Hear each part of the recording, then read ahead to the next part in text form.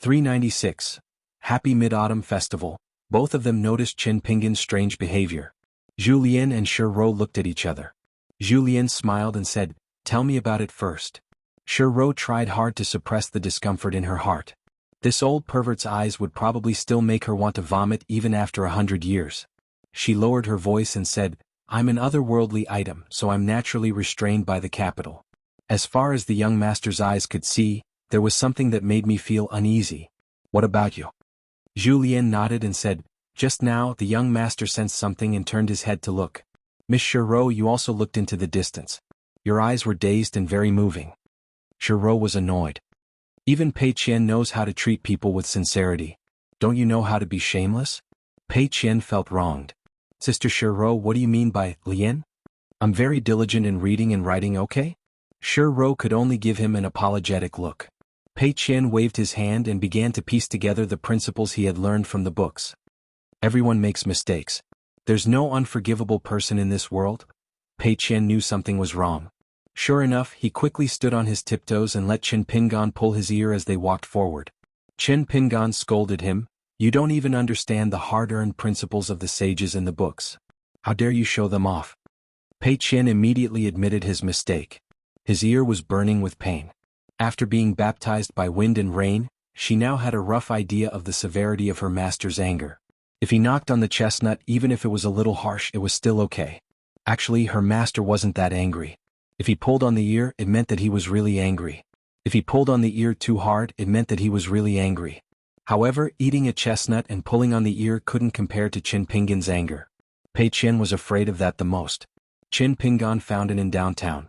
It was in the most prosperous area of the capital, Changli Square, which had many bookstores.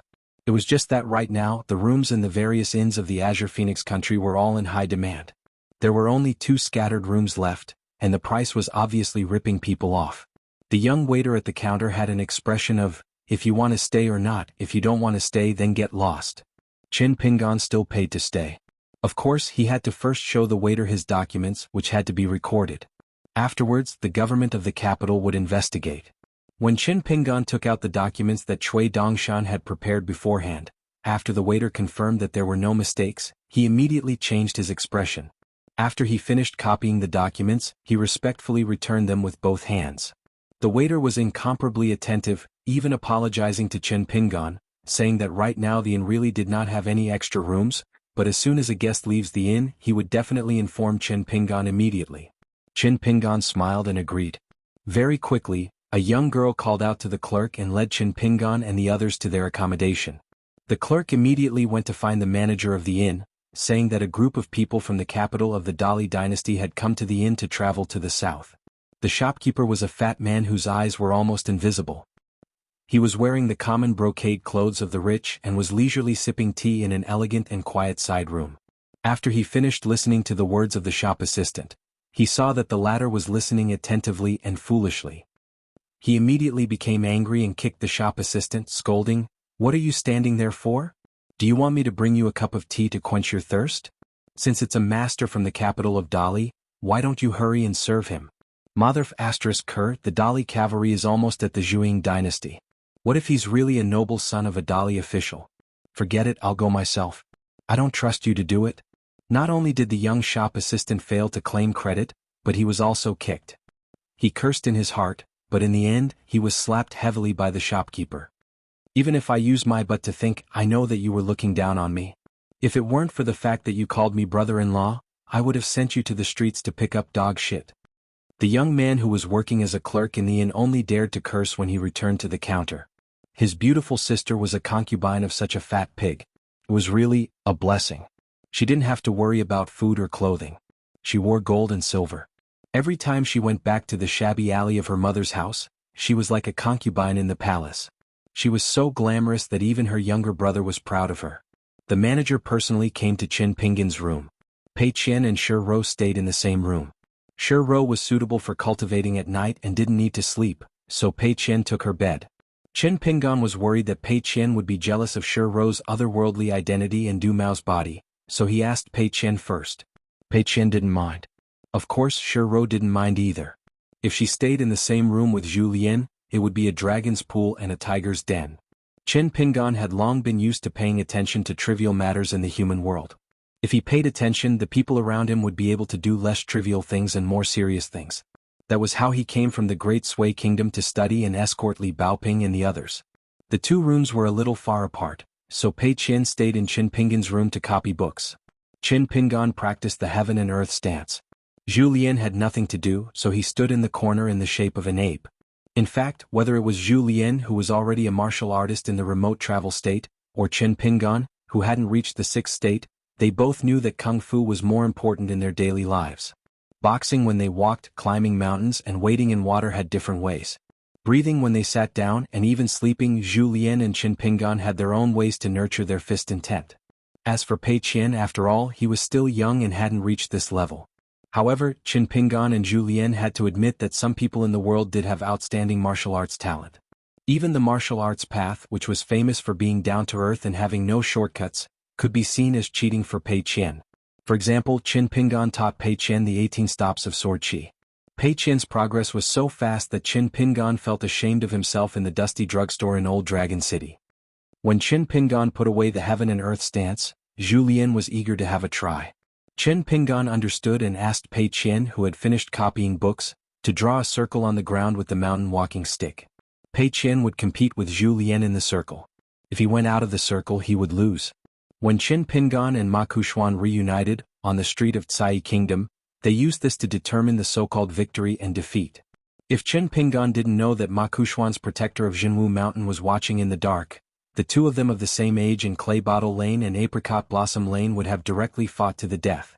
Qin Pingan wouldn't be polite to Ma Kuxuan, whose parents had been sitting in a dragon kiln since a long time ago. There would always be a day when the truth of old and new grudges would be sorted out and settled. After Pei Qian finished drawing a big circle, she was a little worried. She couldn't learn the immortal magic art that Cui Dongshan taught her. Qin Pingan and Zhu Lian stood in the circle and punched at the abbot. Zhu Lian naturally suppressed his martial arts realm, just like how Jing Dafeng fed the four people in the painting scrolls.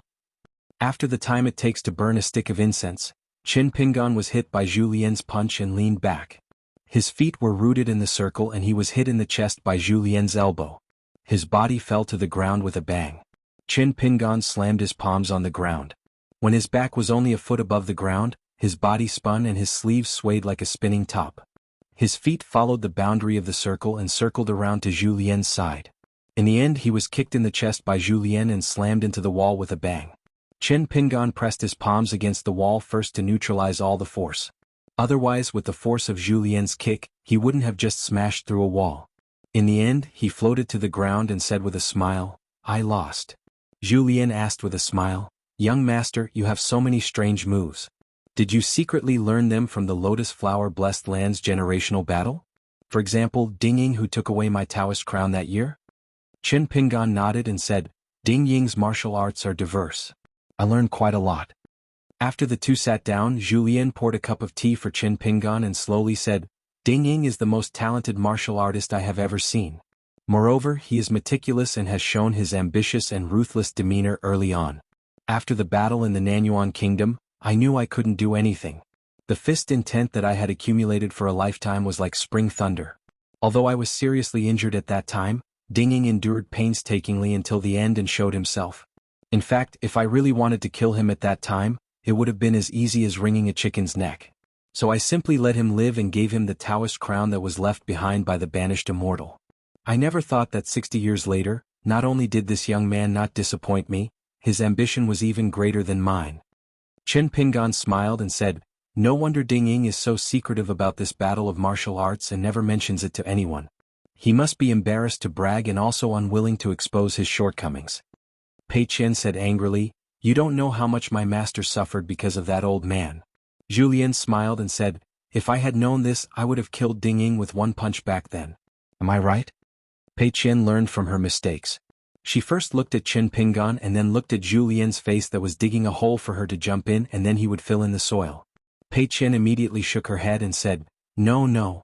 When Pei Qian saw that her master showed no sign of rewarding her with chestnuts, she knew she had answered correctly. She first carefully put the brush, ink and paper on the table into Qin Pingan's bamboo box and poured herself a cup of tea. Suddenly she stood up and whispered in Qin Pingan's ear, "Master, I don't know what happened. Now when I flip through the book again at first glance, it seems that the words on the book are much more beautiful. Qin Pingan didn't take it seriously and asked with a smile, "Why do you say that?" Pei Qian was careful to prevent Zhu Lian from eavesdropping. She continued to whisper, "In the past the ink blocks looked like me. They were dark. Looking at them now they look different. Who do they look like?" Pei Qian began to count with her fingers. "Huang Ting, who taught me swordsmanship and saber techniques. Yao Jinji, who was a fox. Fan Junmao, who had a bad temper. Jin Su, who was by Aunt Gui's side. Master, let me make it clear in advance. It was Old Wei who said that Sister Jinji was a vixen. She was the kind of beauty who could bring disaster to a country. I didn't say that. I don't even know what vixen means." Zhu Lian laughed loudly and said, "You can forget about it." Pei Qian quickly ran over and wanted to cover Zhu Lian's mouth. Zhu Lian wouldn't let her have her way. He swayed left and right while Pei Qian bared her fangs and brandished her claws. Qin Pingan looked at the quarrel between the old and the young and reminded, "After we finish buying the things we are interested in the capital, we will visit some scenic spots and historical sites. We will stay for at most 2 days and then we will go to the Immortal Ferry in the east of Qingyuan country, and directly go to the Great Sui Mountain Academy." Zhu Lian smiled and nodded while dodging Pei Qian. "Of course I don't need young master to worry. I'm just afraid that this girl will be undisciplined and out of control like a wild horse. When the time comes she'll be like the ox cart that rushed into the reed marsh." Pei Qian said angrily, "Zhu Lian, you always have such a crow's mouth. I won't be polite to you anymore." Zhu Lian was about to tease the charcoal girl when Qin Pingan said, "Yes, don't jinx it." Zhu Lian immediately nodded and said, "Young master is right." Pei Qian sat with one hand on his stomach and the other pointing at Zhu Lian. He finally got the chance to take revenge. He laughed and said, "You still have the nerve to say that I sail with the wind. Old chef, you can forget about it." Zhu Lian said seriously, "You're just a fence-sitter. I'm just a wise man who understands the situation. Handsome as in handsome, handsome as in charming." Pei Qian blinked and asked curiously, "Master said that you were once a handsome young master in our lotus flower-blessed land?" Before Zhu Lian could talk about his great achievements, Pei Qian had already held his stomach with both hands and banged his head on the table. "You can forget about it. I'm dying of laughter. Ouch, my stomach hurts." Zhu Lian saw that Qin Pingan was also holding back his laughter and felt a little melancholy. When the debate between Buddhism and Taoism was about to come to an end, the emperor of the Tang family quietly came to a summer palace in the suburbs of Qingyuan country. Although Tang Li was the monarch of the human world, he still couldn't neglect a distinguished guest. Because the guest was an old man of virtue and prestige from the Jiang family of Yunlin. He was not only an old immortal of the upper 5 realms, but also the teacher in charge of imparting knowledge to the entire Jiang family of Yunlin. His name was Jiang Mao.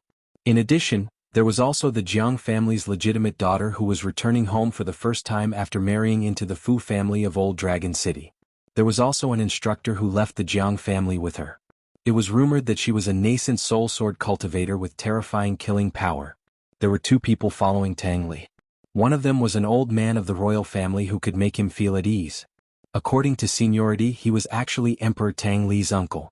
He had a lot of private correspondence with the old assistant minister Lu Jingting. Tang Li had actually read those letters before when they quarreled. The other one was an old man with an aquiline nose.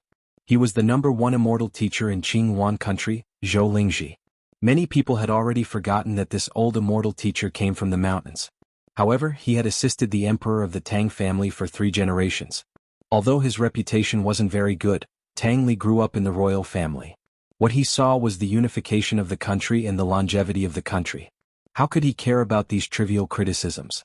Seeing the old immortal of the Jiang family of Yunlin, Tang Li, the monarch of Qingyuan country, even if he didn't have a good attitude towards the immortal teacher in his own territory, he still had to treat him respectfully.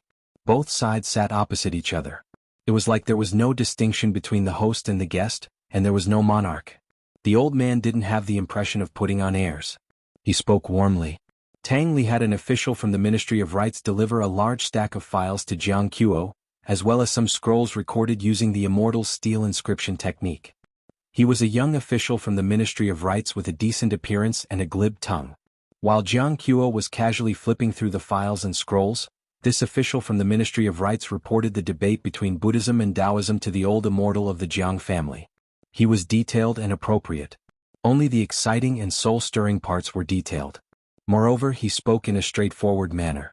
In front of a legendary cultivator of the upper five realms, he was neither servile nor overbearing.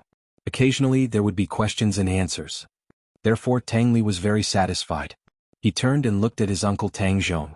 The latter introduced softly, Song Shangxi of the Ministry of Rights Department for Purging Officials, a disciple of the Song family of Qing Song County, second place in the second year of the autumn festival. Tang Li said, "In the next capital examination you can mention it." Tang Zhong smiled and nodded. Tang Li suddenly asked, "Why isn't Governor Wei present today?" Tang Zhong explained, "Governor Wei has a good relationship with a disciple of the Jiang family named Jiang Yun. When Jiang Yun reunited with his sister here, he pulled Governor Wei along." The number one immortal teacher of Qing Yuan in name, the old man Zhou Lingji, after hearing the emperor address Wei Liang as Governor Wei, his eyelids slightly trembled. "But if there is nothing more eye-catching to take out, at most you can fight for second place. Is that enough? No matter if it is Taoism or Buddhism, let them become the national religion of Qing Yuan, okay?" It was somewhat overbearing. The Yunlin Jiang family, as the most ancient family of the Aquarius continent, was once a first-class family in the Central Plains. The Jiang family, as one of the leaders of the Confucian school, was the first battle between the three religions in the history of the Aquarius continent. It was obvious who the Yunlin Jiang family would side with. But if the Qing Yuan country only gave face to Jiang Mo and the Jiang family and forcefully raised the Confucian school, which was originally not part of the debate, to the national religion of the Tang family, then anyone with eyes would know that it was the Jiang family who did it. How could the Jiang family tolerate this kind of white jade with a slight flaw, that was criticized by others? Therefore this was the most difficult aspect of Jiang Mo to serve. There had to be a result, and the process had to be something that no one could find fault with. There could not be a single word of gossip that would attract the attention of the Yunlin Jiang family. Right now, the scholars of the Central Plains of the Aquarius continent were moving south and gathering in the Qing Yuan country. They were very dissatisfied with this debate that did not involve any scholars. These foreign families had very loud voices. There were also many arrogant families with bad tempers who clamored that if they did not care who became the national religion, they would move out of the Qing Yuan country. In reality, the central figures of the Qing Yuan country, as well as the true Taoist immortals and Buddhist monks, all knew that the battle between the two religions was a battle for second place, to not be at the bottom. And the reason why the emperor of the Qing Shan country was willing to bring his shocking concubines to the capital of the Qing Yuan country to watch the show was actually to see just how shameless the emperor of the Tang family was. He wanted to see how he would curry favor with the Yunlin Jiang family and the group of people who came south. In the end, he wanted to see whether or not he would become the laughingstock of half the continent, to the point that the three factions would not be pleased. Emperor Tang Li smiled slightly and extended a finger to stroke the tea table in front of him. Tang Zhong opened his mouth and said, "The Dali imperial tutor Cui Dong is actually the eldest son of Lu Jingting Lu Qingfeng. He is a Confucian disciple whose knowledge is close to the Dharma." Jiang Mo narrowed his eyes. "How is he different from normal people? I want to see for myself." Tang Zhong stood up and took out two yellowed books that he had already prepared. One was a book of Confucian sages, the other was a work of Taoism. Tang Zhong planned to walk over to deliver the books. Without seeing any movement from Jiang Mo, the two books left Tang Zhong's hands and appeared on the table in front of Jiang Mo. He casually placed the Confucian book in the corner. It was a waste of time to look at it. How many people in the Aquarius continent had the right to talk about etiquette in front of the Yunlin Jiang family? This was not because this old immortal was arrogant, but because he had the support of his family background and his own knowledge. Jiang Mo flipped open the legalism book that Lu Qingfeng had read and annotated. He read very quickly. Some disapproved, some nodded slightly. Finally, his gaze stopped on a certain page next to a certain sentence. Looking at the handwriting, it should have been annotated 3 times in succession. The original sentence of the person who wrote the book was, "Do not love others, do not hate others, do not harm those who love an evil, do not harm those who hate, do not love an evil in their own right, rule them to the utmost." On the page closest to this sentence, Lu Qingfeng wrote for the first time, "The word, to, is not appropriate. It is too high. It should be changed to. Jiang Mo looked at the other 2 readings and smiled. "Not bad. We can use it to test the weight of the Taoist from Baiyun Temple." The old immortal with the highest cultivation in the Jiang family of Yunlin County tore off the page with Lu Qingfeng's seal and returned the 2 books to the table in front of Tang Zhong. Jiang Yao smiled and said, "Let's find an opportunity to let the Taoist of Baiyun Taoist Temple get this book by chance. We'll see what the Abbey Dean has to say then." Tang Zhong agreed. Compared to the undercurrent of Jiang Mo's place. In a secluded pavilion surrounded by green bamboo in the summer palace, it was much more harmonious and festive. The tall young man who had obtained the iron chain from Pearl Cave Heaven, Jiang Yun, who lived at the end of the alley of Betail Ferry, was chatting with a sister who had married into Old Dragon City. Governor Wei Liang was sitting at the side, chatting with the dispirited teaching nanny. Jiang Yun looked at the sister's appearance in front of him and did not know whether to laugh or cry. The woman raised her eyebrows. What's wrong? Judging by appearance? I think it's quite beautiful. Jiang Yun said with a smile, Sister, I have to say something in good conscience. Your current appearance is really not close to beauty. The fat woman rolled her eyes and said, I want to see what kind of fairy you will marry in the future. When the time comes, I will help you to see so that you won't be deceived by the vixen. Jiang Yun put his palms together and begged for mercy. Don't, I'm afraid that with your temper, you will scare my future wife away with a few words. The woman was about to nag a few more words, but Jiang Yun had already tactfully changed the topic. Sister, how is Funanhua? The woman shook her head and said, just like that. It's quite good. No one cares about anyone and they treat each other with respect. It's very good. Jiang Yun laughed and said, then if I have the chance, I must find this poor brother-in-law to drink wine and complain to each other. After a few days and nights of talking, we might become friends. The legitimate daughter of the Jiang family said indifferently, you can do whatever you want. She thought of something and asked in a low voice, your master and his best friend went to look for treasures, did they succeed? If they succeeded, I will secretly go to Betail Crossing with you. I haven't seen the glazed golden body of an Ascendant Realm cultivator with my own eyes. There is one at home but the old ancestor hid it. I haven't been able to find it for so many years. She whispered, if you let me see that thing, Sister will give you a very special gift. I guarantee that you will be envied by all the young cultivators in the continent. 397. For the next 2 days, Qin Pingan brought Pei Qian and Zhu Lian to visit the shops in the capital. Shi Rose stayed at the inn to look after the house. It was really lively. Because of this huge debate between Buddhism and Taoism, this Qinghuan country was filled with people from all walks of life. Some sought fame, some sought profit. Of course, there were also people like Qin Pingan who came purely to enjoy the scenery and buy some of Qinghuan's specialties. Pei Qian and Zhu Lian were probably blind under the light. They did not see anything strange about Qin Pingan's hobby of visiting bookstores. However, the meticulous Shi Rose saw some clues. Qin Pingan visited those big and small bookstores. He almost never touched the exquisite new books. He also did not have much interest in the classics of the 100 schools of thought. Instead, he would flip through half of the books he saw. However, Qin Pingan would not buy them after he finished. This caused many people to roll their eyes. Fortunately, Zhu Lian, who liked to spend money extravagantly, helped him. Thus, he did not receive any malicious remarks from the bookstores or bookstores. Pei Qian probably felt that in the capital, Qin Pingan first bought more than 10 pieces of the most famous and expensive rice paper in Qinghuan Kingdom, then bought a pair of green glazed imperial chest jars for Lu Baixiang, and then bought a hand-twisted gourd for her. His expenses were very high, far exceeding his usual expenses. Even if he saw something that he really liked, he would only sneak a few glances at it. Moreover, the treasure box that Yao Jinji gave him back then was really full and couldn't fit any more items. Otherwise, he would ask his master for a brand new treasure box? After thinking for a while, Pei Qian dismissed the idea. He felt that although his master earned some money from the lion's garden, he also bought a new one. He would ask his master again when he earned money next time. In the end, he was poor. Pei Qian was a little sad. He did not know when he would be able to accumulate a treasure box full of treasures. Old Chef said that what was better and bigger than the treasure box was the treasure shelf that all rich families had. After it was filled with items, it was truly a dazzling array of items. It would make people's eyeballs fall to the ground and not be able to pick them up. In these 2 days of shopping, he had heard some gossip that was barely related to Qin Pingan. According to Zhu Lian, the emperor of Qing Shan's tastes were extremely outstanding, and he admired him endlessly. This monarch of Qing Shan, whose words carried enormous weight, did not like graceful and slender beauties. His only hobby was the world's plump women. There were 4 of his most favored concubines in the palace. They could no longer be described as plump. Were plump. And the head of the 4 charms, Charming Pig Yuan Yi, had an even more famous identity, and was one of the 4 great martial masters of the southeast countries of the Aquarius continent. The emperor of Qing Shan, Zheng Kuei, was currently staying at the Qingyuan embassy in the capital. He was accompanied by 4 beauties. The day before yesterday, Zheng Kuei wore casual clothes and took the relatively slender Mei Kei to tour the temples in the capital.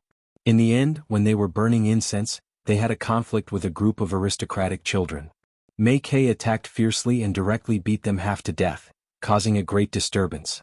The Yamen in charge of the security of the capital, the Ministry of Rights of Qingyuan, had high-ranking officials appear.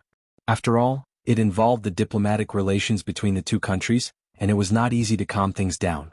The troublemakers were the children of aristocratic families in the capital and a few friends of the same age who had traveled south. Looking around at the dumbfounded crowd, she threw the already fainted Zhu Fengxian onto the street and said, "Don't forget to kowtow tomorrow." Zhu Fengxian was tearfully placed into the carriage by the disciples of the Great Marsh Gang. He left the embassy and returned to the Taoist temple for treatment. Outside the embassy there was not a single person. Outside the Taoist temple there were endless curses. Chen Pingan, who had coincidentally overheard the course of events in the bookstore, continued to look for books. Pei Qian was heartless. He only felt that Zhu Fengxian was really pitiful. His ability was not high and he liked to be in the limelight. Did he not know how to hide in the Taoist temple and not go out? He was beaten to a pulp by the 200-pound Mei Zhu. Moreover, his reputation was gone. According to the Jianghu style and the disputes in the Jianghu world described in the novel, if a person in the Jianghu lost his reputation, wouldn't it be the same as losing his life? Pei Qian's only regret was that when they climbed the Golden Osmanthus Temple, they had stayed in the luxurious mansion that Zhu Fengxian built for his granddaughter halfway up the mountain. He was a rich and extravagant master. Pei Qian was quite fond of it. Unfortunately, now it seemed that even if Zhu Fengxian was tough and did not die in the Taoist temple, she would not be able to eat and drink with him the next time they met. At that time the two groups of people met by chance. First they took shelter from the rain together, then climbed the mountain together. In the end, Zhu Ziang, the granddaughter of the old immortal of the Golden Osmanthus Temple, and Lu Qingqing, the young girl from the Rouge Building in Yunxiao country, became the direct disciples of Zhang Gua, the old immortal of the Golden Osmanthus Temple. Pei Qian and Qin Pingan watched the disciple acceptance ceremony.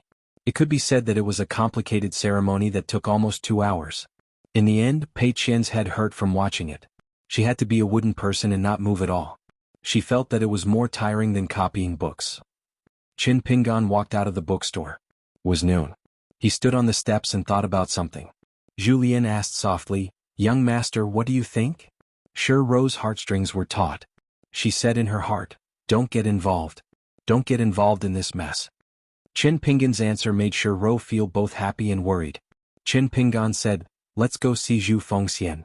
If he's badly injured, I happen to have some elixirs with me. After giving him the elixirs and greeting him, we'll leave the Taoist temple." Zhu Lian praised, "Young master is affectionate and righteous. Most importantly, you're steady." Pei Qian stared at him and said, "Why did you interrupt me? Old chef, if you're done, what should I do?" Zhu Lian said bluntly, "What should you do? Go eat shit. You don't have to pay for it. If you're not full, just let me know. When we return to the inn, just wait for me outside the toilet. I guarantee that it'll be hot." Pei Qian rolled her eyes and said, "Disgusting." Qin Pingan ignored the daily fight between the old and the young. After asking for directions, they headed towards the Taoist temple in the capital that became famous overnight. After walking for about an hour, they finally arrived at the Taoist temple. There were a few people outside the walls. Some threw stones and cursed before running away. Most of them were here to watch the fun. They were satisfied after strolling around the temple. There were also some Jianghu people who came after hearing the news. Most of their ancestors had suffered at the hands of the Great Swamp Gang.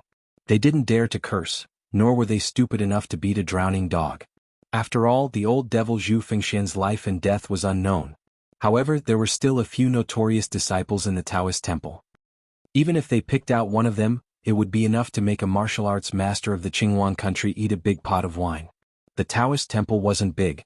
Today it was closed. Qin Pingan knocked on the side door of the Taoist temple for a long time before a Taoist priest opened the door with a vigilant look. Qin Pingan said that he was old friends with Zhu Fengxian. Could the Taoist temple please inform him that Qin Pingan came to visit? The young Taoist priest nodded and asked Qin Pingan to wait for a moment.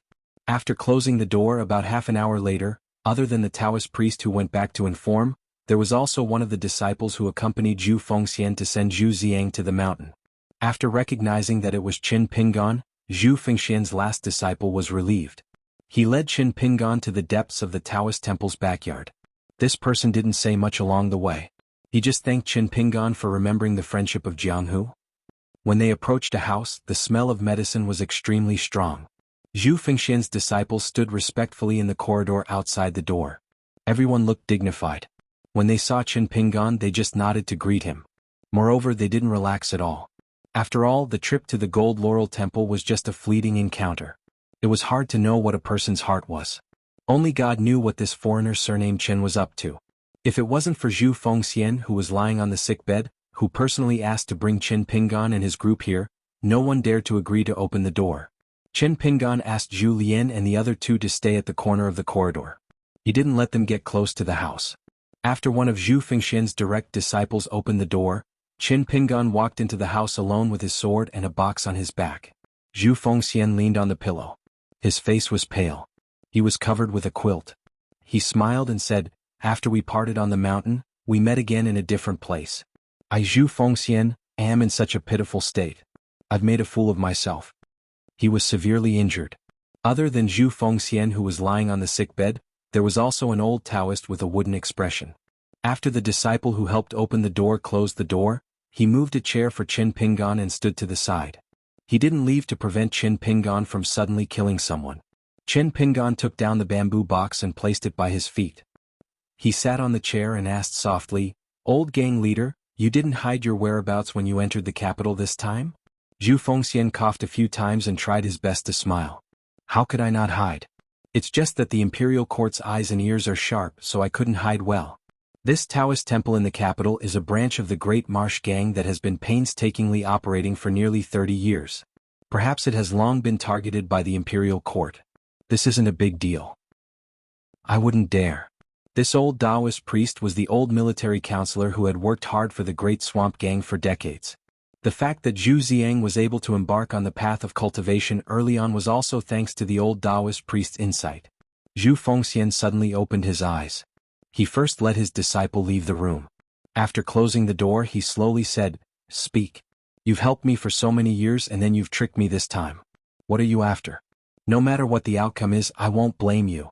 I only hope that you and the person behind this will take care of Ziang in the future. Try not to involve her as much as possible, and be a good cultivator on her mountain." The old Taoist priest stood up and sat on the chair Qin Pingan was sitting on. He did not answer the question. "Old Zhu, I think that Qin Pingan is young, but he's an old man in the Jianghu." The old Taoist priest sighed. "Us old men in the Jianghu seem to be getting more and more out of hand. Young people nowadays like to beat their old masters to death in order to climb up the social ladder. They don't care about the rules and don't acknowledge them." Zhu Fengxian turned his head and asked with a smile, "How old are you? When I first met you, you had this face. Almost 60 years have passed and you haven't changed much." The old Taoist priest thought for a moment. "I've spent half of my life in my hometown, and the other half in your Qingwan country." Zhu Fengxian saw that his old friend was unwilling to answer, so he did not pursue the matter further. It was meaningless. The disciples of the capital's aristocratic families and scholars from the south started a fight at the temple. Jiang Kuei's concubine Mei Kei taught them a lesson. That night, several people died suddenly. The people of the capital were in a state of panic and united against a common enemy. The aristocratic families of Qingwan country who had moved south were furious and provoked a conflict between Qingwan country and Qingshan country. The charming pig called out Zhu Fengxian, who was also a martial arts grandmaster. Zhu Fengxian was severely injured and defeated. No one at the courier station kowtowed. Afterwards, charming pig Yuan Yi publicly ridiculed the scholarly characters of Qingwan country. The capital was in an uproar, and for a moment, this matter overshadowed the debate between Buddhism and Taoism. Many aristocratic families who had moved south contacted the local aristocratic families and tried to put pressure on the Qingwan country's emperor, Tang Li. The Qingshan country's emperor, Jiang Kuei, was about to take his 4 concubines and swagger out of the capital. This caused all the Jianghu people in Qingwan country to be abnormally angry. In just a few days the situation was turbulent. Everything was linked together. When Qin Pingan and his group left the capital, in the Lion Garden on the outskirts of the capital, a carriage was traveling on a small road under the night sky. The coachman driving the carriage was an old man who had disguised himself as the leader of the 4 grandmasters. He was extremely tall and had just quietly entered Qinghuan country from Yunshao country. His martial arts cultivation was actually already at the level of a martial arts grandmaster, far above charming Pig Yuan Yi of Qingshan country and Zhu Fengxian of the Great Zhe Gang, who were at the 7th realm. After Lu Qingfeng finished reading a spy report from Green Wave Pavilion, he said, "You can stop now." A handsome young master sitting opposite him smiled and said, "You're going to stop just like that? I originally planned to use my official position for personal gain and meet a certain someone, but it seems that I didn't take the bait." Lu Qingfeng's expression was indifferent. "That's enough." The person opposite Lu Qingfeng in the carriage was none other than Longquan County's Li Baozhen. 398. When Li Baozhen saw the young man who should not have appeared on the road, his mind turned quickly. The 3-inch world was it Lu Qingfeng behind him who set him up, hoping to dominate Qinghuan alone? It shouldn't be. The imperial tutor wouldn't let Lu Qingfeng dominate. It was reasonable for him and Lu Qingfeng to restrict each other. Was this a coincidence? Was tonight just a sudden encounter? Li Baozhen sighed. If his luck was so bad, it would be better for someone to set him up. After all, in the chess competition one could rely on one's brain and skills. If his luck was bad, did he have to burn incense and pray to Buddha? Li Baozhen stood behind the old coachman and asked softly, "What do you mean?" The old coachman said in a deep voice, "One of the retainers behind this person, the stooped old man, is very likely to be a martial artist of the far travel state. His realm is not lower than mine." Li Baozhen slapped his forehead. "The spy misled me." According to the recent spy report, Qin Pingan was at the 100 Flowers Garden Inn in the capital. 3 of his 4 retainers left and only 2 retainers were with him. One of them was called Zhu Lian, whose strength was unknown. He might be a martial artist of the Golden Body State. The other one behaved strangely. His performance in the Lion's Garden was mediocre. His strength should be inferior to Zhu Lian. As for Qin Pingan himself, based on the strength of the Lion's Garden's wall, he was at least a pure martial artist of the 5 states. He could draw talismans and wore an immortal robe of unknown quality. The gourd hanging from his body was the sword-strengthening gourd Ginger Gourd. It was unknown whether it nourished flying swords. Although he had pieced together all the bits and pieces of the spy report, he was still unable to reveal Qin Pingan's true background. But it was not important. Li Baozhen determined that Qin Pingan was in the capital of Qinghuan. Even if he suddenly became an immortal overnight, it still had nothing to do with Li Baozhen. Li Baozhen was using Dali as his chessboard to tease Qin Pingan, who was in the game. Dali's Green Wave Pavilion spies in the southeast of the Aquarius continent followed the movements of the chess pieces, like a spider that was constantly moving. Before leaving Dali, the imperial tutor Cui Dong gave Li Baozhen 3 choices. Go to the Great Sui Kingdom and be responsible for keeping an eye on the old vassals of the Great Sui Kingdom, including the Gao family and the Huangting country. Go to the biggest obstacle in front of the Dali cavalry, the Zhuang dynasty with many sword cultivators, and the movements of the Lakeview Academy in the south were also important. The last one was Qinghuan. Compared to the first 2, Qinghuan was originally a small rural place. It was only after the Aquarius continent's people started to move south that the Green Wave Pavilion began to increase its investment in the last 2 years.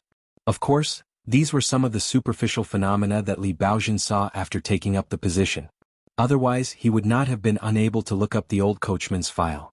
But Li Baozhen was not stupid. The aristocratic family had Tang Zhong, the Great Lake Gang's Zhu Fengxian in the Jianghu. Especially the imperial tutor Cui Dong, who personally came here and even made an exception to meet Lu Qingfeng of the Lion's Garden. All of this showed that Li Baozhen's vision was not bad. He chose this place as his place of prosperity in Dali, temporarily away from the whirlpool of the Song clan that could easily crush people. Li Baozhen was somewhat annoyed. If he had waited for a few more days, he would have waited for an important person responsible for his safety to enter Qinghuan Kingdom. That would have been a great situation where he would not be afraid of anything. What Governor Wei Liang?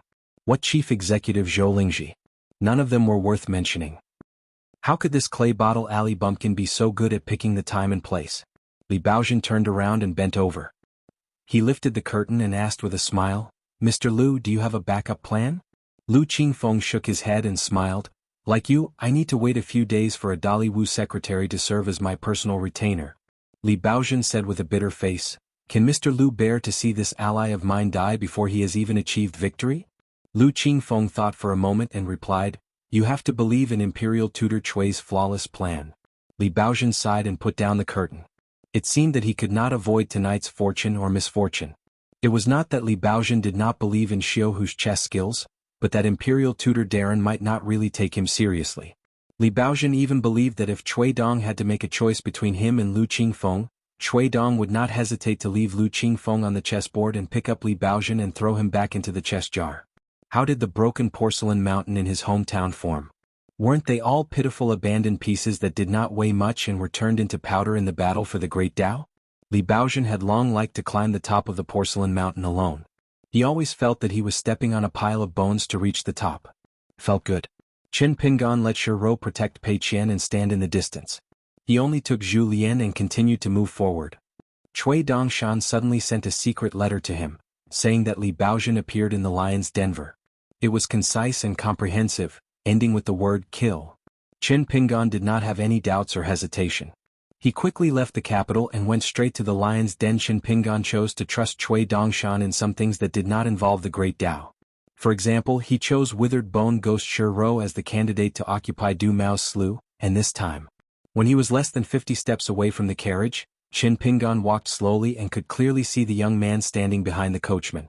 It was this man who, with Zhu Lu's admiration and young girl's affection, threw out the bait to help the father and daughter get rid of the lowly status and fight for the title of lady for her, made Zhu Lu walk toward Qin Pingan with a smile on her face in that corridor. She put her hands behind her back and was full of killing intent. That was the first time in Qin Pingan's life after leaving Lizhu Cave. Previously, when he confronted the mountain-moving ape of Xingyang Mountain in the small town, he could feel the subtle and sinister nature of people's hearts. Qin Pingan, this is the first time we've met, right? Li Baozhen stood behind the old coachman and greeted with a smile. I forgot to introduce myself. I'm Li Baozhen, the younger brother of Li Shixing and Li Baoping's brother. Qin Pingan stood still and asked, if you die here tonight, will you regret it? Li Baozhen nodded, I'll definitely regret it. Qin Pingan laughed, you'll regret not being careful enough in your actions, right? Li Baozhen seemed to have nothing to lose and said frankly, yes, once I left Longquan County's Fulu Street and Ardali dynasty, I felt that I could fly freely. It was too unwise. Qin Pingan, you've taught me twice the valuable principles of being a person and doing things. You can't do things more than 3 times. In the future you go your way and I'll go mine. What do you think? Zhu Lian raised his arms and rubbed his palms, eager to try. He smiled and said, although the old coachman is a martial artist of the far travel state, I can totally deal with him. Young master, we're in the same realm after all. If I'm careless and can't hold back, please don't blame me. The old coachman's eyes were burning as he stared at the hunchback old man. Qinghuan, Qingshan, Yunshao, and the surrounding small countries were shallow in Jianghu and had responsibilities. It was not good to travel without permission and ruin the title of a pure martial artist of the 8th state. It was not easy to meet one tonight, so how could he miss it? However, there was the bad seed Li Baozhen behind him and Mr. Lu in the carriage, so he could not help but be restrained. He asked, it's hard to deal with this retinue. Mr. Li, do you have any tricks you can teach me? Can I protect you from death and allow me to fight to my heart's content? Li Baozhen smiled bitterly and said, who would have thought that there would be such a situation? My tricks only harm people and not save myself. The coachman stood up and sneered, then it's empty? Scheming here and there, it's dazzling, but in the end it's so useless. Li Baozhen smiled and said, then I'll have to trouble you to put in more effort tonight and win me a chance to mend the pen after the sheep is lost. The old coachman was the #1 martial artist of the Aquarius continent. He was strong and had a heavy burden on his shoulders. He would not leave just because he hated Li Baozhen. The carriage trembled slightly. Li Baozhen only felt a breeze on his face. The old coachman had already rushed forward and pounced towards Qin Pingan. The reeds on both sides of the small road fell towards Qin Pingan and Zhu Lian. Zhu Lian habitually took a few steps forward. His body was as fast as lightning as he extended his palm. He caught the old coachman's fist aura and his sleeves swelled up. Zhu Lian slid backwards and stood shoulder to shoulder with Qin Pingan. The old coachman used the momentum to float backwards and landed on the ground. The reeds on both sides of the road fell to the left and right again. The rustling sound was extremely ear-piercing in the originally silent night. Li Baozhen saw the scattered fist aura drifting towards the motionless Qin Pingan. It was like a slanted wind and drizzle meeting an oil paper umbrella. Not a single drop of water touched the umbrella holder. Li Baozhen's eyelids trembled. No wonder he was the weakest martial artist of the 5th realm. This clay bottle alley bastard, after leaving Lizhu Grotto Heaven, He seemed to have had a good encounter. Li Baozhen felt a little regretful. Could it be that he should have walked the path of cultivation? A pure martial artist of the fifth realm who was not even 18 years old. In the Dali dynasty where there were many martial artists, he could probably be called a genius. Could it be that after Li Zhu Grotto heaven fell, the majestic martial arts fate was all taken by this guy? No, the vassal King Song Zhangqiang, Li Er, and Zheng Dafeng divided it among the three of them. At most, there would be some leftovers. Julien shook his wrist and said with a smile, "Brother, your fist is a little weak." "What, are you being polite with me? Are you afraid that you can't kill me with one punch?" No, just punch me as hard as you can. I'm thick-skinned and easy to beat. Brother, if you continue to hide like this, I won't be polite with you." As soon as he finished speaking, Julien rushed forward like a wild mountain monkey. He was so fast that it was as if an immortal master had used an object that could shrink 1,000 miles. In the blink of an eye, he arrived in front of the old coachman and returned the favor by throwing a punch at him. Li Baozhen's eyesight was limited. He only saw Julien's punch. After that, they confronted each other in a small place which made him dizzy. Li Baozhen soon felt uncomfortable in his ears. He swallowed his saliva and felt a little better. The old coachman let out a soft shout, his hands clinging and striking, throwing Julien towards the reeds. He himself took a step back and stomped heavily on the ground, while his other foot was lightly raised to stabilize his body. If he wasn't worried about Li Baozhen behind him, the old coachman would naturally be able to throw a punch more freely. Julien stretched his body in the air and stepped on a slender reed with one foot. He swayed left and right a few times and said with a smile, "Brother, it seems that you've been in the 8th realm for so many years, but it's not smooth sailing. You have to climb the road to the top, right?" The old coachman sneered, "Isn't it too early to say that?" Julien walked on top of the reeds like a dragonfly skimming the surface of the water. As his muscles and bones stretched, there was a series of cracking sounds like soybeans. He chuckled and said, "It's not too early, not too early. I'm just worried that you won't be able to leave behind your last words if we really have to risk our lives. I've heard that 8th realm martial artists are quite rare in the world. If you die suddenly like this, I'll grieve for the loss of my kind. While my young master doesn't find you an eyesore, I'll quickly chat with you." The old coachman didn't say anything. In the carriage, Lu Qingfeng wanted to get up. A white rainbow suddenly appeared from the blade-strengthening gourd at Chen Pingan's waist. It quickly drew an arc and penetrated the carriage wall without any obstruction. It hovered between Lu Qingfeng's eyebrows. Lu Qingfeng smiled and sat back in his seat. Li Baozhen's hand hidden in his sleeve had just moved when a green sword light flashed and pierced his sleeve. Then, a talisman was nailed to the carriage wall behind him. The golden talisman was very strange. There were talismans written on both sides of the talisman. Not only that, there was a black-armored immortal general and a white-armored immortal general on both sides of the talisman. It was a talisman of the day and night wandering god that had long been lost in the world. Li Baozhen sighed and said to the old coachman, "Stop. There's no need to fight. I, Li Baozhen, will just wait for death." Julien said anxiously, "Don't, big brother. Let's fight." Chen Pingan raised his hand, and Li Baozhen's face twisted as he mumbled, "It's not bad." Chen Pingan nodded, "It's not easy to eat shit right now, so what's so difficult about eating soil?" Just like before, after Li Baozhen ate a large handful of soil, he once again covered Chen Pingan's mouth. This time, Chen Pingan increased his strength, and the back of Li Baozhen's head began to sink into the mud. After Chen Pingan let go, Li Baozhen's chest heaved up and down, and he found it difficult to breathe. Then he began to cough violently, spitting out soil from his mouth. Chen Pingan raised his right hand and gently waved his sleeve, scattering the soil that splashed towards him. At the same time, Li Baozhen wailed. Chen Pingan's left hand gripped Li Baozhen's left hand, making a cracking sound. Li Baozhen's hand, which had quietly clenched into a fist, opened up, revealing a jade pendant that he had secretly taken from his waist. The ancestral piece of fine mutton fat jade engraved with the two ancient words Dragon Palace was originally inconspicuous, but now it was crystal clear, and there was a thin thread of light flowing quickly on it. After Chen Pingan crushed Li Baozhen's wrist bone, Li Baozhen's arm collapsed to the ground. The jade pendant, which was only one step away from being activated, was held in Chen Pingan's hand. "Thank you." Flying Sword 1 and 15 returned from between Lu Qingfeng's eyebrows and the outer wall of the carriage respectively. The rare talisman, which the common people might not recognize but Chen Pingan could see through at a glance, was put away by him together with the Dragon Palace jade pendant. In the Authentic Alchemy works, This talisman of the day and night wandering god was a very high-grade talisman, and it was recorded in detail on the third last page of the book. Li Baozhen covered his left wrist with his right hand and smiled miserably. You win. I'm afraid of you. Of these two things, the Dragon Palace Jade Pendant was one of the Li family's life-saving talismans, and the talisman was a parting gift from his elder brother, Li Shixing. The most important thing was that these two priceless treasures had to be opened by Li Baozhen himself, so that outsiders could take the opportunity to see what was inside. Otherwise, no matter if one was an earth immortal or below the 5 states, they would be worthless dead objects if they took them. Chen Pingan kicked Li Baozhen's waist, and the latter was swept across the reeds and fell into the lake. It took 100 days to recover from a serious injury. Lu Qingfeng got up and walked out of the carriage. No matter what the reason is, I still have to thank Child Chen for not killing Li Baozhen. Chen Pingan asked, what about the Lion Garden and Lu Qingshan? Lu Qingfeng said, I've already found a way out for them. Chen Pingan looked a little tired.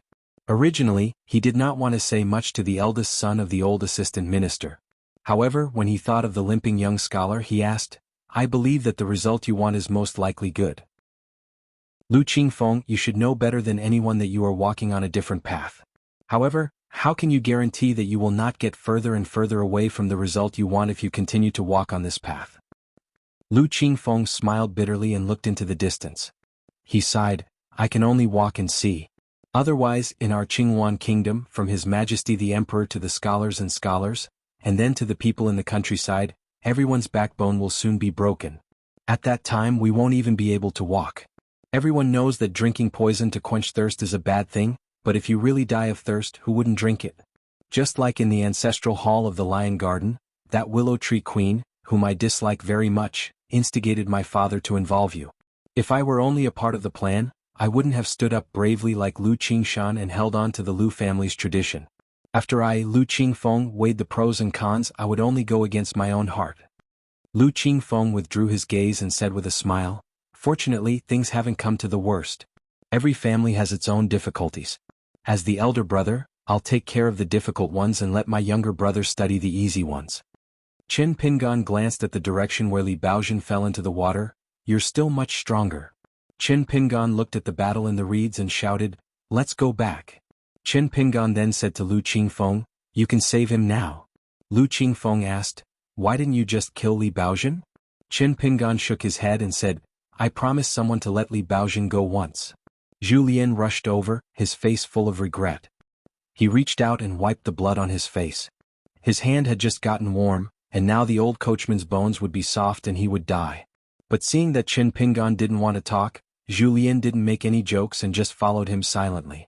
Lu Qingfeng suddenly said to Chen Pingan's back, Child Chen, from now on, it's best not to stay near the capital and wait for an opportunity to keep your promise and meet Li Baozhen again. Chen Pingan turned his head and asked with a smile, why? Lu Qingfeng smiled and shook his head, not revealing more.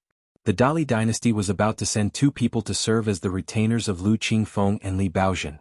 It was said that one of them was the mainstay of the Lu dynasty in the past. But this was not the most important thing.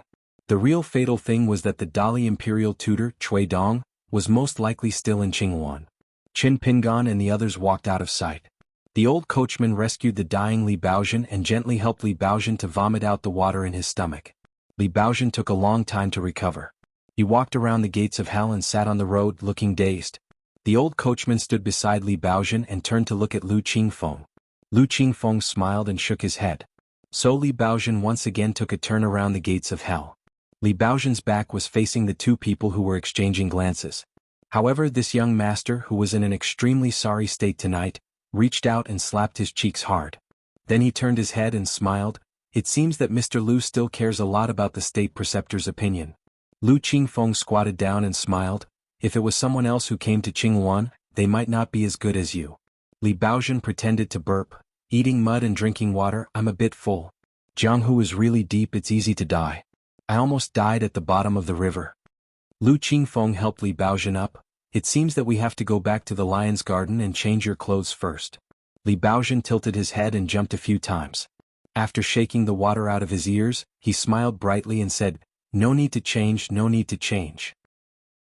One was at the 9th level and the other at the 10th level. Therefore, the 2 things that Chen Pingan stole from that guy were definitely valuable. But Chen Pingan said, it's not a loss or a gain. I just happened to give the two things that I got to someone who is more suitable to hold them. Pei Qian made an O sound. It's good that nothing happened. She turned her head and looked at the distant capital of Qinghuan country. She held the walking stick in one hand and the small gourd in the other. Julien turned his head and Shiro also looked away. Julien smiled and asked, Miss Shiro, are you worried about me? Shiro kept her mouth shut and did not speak. Julien clicked his tongue. Miss Shiro, you don't know. The person that I fought with was a martial grandmaster of the far-traveling realm. His cultivation had reached the peak of perfection and his strength was extremely strong. With one punch he could shatter mountains and split the earth. Another punch could move mountains and overturn seas. Shiro said mockingly, if that didn't kill you then wouldn't you Julien be invincible in the world? Julien chuckled. You don't know this but that big brother was too polite. From start to finish he wasn't willing to exchange lives with me. Otherwise I wouldn't be able to stand by your side in one piece.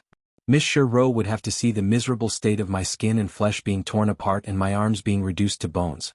At that time Miss Shiro would be saddened by the sight and cry. I would definitely be heartbroken.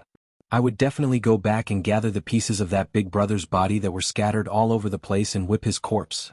Shiro ignored his words. Chen Pingan suddenly said, after this trip to the Cliff Academy of the Great Sui Kingdom, we might have to find a wedding dress ghost whose mansion is hidden in the mountains on our way back to Longquan County. Her cultivation isn't weak, but we might not be able to find her. Julien said in surprise, young master, is that wedding dress ghost pretty? What did Miss Shiro look like when she was alive? Chen Pingan smiled and said, when I first saw her she was wearing a bright red wedding dress. Her face was deathly pale. I only felt that it was terrifying. I didn't pay too much attention to what she looked like. Pei Qian secretly swallowed his saliva. He took out a talisman and stuck it on his forehead. Chen Pingan asked softly, about that old man of the 8th realm, how much strength did you use to defeat him? Julien was a bit embarrassed. Young master, when I'm fighting with someone, when my hands get hot, I'll always use all my strength. So if young master had told me to stop a moment later, that big brother really would have been cut into 8 pieces. Whether or not he'd become a water ghost, that's hard to say. Chen Pingan said helplessly, that's a good habit. Julien was resentful. Pei Qian gloated and said, old chef, why aren't you flattering me this time? Didn't you say you learned it from my master? Julien chuckled and kicked Pei Qian's butt. Pei Qian's body fell forward, but he subconsciously used the mountain walking staff to poke the ground. His body quickly spun around the mountain walking staff. He wasn't in a hurry to curse Julien, nor was he in a hurry to ask why he didn't fall. Pei Qian only pulled out the mountain walking staff that he had relied on for a long time and ran to Chen Pingan's side. He said in confusion, Master, why hasn't this mountain god master of mine broken yet? Look, there isn't even a crack. Could it be that I've picked up a treasure from the start? Is it really an immortal tree planted by some mountain god master? Chen Pingan smiled and didn't say anything. Julien guffawed. Young master helped you refine this mountain traversing staff with the immortal small refinement technique. Otherwise it would have been smashed to pieces. 399. It was a farce at the bow of the boat. The thunder was loud but the rain was small. Because the sword cultivator had used his natal flying swords and 2 of them were abnormal, but there was no blood in the end? The onlookers felt that it was not very satisfying. There were about 200 people on the ferry and there was a lot of discussion. To the people of the Qinghuan kingdom, whether it was an immortal teacher who went down the mountain to travel, a cultivator who ran around for benefits, or a high official who brought his family to expand their horizons, it was not strange to ride on the immortal ferry. The picturesque scenery of rolling clouds and soaring red-crowned cranes was nothing to them. Instead, it was better to witness this kind of conflict with their own eyes. Everyone had their own opinions. Compared to the 2 parties involved, one was calm and the other was secretive. They chatted very enthusiastically. Their opinions were mixed. In the end, they generally reached a consensus that the young sword cultivator was too domineering. For such a small matter there was no need to hurt people. He could have settled it with his identity as a sword cultivator, but he had to kick the man to the ground. This was not bullying, what was it? Only a little girl who was brought by her parents to travel the mountains and rivers said in a daze, wasn't the guy who was beaten in the wrong first? The adults who were watching and talking nearby, including her parents who were well-matched in social status in the Qinghuan kingdom, pretended that they did not hear the child's naive words. They continued to guess the origin of the young sword cultivator. Was it Li Tuanjing's Wind Thunder Garden? Or was it Jingyang Mountain with sword aura? Otherwise, they mocked and ridiculed, saying that the legendary sword cultivator was amazing. He was so young but had such a temper. Maybe one day he would meet an even more unreasonable Earth immortal, and he would suffer sooner or later. The little girl said timidly, if the big brother who wore a white robe with a sword on his back did not have the ability to protect himself, wouldn't he have been bullied by that big group of people? The adults still ignored the childish view of the child. What could a child know? No one paid attention to her. The little girl was a little angry. She ran to a place near the railing of the bow where there were fewer people. She stood on her tiptoes and looked out. Those clouds were like the biggest in the world. She was envious. She reached out her hand and made a few grabbing gestures. Then she stuffed them into her mouth and patted her stomach. Satisfied, she stopped sulking with those adults. She actually wanted to play with the person who looked like little charcoal, but she was too embarrassed to do so at that time. Moreover, her parents had warned her that she could not be as casual as she was at home when she boarded this ship. Later on, when such a big incident happened, she did not dare to go over. The little girl suddenly realized that the man beside the railing not far away was especially good-looking. Compared to the big brother who was protecting charcoal, he was even more in line with the description of a handsome man in the books.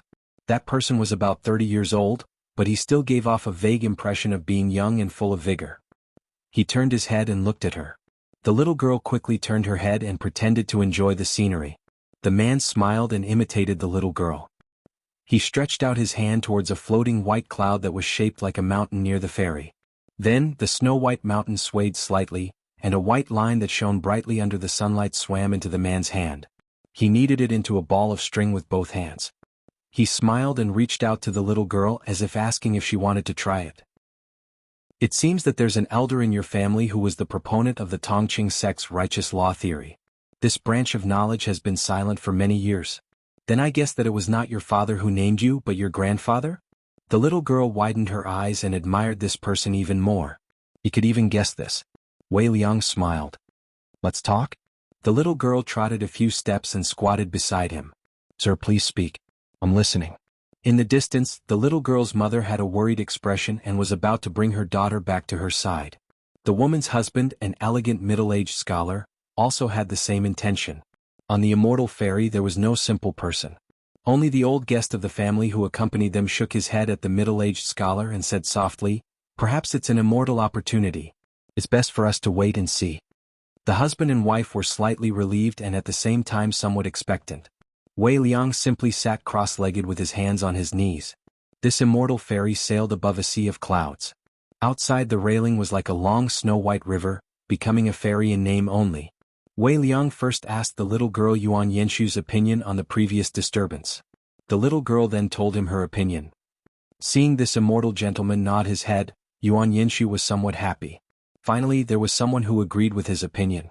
Wei Liang slowly said, you inexperienced children are all, how do I put it?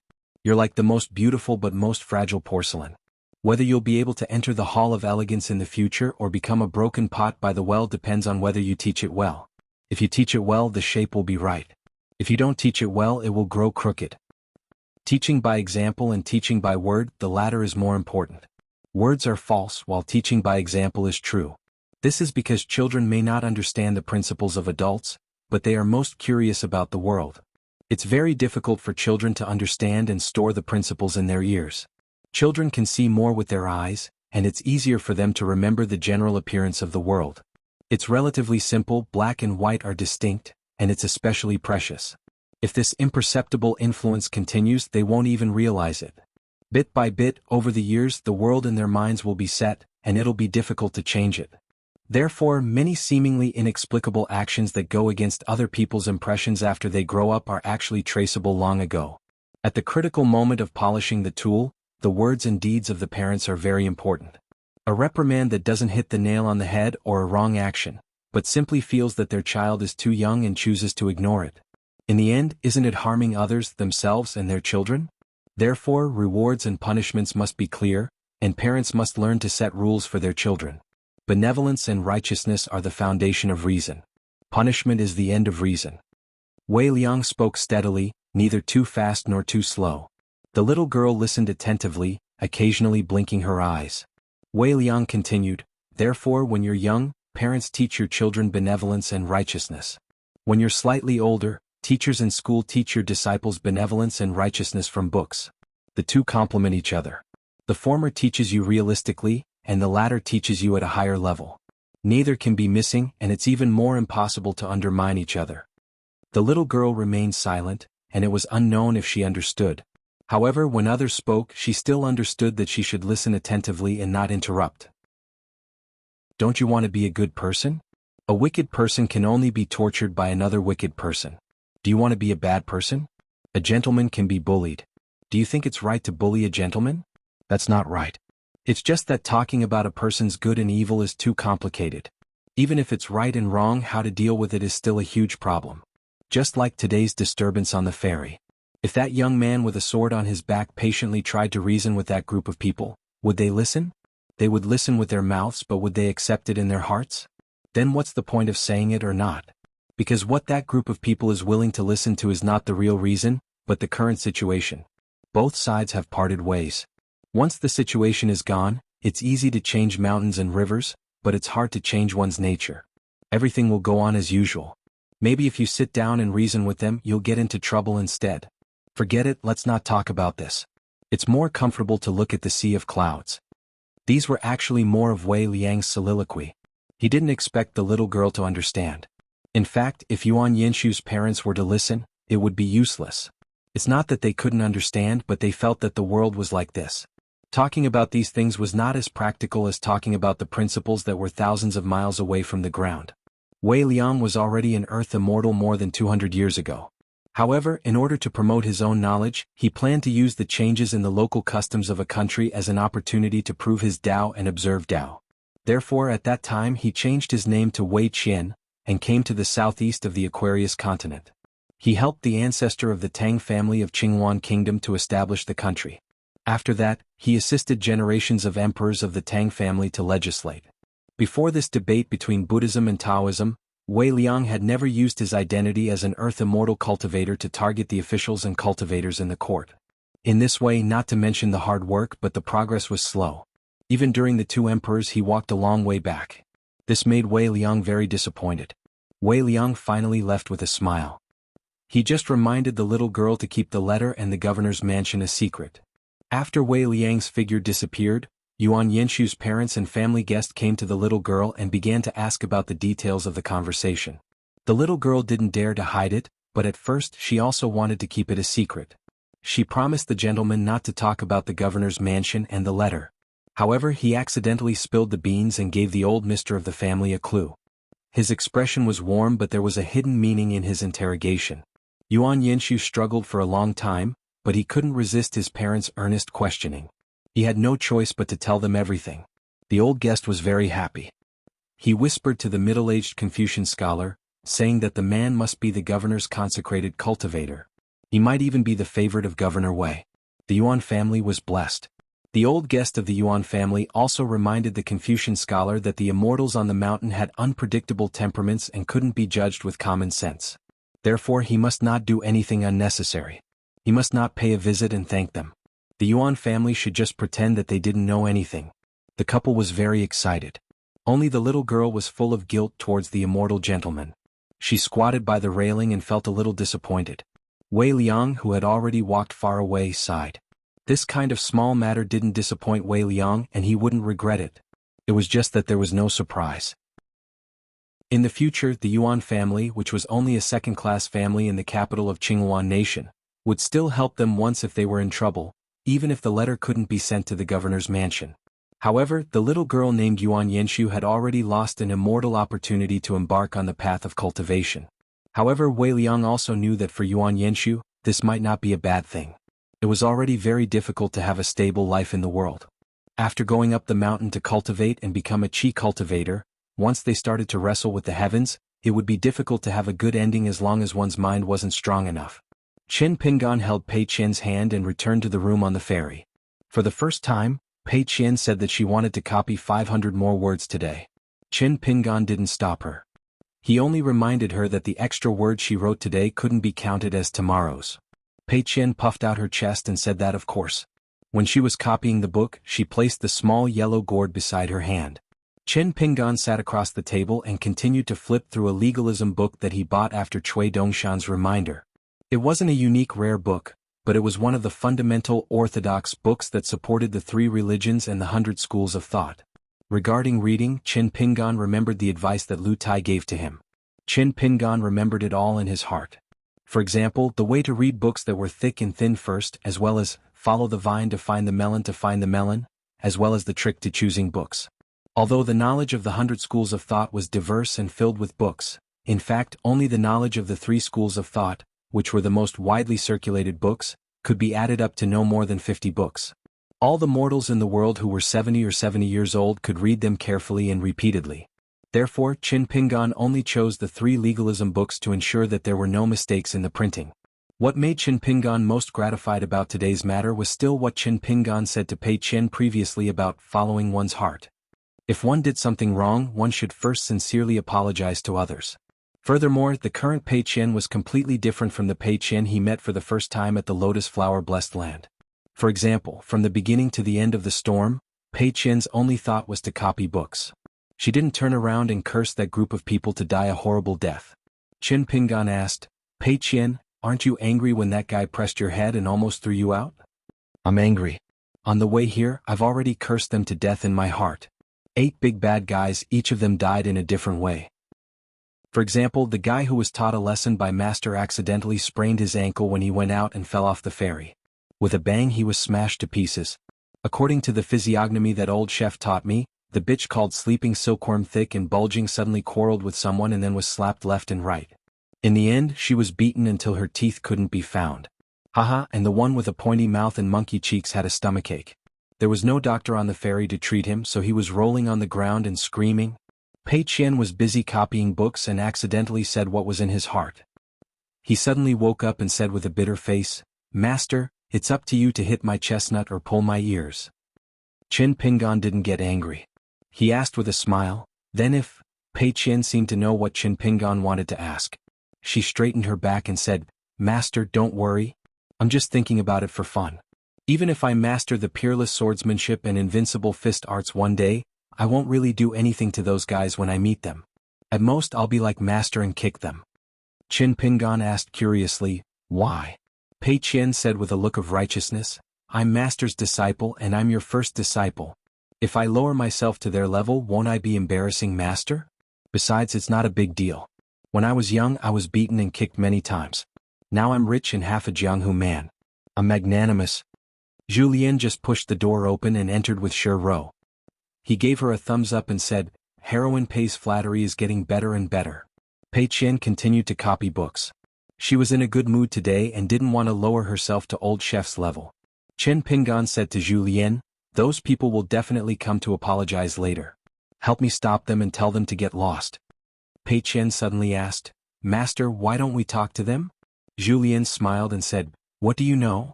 For the first time, Pei Qian didn't talk back. She just grinned. Last time on the path out of the lion's garden, she caught a fart for Julien and Shi Ro to guess. "Old chef, you really know nothing." Julien stood beside Pei Qian and watched her copy books. Her writing style was probably learned from Chen Pinggan. Now her writing could be considered proper. Julien said as he watched her meticulous writing, "Master, if you talk to these people properly, they'll be convinced in front of you. They'll say things like they won't do it again. But when they turn around they'll take advantage of you. Maybe they'll take pride in it and tell everyone they meet that they don't know each other. Once they get off the boat, they'll continue to mingle in Jianghu. They'll have a sword cultivator friend that everyone on the boat can vouch for.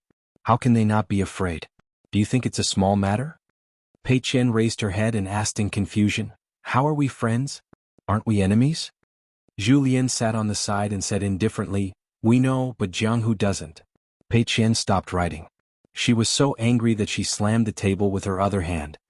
"How can Jianghu be like this?" Chen Pinggan smiled and said, "Copy the book well. Try to finish it in one go. It's best if you don't dawdle in the middle." Pei Qian nodded and continued to copy books. As expected, there were footsteps in the corridor outside the door. Most of them were pure martial artists of the 3rd or 4th level. Only one was of the 5th level. They started to knock on the door. Julien opened the door and kicked them out. "Don't disturb my master's peace. If you're an eyesore again, I'll slap you to death." that group of people trembled in fear. They bowed their heads and left like a swarm of bees. In this corridor, almost half of the rooms nearby were opened. They were all very curious to see if what would happen next would be blood splattering 3 feet away. After mastering it, it is enough to allow a cultivator to run amok everywhere.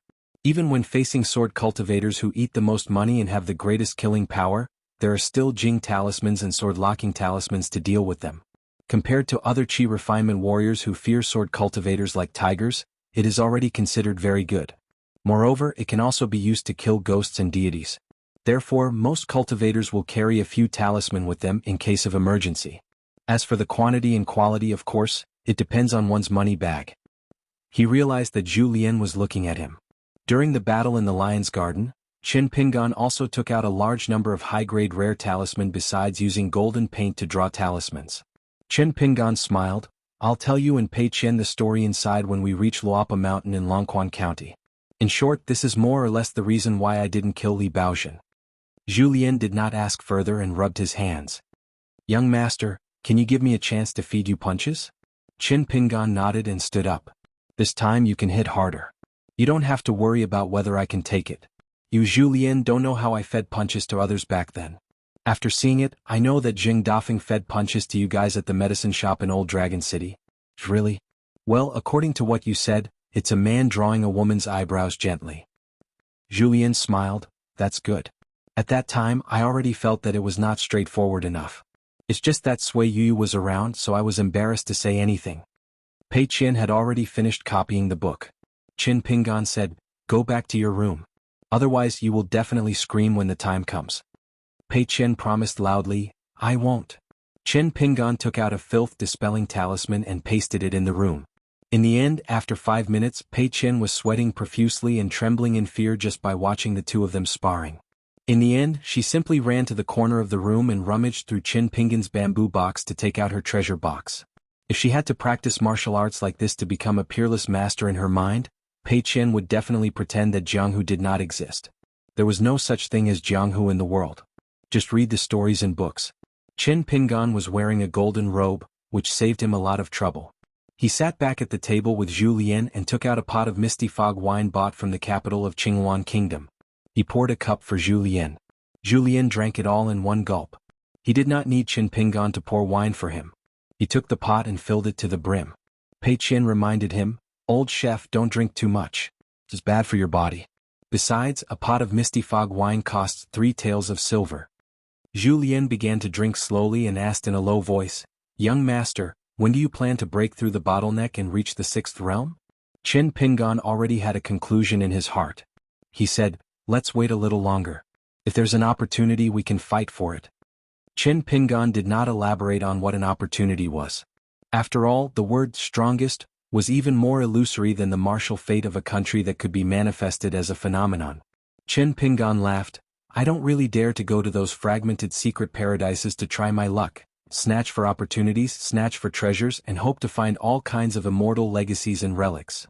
But with the martial arts foundation that he had built up with each punch, Qin Pingan felt that there was no harm in trying. But Qin Pingan also knew that as long as Chao Ci remained in the 5th realm, not to mention him, Qin Pingan, no one else had any hope. Boss Sword Immortal had personally said that Chao Ci's martial arts cultivation was far ahead of his peers. Every realm would be the strongest in the world. At that time, Ningyao was not convinced. She said that even if Chao Ci's master was the best in martial arts in the 4 realms, her martial arts fate could also manifest. However, the world was vast and unpredictable. How could Chao Ci be the strongest in all realms? Could it be that Chao Ci's ancestors had opened shops and monopolized the martial fate of the world? At that time, Qin Qingdo said something that Qin Pingan remembered deeply. Chao Ci is just that strong. From his foundation, talent, temperament, and martial fate, it's all the same. There's no reason to talk about it. Qin Pingan had just lost to Chao Ci 3 times in a row. He didn't feel anything, but Ningyao was furious. Seeing Ningyao like that, Qin Pingan felt quite happy. But Ningyao saw him like that and became even angrier. At this moment, Zhu Lian subconsciously blurted out, "Young master is a person of great fortune. How can you return empty-handed from a treasure mountain? Now that I'm in the Golden Body realm, I have some understanding of the secret realm after the Blessed Enclave is broken. I know that cultivators of the upper 5 realms cannot enter. Once they enter, the secret realm will be unstable and easily collapse. They will be easily swept away by the disorderly long river of time and seriously wear down their cultivation. Now that there are no upper 5 realms cultivators secretly eyeing you, and you have this old servant to help you, young master can go and try your luck.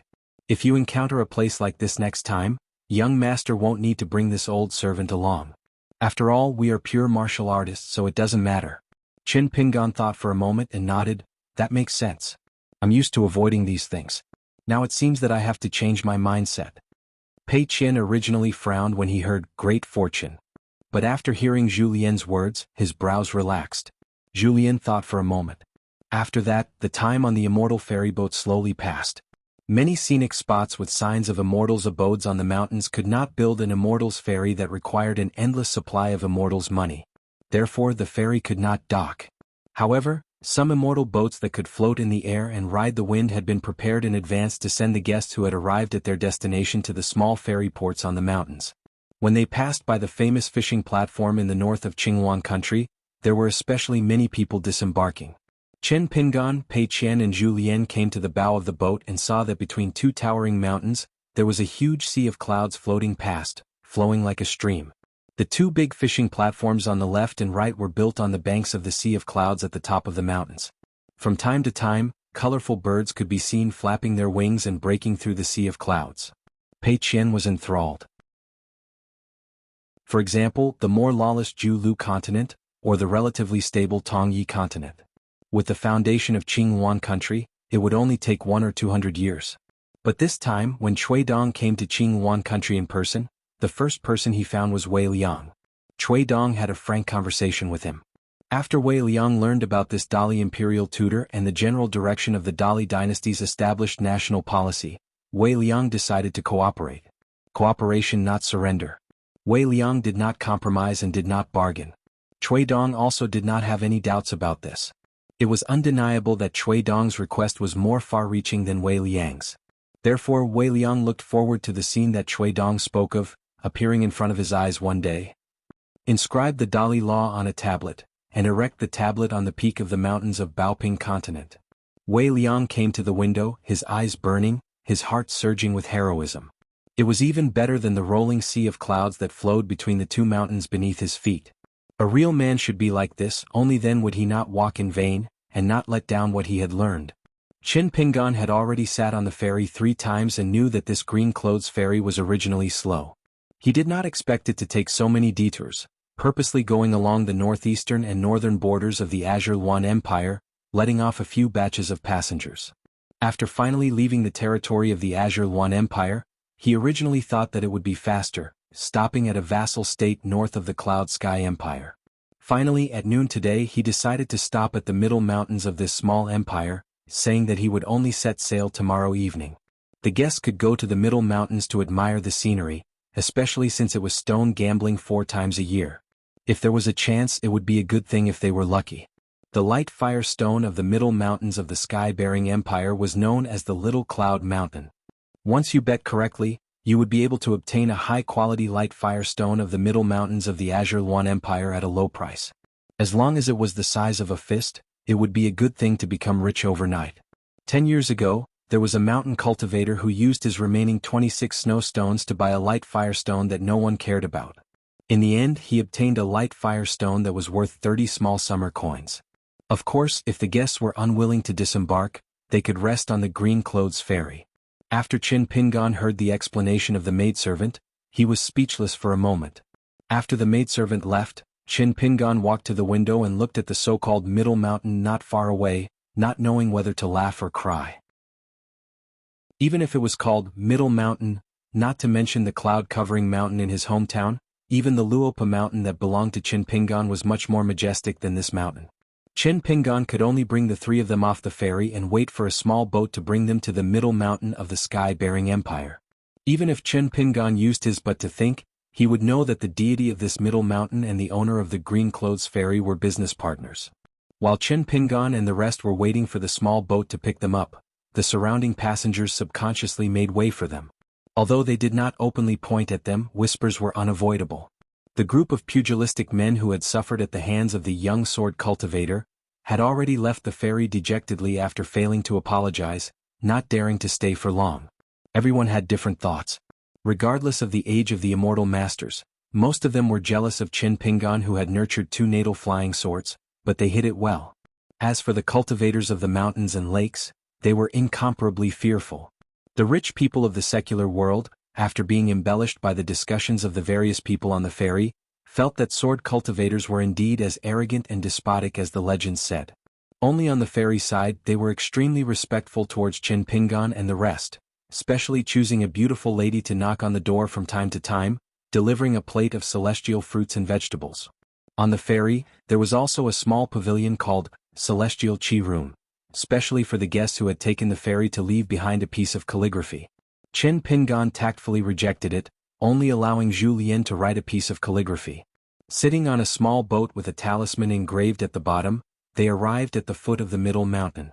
There were not many true pilgrims, and the majority of them were the nobles and pugilistic men of the sky-bearing empire who came to gamble on stones. It was just that these people who were used to being arrogant in the secular world, when they met the ferry passengers who came down from the small boat, their voices were much softer than usual. On the ferry there were 3 people who came to deliver incense from different temples of the middle mountain, and in order to snatch customers they almost got into a fight. The incense seller from the middle mountain celestial temple had the worst temper, while the incense seller from the temple at the foot of the mountain and the temple at the foot of the mountain seemed to be avoiding the sharp edges, but their words were like knives flying everywhere. In any case, the 3 of them each had their own merits, and this time they boarded the ferry to attract customers, bringing along those who were willing to burn incense with them. The manager of the ferry specially brought the incense seller from the middle mountain celestial temple to Qin Pingan and introduced him. After the man heard that Qin Pingan did not have the intention to burn incense for the time being, he still greeted him with a smile, saying that it was already an honor for young noble Qin to grace his humble dwelling with his presence. When Qin Pingan's feet touched the ground, the incense seller who was still on the ferry stood by the railing, spitting out a mouthful of saliva. Zhu Lian said with a smile, "What does young master say? Why don't this old servant reward this warrior for the first time I see him?" Qin Pingan waved his hands. "Who knows, this might be a once-in-a-lifetime encounter, there is no need to be so calculative." Pei Qian asked curiously, "What's wrong?" Zhu Lian said with a smile, "Someone is peeing and shitting on your head, quickly raise your head and take a look." Pei Qian rolled his eyes. At the foot of the mountain, there was a long street that specialized in stone gambling, with dozens of big and small shops. Inside and outside the shops, there were piles of gray-colored lantern stones, the smallest being the size of a palm, the largest being the height of a person, weighing more than 10,000 caddies. Such huge stones were the treasures of the shops. These stones were a specialty of the middle mountain in the sky-bearing empire.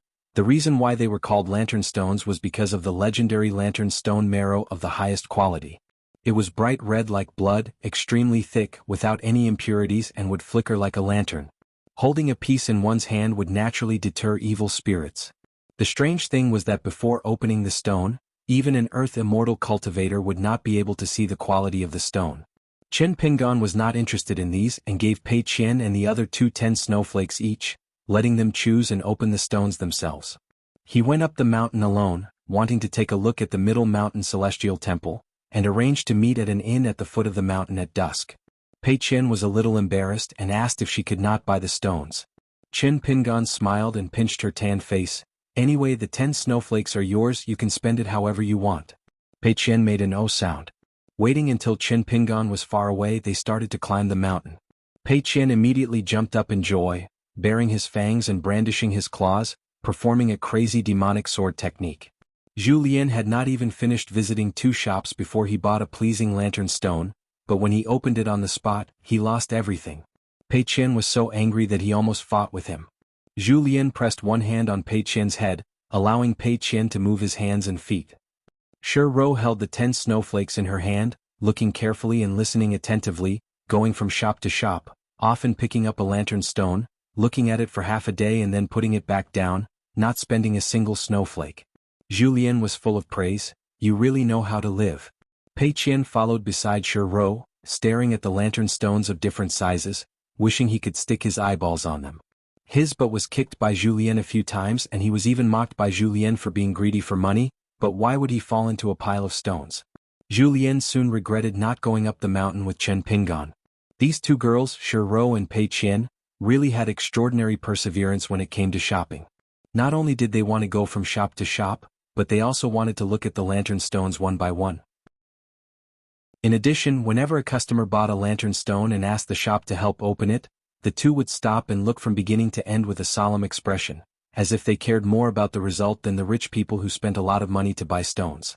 Julien did not have a hard time walking, but his heart was tired.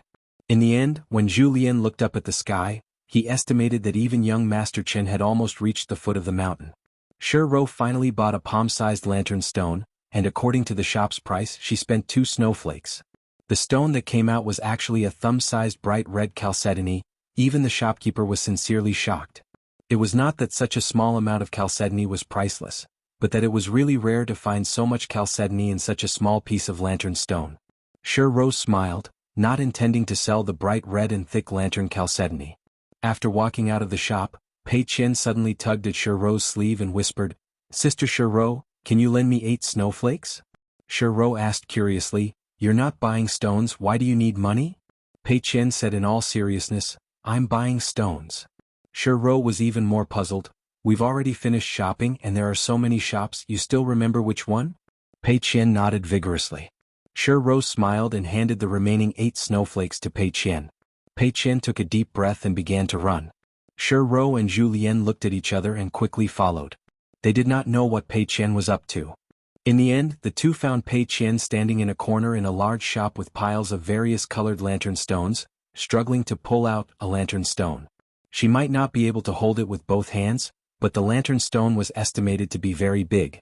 Although the lantern stone could not be seen inside, but with hundreds of years of mining history, the few mountain root stone veins in Zhongyue were also very particular, plus the rich experience of not cutting out the chalcedony, the shopkeeper of each shop would have a rough estimate. It was inevitable that there would be some deviation, but generally it was not big. There would occasionally be a small leak, but it was almost impossible to find a big leak. So although many lantern stones were big, the price was very low. Some stones were not big, but the price was high. Pei Qian was squatting, the lantern stone at her feet was quite big, and was only priced at 20 snowflakes. It had been in the shop for more than 100 years and no one had ever asked about it. Pei Qian began to seriously bargain with the shopkeeper, saying that she only had 15 snowflakes, and that it was all the savings she had painstakingly accumulated over the years. The old shopkeeper felt that this little girl was very interesting. She did not look like the child of a rich family at all. She looked dark and swarthy, but she could have 15 snowflakes, which was worth 15,000 taels of silver. In the counties and cities of the sky-bearing empire, she could be considered a rich man. The old shopkeeper actually felt that it was a good price to cut off 5 snowflakes and 15 snowflakes. Otherwise, this lantern stone, which the shopkeeper privately estimated to be worth 10 snowflakes, could not be sold after another 100 years, and the shop would have been passed down to his grandson. However, the old man still asked for a sky-high price and Pei Qian returned the money on the spot. After fighting and scheming for about half an incense stick's worth of time, the old shopkeeper wanted to see what excuses and reasons this little girl could come up with in order to save money on 5 snowflakes. In the end, the old shopkeeper laughed and agreed. In the end, he saw the charcoal girl take out a handful of snowflakes, put 3 into her sleeve and gave the remaining 15 to him. The old man's mouth twitched. "Little girl, you're a little unkind." Pei Qian pretended to be stupid, grinning. Shiro pretended not to know Pei Qian. Julien gave her a thumbs up. "You're indeed the first disciple." The old shopkeeper was not angry. Instead, he felt that this mischievous little girl was a good businessman. He smiled and asked, "Do you want our shop to open the stones for you?" Pei Qian nodded. "Of course, otherwise I won't be able to carry such a heavy stone. According to your rules, any lantern stone less than 20 snowflakes will be opened for free. Also, if a good stone is opened, it's up to the buyer to give the shop a reward. If I don't give you a reward, you can't be angry." The old shopkeeper was overjoyed and nodded in agreement. Pei Qian suddenly asked the old shopkeeper to wait and turned to look at Julien. Julien understood and nodded. "Open it. Young master isn't here, but I'm here." Pei Qian tilted her head and smiled brightly. She suddenly turned and waved her hand at the old shopkeeper. "Open the stones." Then she returned the remaining 3 snowflakes to Shiro and said softly, "I still owe you 5.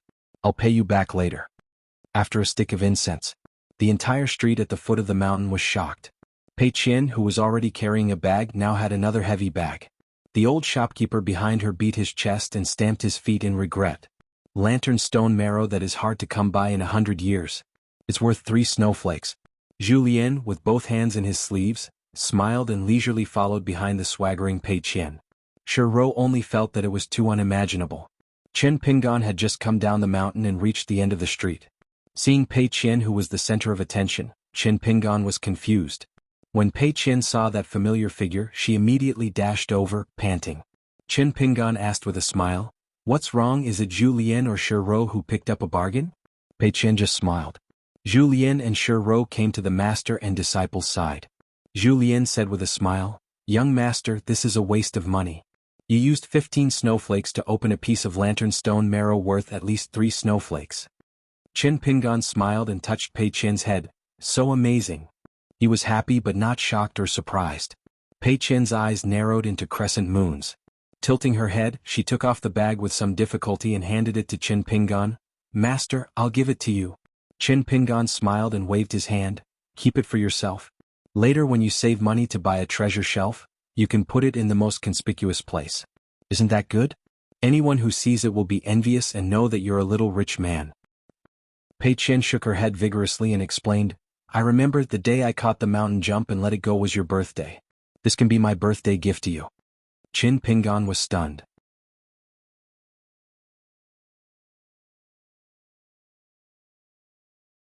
Pei Qian sat beside Chen Pingan, trying hard to hold back his laughter. Julien asked, "Why not buy a few more lantern stones, and try your luck? If you still have 3 pieces of snow left to spend money, you can let Shiro sell that small lantern chalcedony. Using small to gain big, the more you earn, the more gold and silver you will have. Wouldn't you have made a fortune in this treasured land? Not to mention this year's birthday gift for your master, maybe next year and the year after that will be appropriate too." Pei Qian stretched out 2 fingers, his face full of pride. Julien smiled, "Tell me, I am all ears." Pei Qian imitated Chen Pingan and said slowly, "Firstly, master has taught me the way out of Lion's Denver. A gentleman does not take what others like. Therefore, I will not ask Shiro to sell the lantern chalcedony. Secondly, in Jianghu know when to stop. This is also what master taught me." Julien cupped his fists. I have learned. I wonder when Heroine Pei or Teacher Pei will open a school to teach. When the time comes, I will definitely support." Pei Qian threw a punch to scare Julien, but seeing that old chef did not move, he resentfully retracted his fist. "Old chef, why are you so childish?" Julien threw a punch. Pei Qian leaned back instantly, avoiding the punch, and laughed loudly. Julien and Chen Pingan looked at each other and smiled. Shiro was not a pure martial artist and did not know the profoundness of this.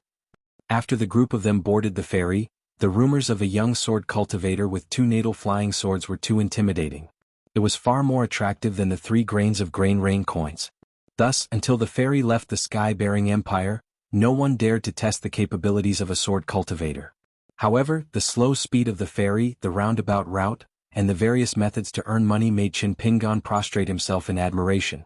On this day there was another ferry hovering, and the flying boats scattered out to cross the single-plank bridge of an immortal mansion. Even Chen Pingan could not help but laugh and scold, "We are really on a pirate ship."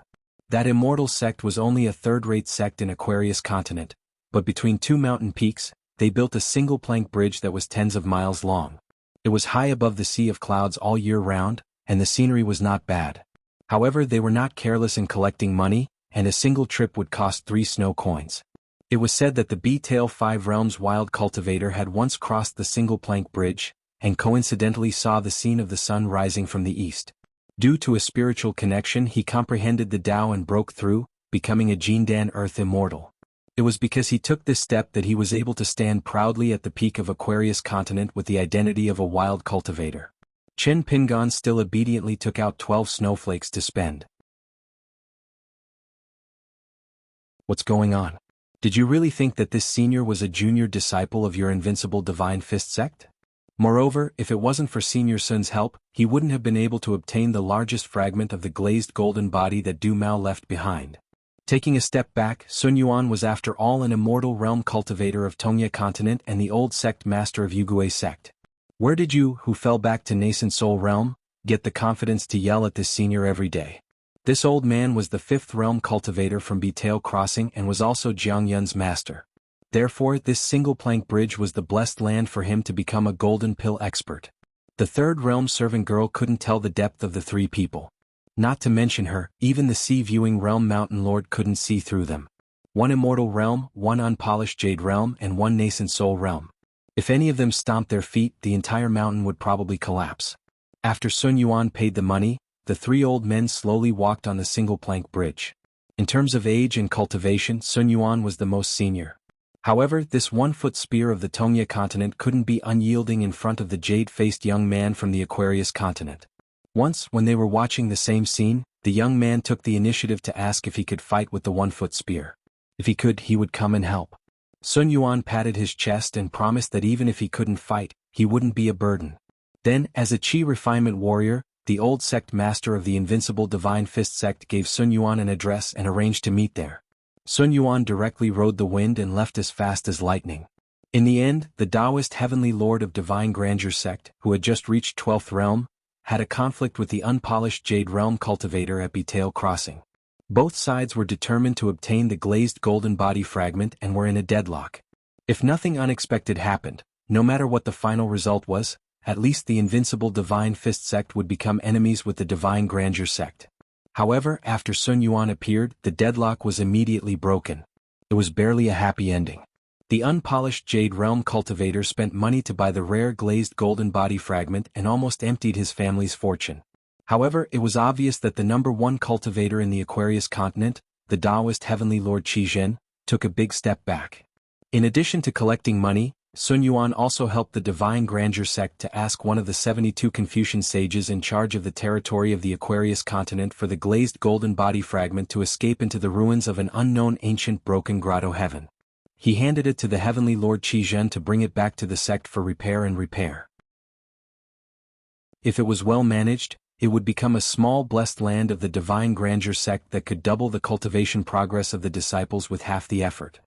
Generally speaking, cultivators of 5th realm wouldn't easily enter the broken grotto heaven. However, nothing was absolute. Moreover, the Confucian sages of the vast world had a group of sages who specialized in expanding the territory. They would search for the ruins floating at the bottom of the river of time. After salvaging it, they would either stabilize it as a new grotto heaven or gradually integrate it into the territory of the vast world. In history, there were many Confucian sages who completely fell in the river of time because of this, and there were even more who lost their great Tao for this reason. However, these dangers and sacrifices were all the human world didn't know.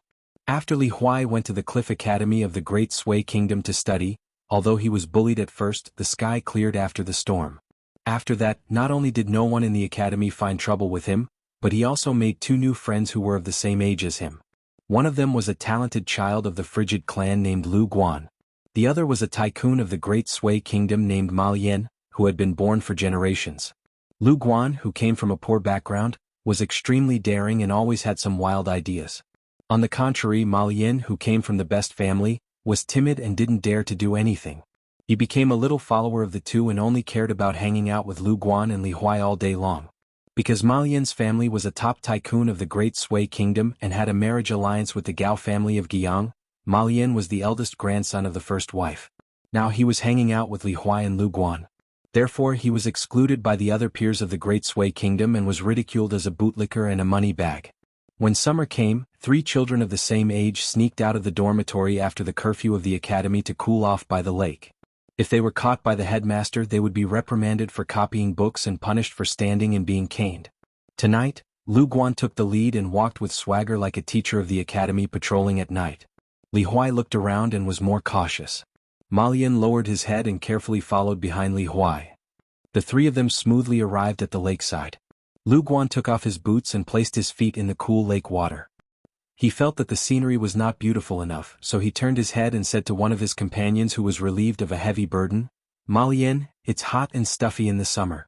Isn't your Ma family known as the best Tibetan fan family in the capital? When you go back, take out 3 and give one to Li Huai and me." Ma Lian said with a bitter face, "My grandpa's most precious fans are all his treasures. He won't give them to me." Lu Guan rolled his eyes and said, "Then steal a few fans that your grandpa doesn't play with often. If he finds out, he won't beat you to death, you grandson." Ma Lian wanted to cry but had no tears. Li Huai tried to smooth things over and said, "Forget it. Malian is timid and can't hide things with his face. If he really goes home to steal a fan, his parents will see through him as soon as he gets home.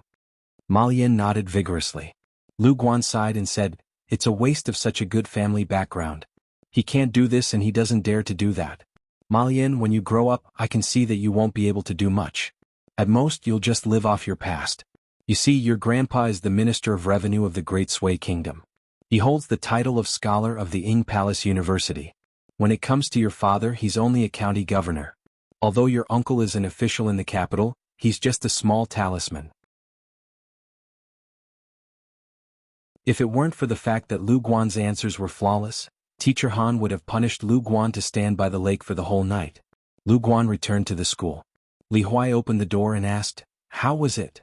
Lu Guan stretched out his right hand and snapped his fingers. He said proudly, "There's no problem in the world that I, Lu Guan, can't solve." Li Huai was observant and asked, "Aren't you left-handed?" Lu Guan immediately cursed. He sat at the table and opened his left hand.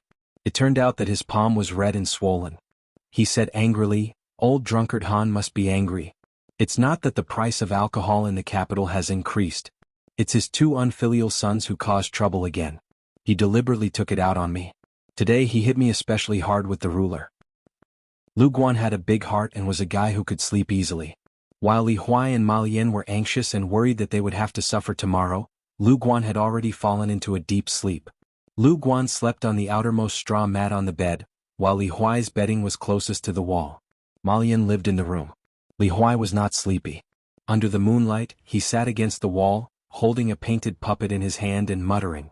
Malian asked softly, "Li Huai, why don't you play with Li Baoping recently?" Li Huai said casually, "I've been afraid of her since I was young. Besides, it's not good to play with a girl all the time. If people misunderstand that I like Li Baoping, there will be rumors. I'll definitely be beaten half to death by Li Baoping." Malian said, "Oh," and was a little disappointed. He thought that the girl in the red cotton-padded jacket was really beautiful. If he could see her from afar in the academy one day, he would be happy for the whole day. Malian was silent for a long time. Li Huai was still rocking the painted puppet, pretending that he was the commander of the army. He was having a lot of fun. Malian knew that Li Huai's small green bamboo box contained a lot of Li Huai's favorite things. Malian suddenly asked, "Li Huai, you often talk about that Qin Pingan. You've been at the academy for almost 3 years. Why hasn't he come to see you?" Li Huai stopped his movements and was lost in thought. Finally he smiled and said, "He's busy." Malian found that Li Huai quickly lay down on the mat and put the painted puppet beside his head. In the past, Li Huai could play for half an hour, but today was an exception. Li Huai actually opened his eyes wide and looked at the moonlight outside the window. There was a green bamboo box, a pair of straw sandals, and a jade hairpin carved with the shadow of a locust tree made of black jade. These 3 things were the rarest for Li Huai. Li Baoping and Lin Shui each had a hairpin. Qin Pingan had given it to them, but Li Huai felt that their hairpins were not as good as his. There was also a book bought from Red Candle Town, The Great Water Cliff, which Qin Pingan had paid for. Then there was the painted puppet that Li Huai often took out to play and show off. It and the delicate yellow wooden box were obtained from Wei Pai, the local lord of Chiduan Mountain. The puppet was Li Huai's #1 general. At that time, Li Huai wanted to give it to Qin Pingan, but Qin Pingan did not accept it. He just asked Li Huai to keep it. Then he put it in the book, The Great Water Cliff. There was also a set of lifelike clay figurines, which was given by the Wei and Jin dynasties of the Wind Snow Temple.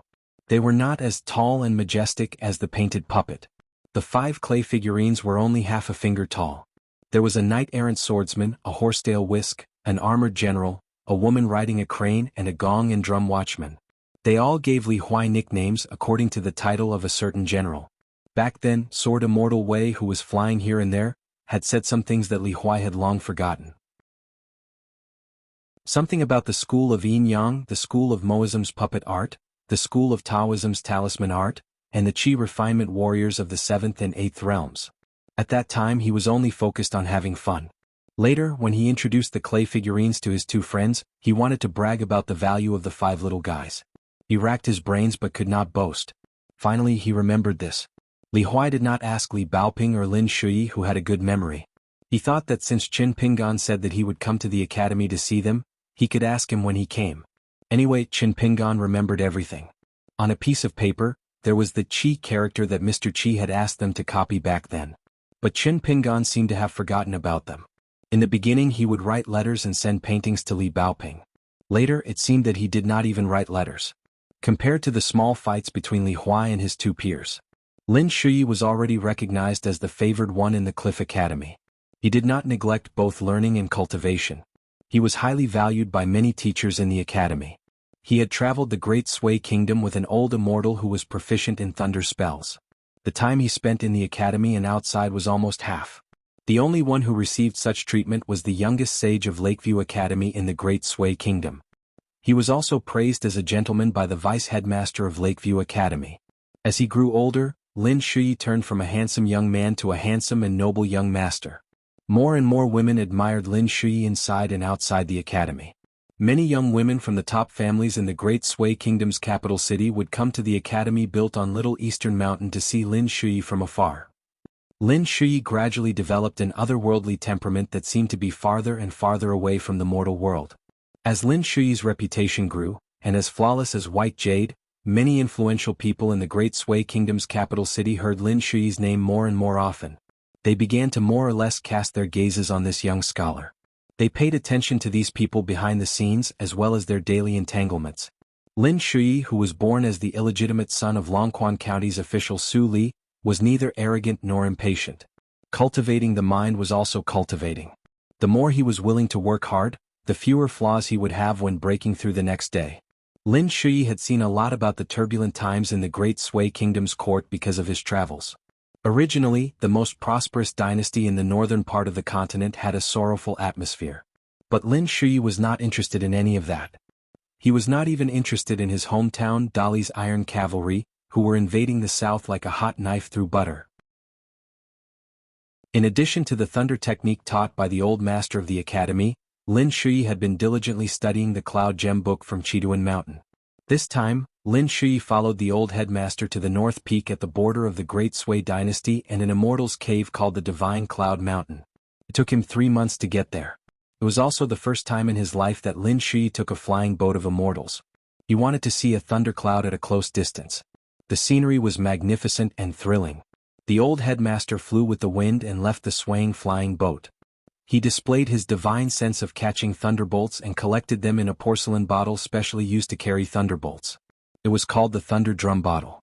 The old headmaster gave it to Lin Shuyi as a gift so that Lin Shuyi could absorb spiritual qi when he returned to the academy.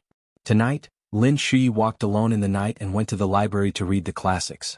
The old master on night duty naturally did not stop him. There were many rules in the Confucian Academy, but they were not rigid. He went to the library and read until dawn. After Lin Shuyi became a qi refinement warrior, he would not be tired if he stayed up late to read as long as his spirit was nourished properly. Lin Shuyi put the book back and came to the window. It was the time when the turbid qi in the world sank and the clear qi floated. The world in the eyes of qi refinement warriors was completely different from that of ordinary people. The naked eye could not see the flow of aura, the rise of evil spirits, the gathering of yang aura and the scattering of yin aura. It was just that the doors of the cave abodes of ordinary people were tightly closed. Although they could not receive the nourishment of aura to prolong their lives, they could not be affected by the strong winds of the world at the same time. Life, old age, illness, and death were all determined by the heavens. Cui Dongshan once recited poems. Lin Shuyi had no yearning for it. The wind was strong and the waves were fast. Riding on the back of a toad for thousands of miles, he traveled in the sky and looked down at the foggy qi. The drunken immortal shook the osmanthus tree, and the human world was called a cool breeze. After entering the academy, he flipped through the yellowed classics. It was rumored that the ancient immortals could indeed go to the moon palace and drink immortal wine with the gods. They could be drunk for thousands of years. Lin Shuyi was full of longing for this. Lin Shuyi suddenly sighed. If there really was such a day, he hoped that the willowy woman would be by his side. When Lin Shuyi thought of her, he could not help but smile. If the women in the capital of the Great Sui Kingdom saw this scene, they would probably be shaken. In the past few years, Lin Shuyi would occasionally think of the ignorant journey when he was young. It was scary but not dangerous and everything was new. It was the first time he saw a mountain spirit, the first time he saw an earth god, the first time he got a cultivation opportunity, the first time he stayed in an immortal and surrounded by aura of immortality, and the first time he saw a painted door god as tall as a human. The first time he received a small book box and a jade hairpin as a gift. The first time he was in an unfamiliar place in the academy of the Great Sway Kingdom. He faced a common enemy with those who had traveled here with him and went through difficulties together. Lin Shui suddenly felt a little regretful. It seemed that after that person left, everyone dispersed. Even if they were still in the same academy and often met, the hearts of the people had already scattered. A clear and shallow source of water began to diverge and go in different directions.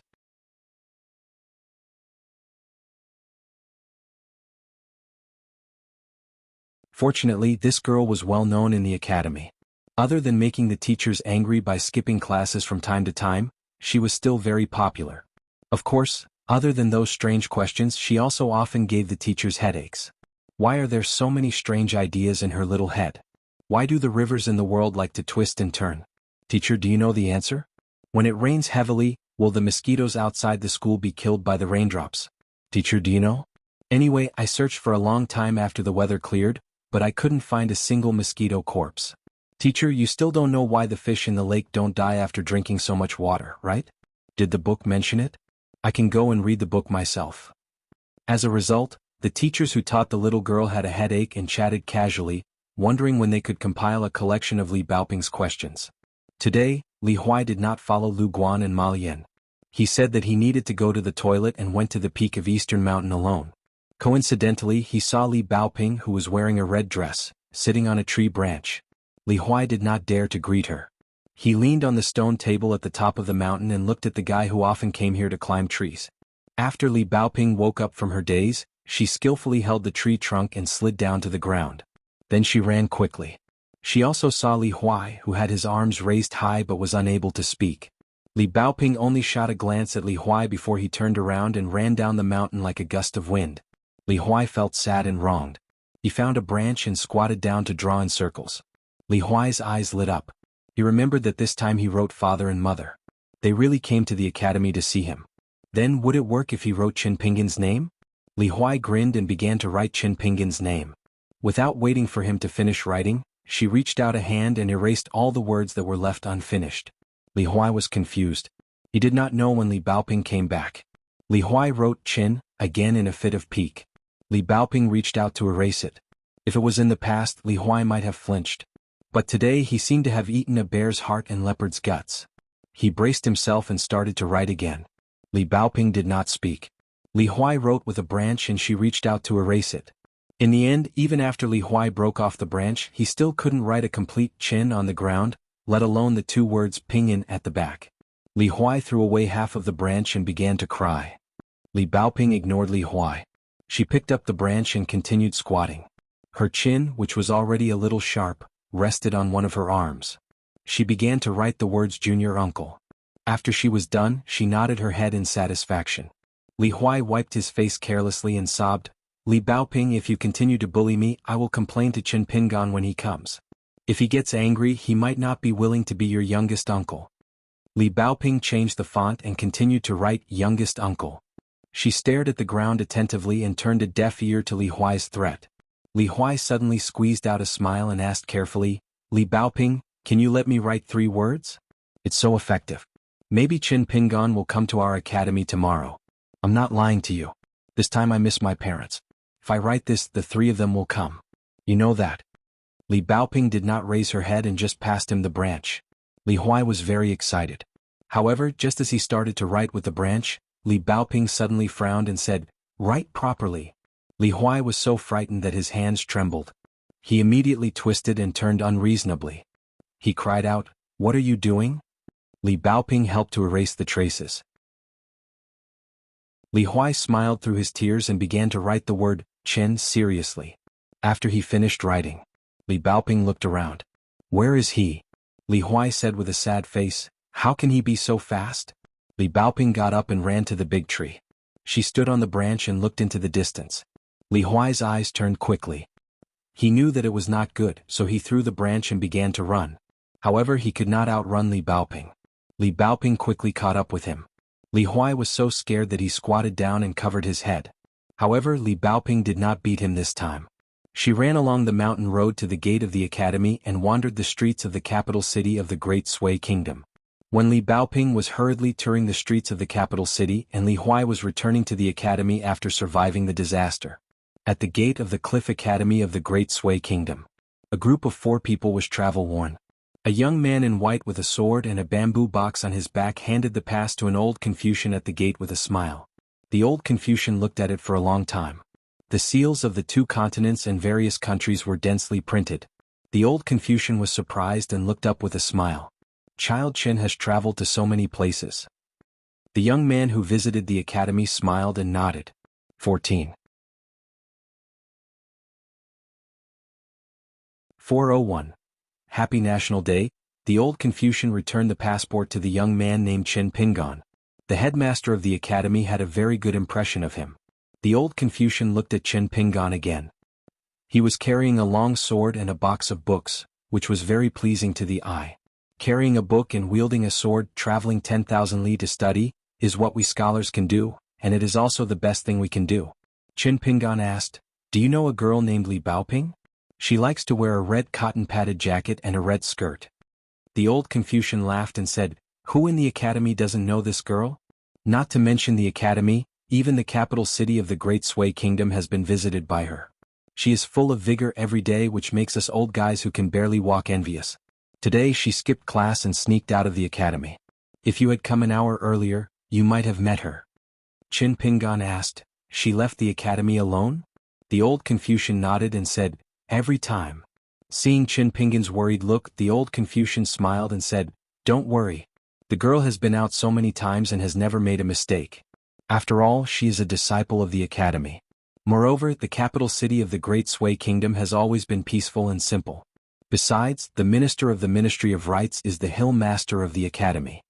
He often comes to this small eastern mountain to drink tea with several deputy hill masters. Nothing will happen." Qin Pingan was slightly relieved. The old Confucian asked, "Why? Are you visiting the Cliff Academy to find little Baoping? Looking at your passport, you are also from Longquan County of Dali. Are you not only a fellow villager but also a relative?" Qin Pingan smiled and said, "Just a fellow villager, not a relative. A few years ago, I came to the capital of the Great Sui Kingdom with little Baoping and the others, but I didn't climb the mountain to enter the academy." The old headmaster felt a little strange. Years ago, when this group of children from Longquan County entered the new Cliff Academy to study, the elite cavalry was first sent to the border to pick them up, and then the emperor himself came to the academy. It was a very grand occasion, and the emperor was very pleased and bestowed gifts to all the traveling children. Logically speaking, even if this young man from Dali named Qin Pingan did not enter the academy, the old headmaster should have seen him once or twice. The headmaster asked, "Are you going to wait here for Li Baoping to return to the academy?" Qin Pingan nodded. Of course, he hoped that the first person he saw at Cliff Academy would be Little Treasure Bottle. Li Huai, Lin Shui and Yu Lu thanked him. Qin Pingan also wanted to take a look, especially the youngest, Li Huai. However, they were not little girls who wore red cotton-padded jackets in autumn, winter and spring and red dresses in summer. Qin Pingan never denied his selfishness. He was the closest to Little Treasure Bottle, and it was the same when he traveled to the Great Sui Kingdom. Later, when he went to the inverted mountain alone, he also only sent a letter to Li Baoping, and then asked the girl who received the letter to help him, the youngest uncle, to deliver the rest of the letters to them. On the top of Osmanthus Island, the painting by the painter of the Fan family was also only given to Li Baoping, and Li Huai and the others did not have one. Lin Shui, Yu Lu and Xie were definitely aware of this difference, but they might not care. Lin Shui was a jade of cultivation, and Yu Lu and Xie were important figures in the Lu dynasty. As for Li Huai, who was good at being unreasonable, he probably still felt that Qin Pingan and Alliance were the closest to him. The old master waved his hand and smiled. "I advise you to put your things in the guest house of the academy first." Qin Pingan asked some more trivial things about Li Baoping before he bid farewell to the old man and walked into the academy. Pei Qian walked with heavy steps, especially after he passed through the gate. The gentle slope of the mountain road made him feel like he was wading in the river or trekking in the snow. The academy had a guest house that was specially used to entertain students, relatives, and elders. Back then Li Er, his wife and his daughter Li Lu stayed in the guest house. The academy only charged them some copper coins as a token. Each guest house only cost 10 coins a day. After knowing that there were not many guest houses left, Qin Pingan asked for 4 adjacent guest houses at once. After putting down their luggage, Pei Qian came to Qin Pingan's house to copy books. Qin Pingan took down the bamboo box, the blade-strengthening gourd and the semi-immortal weapon sword fairy from his waist. Zhu Lian came to ask if they wanted to tour the academy together. Qin Pingan said not for the time being. Pei Qian was copying books and did not pay attention to Zhu Lian. Zhu Lian went to knock on Shi Rou's door. Shi Rou, who was feeling uncomfortable, was not in a good mood. Zhu Lian continued to say weird things outside that had a perverted flavor. Shi Rou rewarded Zhu Lian with the word scram. Zhu Lian had to wander around the academy alone. Li Baoping might have been born and raised in the capital, so she knew more about it. She had been to the Tianchang Gate in the south, which was nicknamed the Grain Gate by the people. The grain that came through the canal was checked by the officials of the Ministry of Revenue and stored in the granary. It was the place where grain from all over the country gathered. She had once squatted at the ferry for half a day, watching the busy officials as well as the sweaty porters. He also knew that there was a Fox Immortal temple there that was filled with incense. It was not an orthodox temple recognized by the Ministry of Rites of the Imperial Court, but it was also not an obscene temple. It had a strange origin. It enshrined a section of a shiny new fox tail. There was also a crazy old woman who sold talisman water. There was also a bone-touching master from Guanxi of the Great Sui dynasty. The old man and the old woman often argued. She had been to Changfu Temple's temple fair. It was a sea of people. She coveted a kind of tubular snake made from cow horns. There were a lot of rich people coming here, even those young masters of influential families, who were arrogant and haughty-looking, liked to wear black-dyed rodent fur coats, which were mixed with mink fur coats. Li Baoping had also been to the edge of the imperial city. She had squatted there for many afternoons and learned that there were many husbands and embroiderers. These people who were not from the palace could enter and leave the imperial city as well. They just needed to carry a token with them. There was a Huaguan that compiled the history of the previous dynasties and compiled history books. Many outside were hired. Li Baoping went to the back gate of the imperial city in the north, which was called the Digio Gate. Li Baoping went there more often because it was more lively there. Once he saw a noisy disturbance in a silver shop. It was a soldier catching a thief and it was very aggressive. Later she asked the shopkeeper of a nearby shop. Only then did she find out that the shop, which did not do clean business but was able to make a lot of money every day, was a den for selling stolen goods. The items sold were mostly items stolen from the Great Sui Imperial Palace for royal use. There were some hidden pouches and sachets. Even the tin sheets used to repair the ditches in the palace were stolen. The leftover scraps from the palace were also coveted by peddlers outside the palace. Many shops reported losses, and the profits were even greater. This was especially true for the gold and jade pieces and the framed pieces. It was very easy to smuggle them out of the palace and turn them into real gold and silver. Li Baoping did not understand at the time. How could someone dare to steal from the emperor's family under the emperor's nose? The old shopkeeper, who was familiar with her, laughed and said this was called killing business. Some people would do business but no one would do business that lost money. Li Baoping had also been to the embroidered bridge not far from the Digio Gate. There was a large lake there, but it was blocked by the walls of the mansions of the kings and high officials. The yamen of the infantry commander was located in a place called Mink Hat Alley. Li Baoping walked back and forth a few times while eating pastries. There was a classmate she didn't like who always liked to brag that his father was the highest-ranking official in the yamen. Even if he rode on the stone lion there and peed, no one dared to stop him. Li Baoping had also been to the official alley in the south of the city. It was a place where many old eunuchs and palace maids retired after leaving the imperial palace. There were many temples and Taoist temples there, but they were not big. The eunuchs and palace maids did their best to provide for people and were not devout.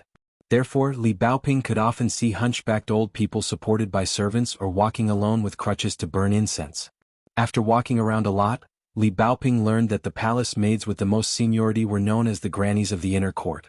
They were the senior female officials who served the emperor and empress. The old palace maids who combed the emperor's hair every morning had the most honorable status. Some were even bestowed with the title of Madam. In the east of the capital, there was the largest market square in the Great Sui Kingdom. There were many shops and carriages coming and going. The flow of people was the flow of money. There was also the bookstore that Li Baoping loved to stroll around. Some of the bolder shopkeepers would secretly sell some books that were not allowed to leave the country according to the laws of the imperial court. The envoys of various vassal states would often send servants to buy books in private. If they were unlucky, they would be taken to the yamen to be punished once they were patrolled. In these 3 years, no matter if it was a cotton-padded jacket or clothes, the little girl always had a touch of red color. She helped many old people who were walking to burn incense, helped crying children standing under trees, and took down kites under trees. She helped an ox cart that was filled with charcoal get stuck in the snow and mud. She pushed the cart with old men in ragged clothes. She watched old people playing chess at the corners of the streets. She tiptoed in antique shops and asked the shopkeepers about the prices of the cases. She sat on the steps under the overpass and listened to the stories of the storytellers. She passed by peddlers carrying poles and shouting countless times in the streets and alleys. She even helped the children who were fighting on the ground to separate them. The little girl heard the melodious pigeon whistles in the sky of the capital. The little girl saw beautiful swaying kites. The little girl ate wontons that she thought were the best in the world. The little girl hid from the rain under the eaves, hid from the sun under the trees, and huffed in the wind and snow to warm herself. Today, Li Baoping went to the bookstore again. On the way there, she ate lunch at a cheap and delicious small restaurant. On the way back, she changed to an alley noodle restaurant with ancestral craftsmanship. The old shopkeeper and the lady boss were very familiar with her. They often asked her to give them a discount or not to take any money at all. However, Li Baoping did not agree. She said that she might give them a discount next time. However, the two restaurants did not have such an opportunity. Over time, they just thought that the little girl was being polite and did not want their small business to earn less money. However, they actually wanted to laugh. With such a cute and sensible customer, even if it was not easy to earn money, they would not care about that little bit of money. In the twilight, Li Baoping's running figure appeared on the street outside the Cliff Academy. The little girl felt that the book said that time flew by, but it did not seem right. Alas, why was it that when it came to her she walked so slowly and anxiously? A little girl in a red dress who seemed to only have eyes in the distance quickly greeted the old man guarding the door and rushed past. The old man who was dozing off remembered something and shouted at the back of the figure, "Little Baoping, come back." Li Baoping did not stop. She waved her hands and walked on the spot. She turned her head and looked at the old man who was waving at her. Then she ran backwards. Unexpectedly, she ran quite fast.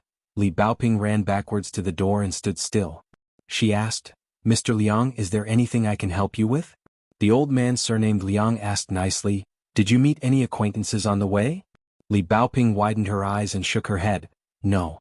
The old man smiled and asked, "Then did you not turn in from by Mao Street today?" Li Baoping nodded and said, "Yes, what's the matter?" The old man smiled and asked, "Baoping, before answering your question you have to answer mine first. Do you think I'm very knowledgeable?" Li Baoping thought for a while and said, "The Maoshan sect master is younger." The old man was suddenly choked by this honest little girl and was speechless. However, from another perspective, the little girl compared him to a sage of the Confucian Academy. No matter what, it was a compliment, right? Therefore, the old man was in a good mood and told Li Baoping that a young man came to the academy to look for her. First he stood at the door for a long time. Then he went to the guest house to put down his luggage. Then he came here twice. The last time he came was an hour ago. The old man smiled and said, "I advised him not to worry. Our little treasure bottle is as familiar with the capital as walking around her own home. She definitely won't get lost, but that person still walked back and forth on this street. Later I was worried for him and told him that you usually turn around from White Thatch Street. He was probably waiting for you at White Thatch Street. Seeing that you weren't there, he walked forward a little bit, hoping to see you earlier. That's why the two of you missed each other. Don't worry. You just wait here. He will be back soon." Li Baoping suddenly turned around and was about to run away.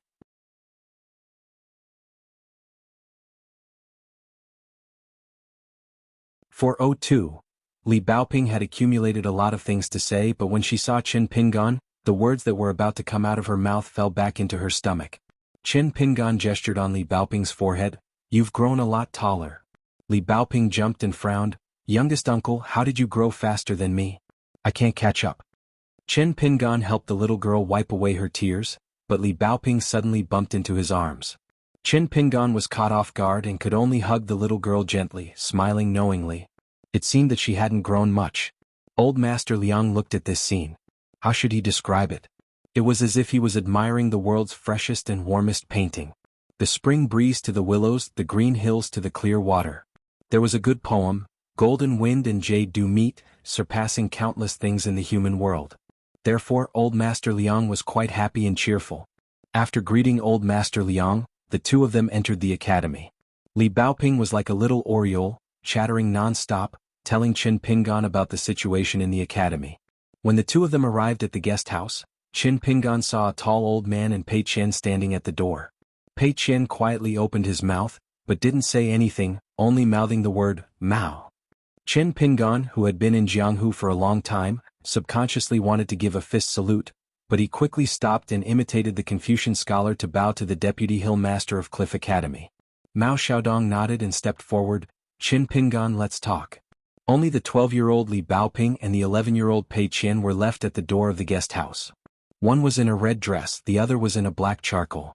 Li Baoping looked at Pei Qian, who didn't know where to put his hands and feet. He lowered his head, not daring to look at her. Li Baoping walked around Pei Qian, then stood back and asked, "You're Pei Qian? Youngest uncle said that you're his first disciple, and that you've walked a long road together?" Pei Qian lowered his head and nodded. Li Baoping asked, "Youngest uncle said that you are very talented in martial arts. You are very smart and can endure hardships just like me. He also said that your biggest dream is to ride a donkey and travel Jianghu in the future?" Pei Qian raised his head and glanced at Li Baoping. Then he lowered his head and nodded. Li Baoping thought for a moment and said, "Well, I'll give you two things as a greeting gift. Come with me." Pei Qian swallowed his saliva and did not dare to move. Although Pei Qian knew that this young lady who liked to wear red was definitely not a bad person, he was still afraid of walking into that dark alley. Li Baoping turned around and put a sack on himself. She would throw him to a corner of the capital city of the Great Sui Kingdom outside the academy. Li Baoping had already turned around and ran a few steps. She turned around and saw Pei Qian standing there like a wooden man. She said considerately, "Youngest uncle said a lot about you and said that you're timid. Well, stick the yellow paper talisman on your forehead and then come with me." Pei Qian quickly took out a demon-suppressing pagoda talisman and stuck it on his forehead. Only then did he gain some courage and slowly walk forward. Li Baoping walked very fast. However, in order to take into account Pei Qian's walking speed, she had to take small steps. Her arms were like swinging on a swing. She ran back to Pei Qian and said, "Pei Qian, your youngest uncle's first disciple. Alas, even if you're unfamiliar with this place and are afraid of meeting strangers in the academy, you have to pretend to be brave. Besides, with me here, no one dares to bully you. Don't worry." Pei Qian squeezed out a smile and took out a light-lifting talisman. He handed it to Li Baoping. He was indeed a fence-sitter. He wanted to please Li Baoping first. Qin Pingan did not know how to answer. Mao Xiaodong explained, "Just now there were many eyes and ears outside. It was not convenient to speak in our own language. Little junior brother, I have been waiting for you for a long time." Qin Pingan smiled bitterly and was about to say something.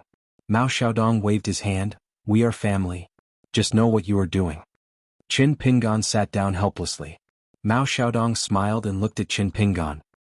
He stretched out his hand and said, "Little junior brother, let me see your customs clearance document." "Let me see it." Qin Pingan stood up again and handed over the customs clearance document with both hands. Mao Xiaodong took it and smiled, "I have to thank little junior brother for subduing that little bastard Cui Dongshan. If this guy was not worried about you visiting the academy one day, he would have turned little Dongshan and the capital of the Great Sui Kingdom upside down." Qin Pingan said, "Actually, Cui Dongshan is still afraid of Mr. Wensheng. It has nothing to do with me." Mao Xiaodong stretched out his hand and pointed at Qin Pingan. "Little junior brother's conduct is very similar to our master's. The greater the feat, the more modest he is in front of us disciples. Oh, don't flatter him as if he has done something great. The person who won the argument is not that Taoist ancestor or Buddhist ancestor. Why are you so excited? Did you think that he could not win from the beginning? It would be a pleasant surprise if he won. You Mao Xiaodong have the most ridiculous smile. Go out and study with Zuozhuo in the yard. Remember to remind Zuozhuo to bring a supper for Xiaoqi when they sneak out. Xiaoqi is now growing up. Remember not to be too oily. It will make one unable to sleep at night." Mao Xiaodong laughed heartily as he talked about his teacher's past. Qin Pingan felt a headache coming on. Why did he feel that Mao Xiaodong was harder to talk to than Cui Dongshan? Qin Pingan asked, "I heard from Mr. Liang at the gate that Lin Shui is very promising. Don't worry. But Li Huai seems to be not very good at his studies. Will Li Huai be tired?" Mao Xiaodong smiled and said, "With Li Huai's happy-go-lucky temper, even if the sky falls down, he will still lie on the ground and play with his painted puppets and clay figurines. He might even be happy that he doesn't have to listen to the teacher's nagging lectures today. You don't have to worry about Li Huai. Every time he is at the bottom of the class he still eats and drinks. Last time his parents and sister came to the academy and left him some money. He didn't spend it recklessly. But one time he was caught red-handed by the teacher on night duty. At that time, Li Huai and 2 of his schoolmates were using bowls of water instead of wine. The 3 of them were eating big chicken legs. After they were punished to stand and be beaten, Li Huai was still snoring. The teacher asked him which one was better, the beating or the chicken leg. Guess what Li Huai said? Qin Pingan held back his laughter and said, "If being beaten can make you eat chicken legs, then the beating is also delicious. However, I reckon that after saying this, Li Huai will be beaten until he's full." Mao Xiaodong gave him a thumbs up and said, "You are indeed the little brother who escorted them all the way. You really know Li Huai the best." Then Mao Xiaodong smiled and said, "Although Li Huai is slow at reading, he is not stupid. Many of his peers only know how to recite. As long as Li Huai is able to read, he can really make it his own. So the teachers have a good impression of Li Huai. Every time he is at the bottom of the class, they won't scold him." Qin Pingan said tentatively, "Li Huai should study harder and not be lazy. These principles have to be said." Mao Xiaodong's eyes were full of admiration. Yes. At that time, Li Huai had just made a scene in the palace and everyone was scared out of their wits. The teachers liked Li Huai more, and they were also worried that Li Huai was too protective of his children. For a period of time, they didn't even dare to say a harsh word. So I reprimanded those teachers. After that, they were on the right track. They were beaten and reprimanded when they needed to be beaten. This is the attitude that teachers' disciples should have. Qin Pingan asked, "After that incident, did Li Huai and the other children have any side effects that they themselves didn't notice?" Mao Xiaodong said with a smile, "With me around and at the very least with Cui Dongshan, that bastard with a belly full of evil tricks keeping an eye on them, they didn't cause any trouble. This kind of thing is inevitable. It is also a part of learning etiquette and knowledge. Don't worry too much about it." Qin Pingan nodded and said, "It's easy to control and not go to extremes. It's just that Mountain Master Mao has to be more careful." Mao Xiaodong complained, "Is it so difficult to call me senior brother Mao? What's wrong? Do you think that I, Mao Xiaodong, am far inferior to Qi Jingchun and Zhuozhuo, or even Cui Shi and Cui Dongshan, so you don't want to call me senior brother Mao?" Qin Pingan shook his head and said, "It's not like that. Please understand, Mountain Master Mao." When it came to the cultural pulse, Qin Pingan couldn't be polite and perfunctory. Mao Xiaodong seemed to be a little dissatisfied, but he was secretly nodding. If it was a young man who changed his mind when the so-called Saints of Cliff Academy tried to please him, Mao Xiaodong would be qualified. However, if he wanted to be teacher's last disciple, Qi Jingchun and Zui Yu's little junior brothers might not be suitable. One could see the situation from a small clue. Mao Xiaodong still had this bit of insight. Back then, among the 4 direct disciples of the sage of literature, the first disciple, Cui Shi, was the most knowledgeable, while Qi Jingchun was the most knowledgeable. She was the most knowledgeable and she was the one who advocated that the great Tao moves on its own. She was a late bloomer and her cultivation was the highest. There was also a fellow who seemed to be slow-witted and was the slowest to become a talent, but he was the teacher's favorite other than Qi Jingchun. In fact, after the defeat of the 3rd and 4th disciple, the sage of literature's lineage, which was at the peak of its power, gradually fell into silence. Only this person followed the teacher from beginning to end, accompanying the teacher who imprisoned himself in the forest of merit. Among all the nominal disciples, Mao Xiaodong and the others weren't considered outstanding. From this, it could be seen that the literary sage's lineage was the center of attention and brilliant literary fortune. Mao Xiaodong felt that it was a pity. Outstanding people were always blown away by the wind and rain. Qi Jingchun left the Central Divine Continent and came to the Aquarius Continent to establish the Cliff Academy. Outsiders said that Qi Jingchun wanted to restrain and intimidate his old senior brother Cui Dong, but Mao Xiaodong knew that wasn't the case at all. He was even more decisive, leaving the human world and going out to sea to visit immortals alone. The only one rumored to be able to chase Alliance around the streets was a one-track mind blockhead. He had been silent for more than 100 years. Mao Xiaodong put away his messy thoughts and finally fixed his gaze on this young man. Now, teacher had taken in this disciple who inherited the knowledge of the literary pulse. In the 3 years after Qin Pingan entered the academy, Mao Xiaodong was curious and worried. He was curious about what kind of scholar teacher had taken in. He was also worried that this young man who came from the Pearl Grotto heaven and had high hopes for Qi Jingchun would disappoint him. However, Mao Xiaodong used the scholarly sage's ability to watch Qin Pingan's words and actions from afar. He wasn't surprised, but he wasn't disappointed either. He just felt that this poor disciple named Qin Pingan was the disciple that teacher would take in. He was the junior brother that Qi Jingchun was willing to take in on behalf of his master. That was the right thing to do. After that, Qin Pingan asked Lin Shui in detail if there would be any conflicts between his cultivation and learning. He asked if Gao Xian and Yu Lu's friendship would be impure. He also asked if there would be any problems with her state of mind after she became Cui Dongshan's servant. Mao Xiaodong answered them one by one, occasionally flipping through the customs documents. After knowing more or less everything, Qin Pingan was truly relieved. Mao Xiaodong finally smiled and asked, "Aren't you tired of thinking so much about your own and other people's?" Qin Pingan shook his head and said honestly, "Not at all." Mao Xiaodong nodded and said softly, "Learning and practicing the sword are actually the same. They both need to accumulate strength. A gentleman will do great things when he's successful, but when he's not, he'll be like a dragon. Therefore, when you have a strange idea, it's as if brilliant literary talent has come from the heavens and the world has never seen it before." Qin Pingan felt that his words were a little too exaggerated. He was a little nervous. Mao Xiaodong suddenly asked in a low voice, "Has teacher ever mentioned me?" Qin Pingan wanted to say something but hesitated. He answered honestly, "I don't think he's ever mentioned you." Mao Xiaodong slapped his knee and said angrily, "There's actually such a biased teacher in the world?" Mao Xiaodong didn't give up and asked, "Think about it again. Could it be that you've missed something?" Qin Pingan shook his head decisively. Mao Xiaodong stroked his beard and smiled. He said confidently, "I think teacher has a disciple in his heart. Of course, he doesn't have to mention me all the time." Qin Pingan was relieved. The Mao Mountain chieftain in front of him was definitely a disciple taught by teacher Wen Sheng. Pei Qian probably thought that Li Baoping was easier to talk to. She walked faster and faster, her footsteps lighter and lighter. However, when Pei Qian arrived at Li Baoping's dormitory and saw the stacks of copied books on the bed, she almost knelt down and kowtowed to Li Baoping. It was no wonder that when Pei Qian boldly showed off that he copied books every day, Li Baoping only responded with an "oh," and did not say anything else. At first, Pei Qian felt that she had finally turned the tables a little. She was a little proud and straightened her back a little. Li Baoping poured a cup of tea for Pei Qian and asked her to sit anywhere she wanted. She climbed onto the bed and moved the small bamboo box that was leaning against the wall to the table. She took out the narrow saber lucky talisman, and the small silver gourd that Liang had given her. Li Baoping said, "They're for you." Pei Qian looked at the narrow saber and the small calabash. She was more knowledgeable now.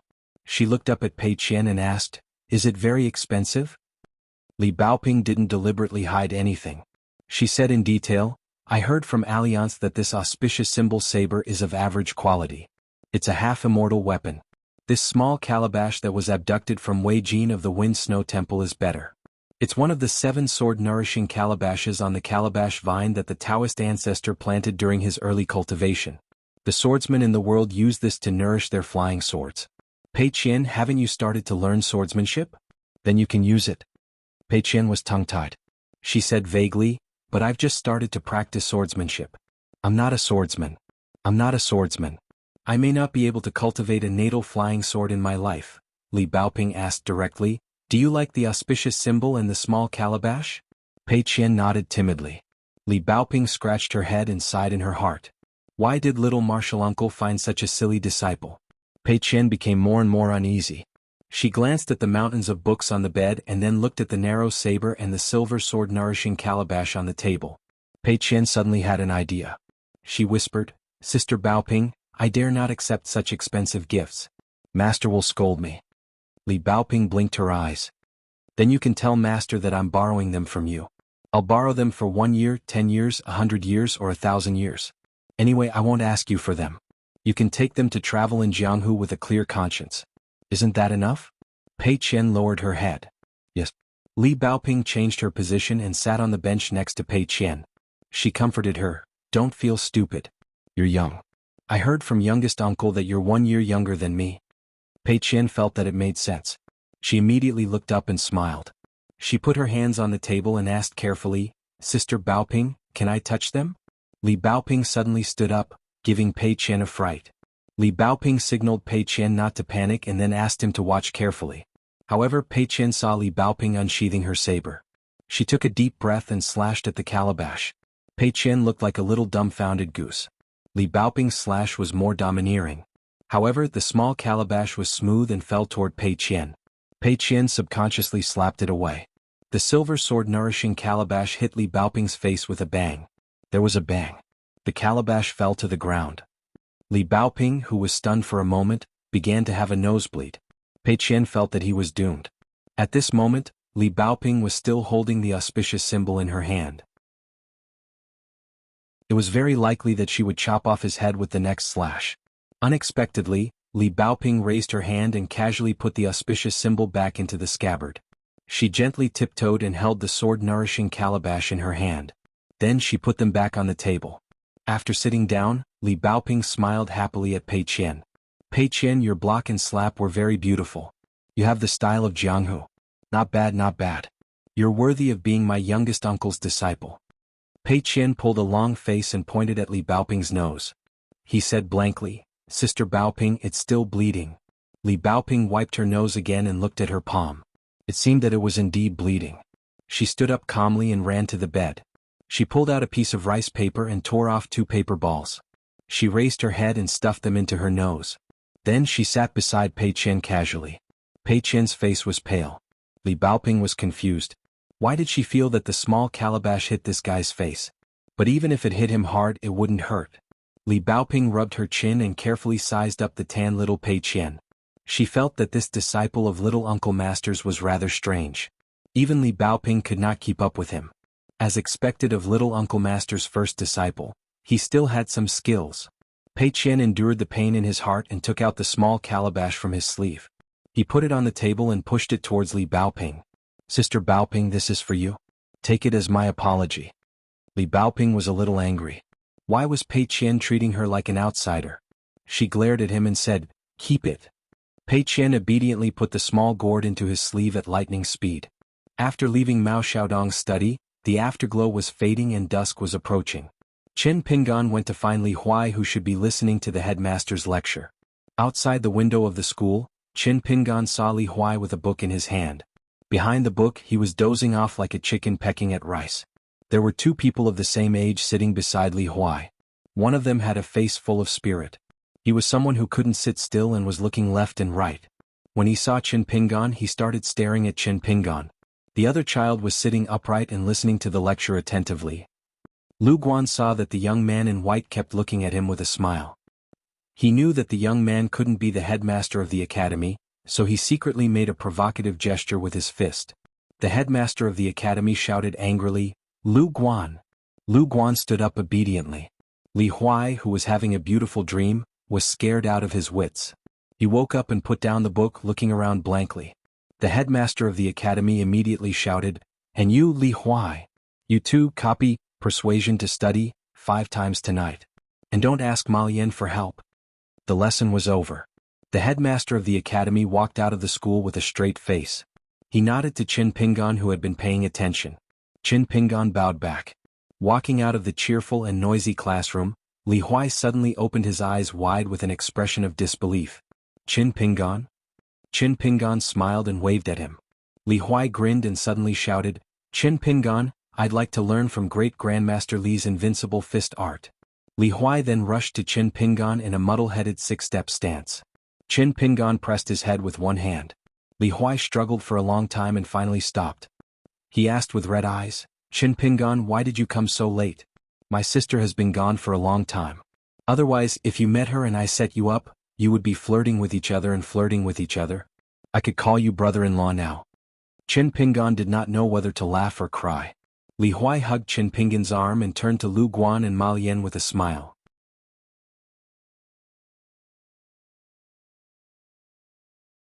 Because the second Taoist master would definitely kill them directly. The remaining souls would most likely be pulled into his palm, the purest thunder purgatory in the world. The world was huge.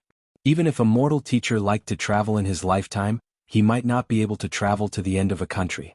Even if he became a cultivator, he wouldn't dare to say that he could travel to the end of a continent. Similarly, the peak immortals who were lucky enough to reach the upper 5 states also wouldn't dare to say that they could travel to the end of the world.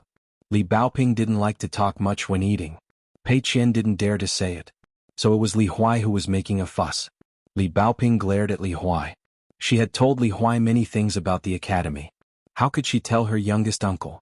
Li Huai shook his head. He was still provoking Li Baoping recklessly. This was called smashing a broken jar. Anyway, he would definitely be punished by Li Baoping in the future. Qin Pingan didn't say much. He ate slowly and chewed slowly as usual. Most of the time he picked up food for the 3 children. Li Huai suddenly asked, Qin Pingan, why did you change your clothes? You're not even wearing straw sandals.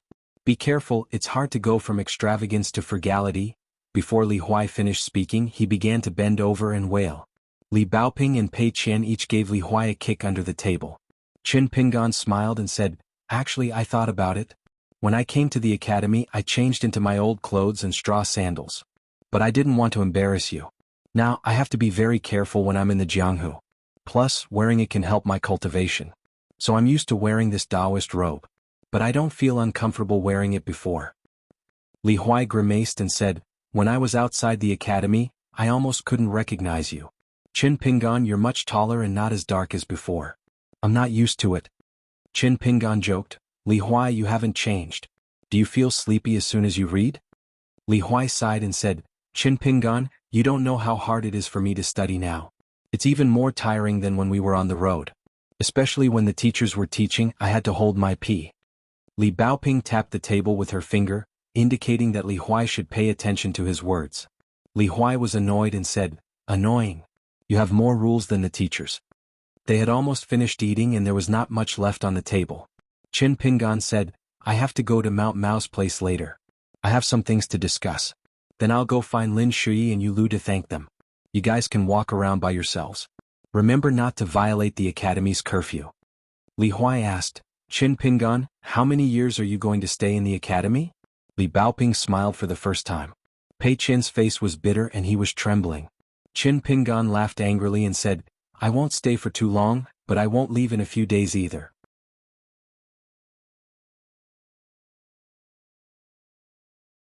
In fact, he thought that this black girl could not be judged by her appearance. She was better at bragging than Alliance and himself. He had met his match.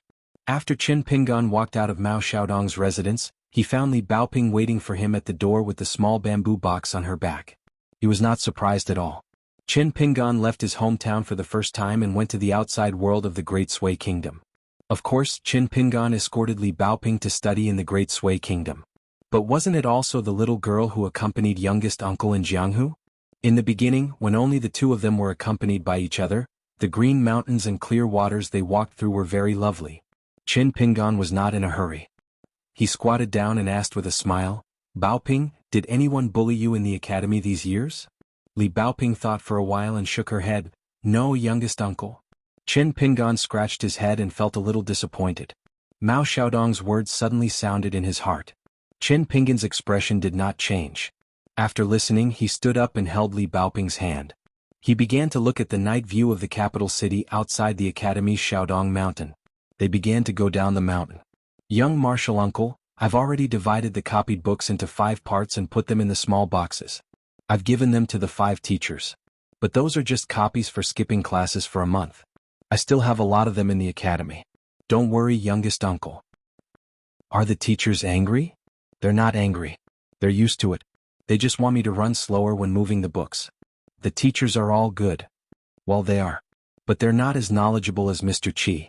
Why? Mr. Qi is the most knowledgeable. Youngest uncle is the best. There's no reason. Ha, that makes sense.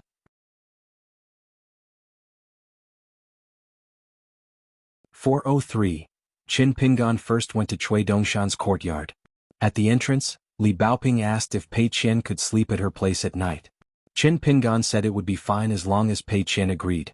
Li Baoping also asked if she could give or lend Pei Qian the saber, the auspicious symbol, and the small silver gourd so that Pei Qian could roam Jianghu with more dignity. Qin Pingan smiled and said that there was no need to give Pei Qian such an expensive gift for the time being.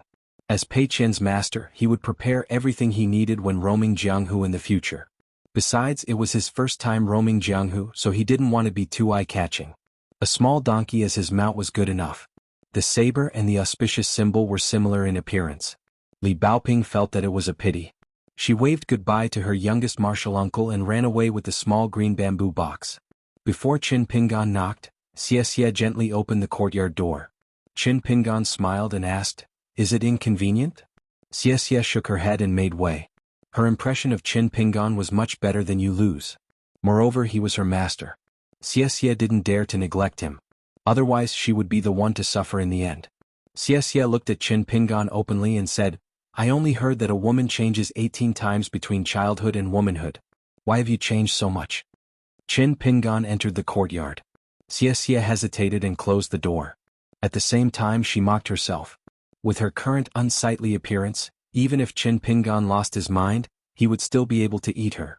Xie knew very well what kind of person Qin Pingan was. She never felt that they were the same kind of people, let alone like old friends at first sight. She just didn't hate him. It was just like how people viewed calligraphy. Whether they were in love with the carefree cursive script or the regular script, it was just a personal preference. There was no distinction between the two. Compared to Yu Lu, Xie was much more polite and tolerant towards Qin Pingan. He took the initiative to point at the green bamboo corridor outside the main house and said, "You don't have to take off your shoes. This is a specialty of the Great Sui Kingdom's Qing Shao Ferry. It's warm in winter and cool in summer. It's suitable for cultivators to meditate." Before the young master left, he asked me to pass a message to Lin Shui that he could come here to cultivate the thunder magic. However, I felt that Lin Shui wouldn't agree, so I didn't go and ask for a rebuff. Qin Pingan still took off the pair of boots that Pei Qin had secretly bought in town and gifted to him. Sitting cross-legged on the green bamboo floor, he flipped his wrist and took out a bottle of well wine he bought from Betail Ferry. He asked, "Do you want to drink? It's just a fine wine."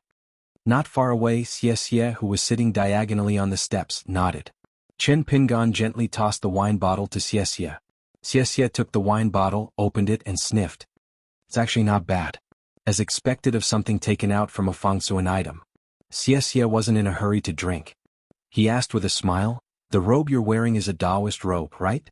It's because I'm in this courtyard that I can sense the flow of spirit qi." Qin Pingan nodded. "This robe is called Golden Wine.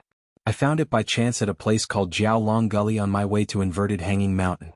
Xie turned his head and looked towards the courtyard door with a complicated expression. He muttered, "Then you're really lucky." Qin Pingan grunted in acknowledgement. He took off the blade-strengthening gourd and drank a mouthful of wine.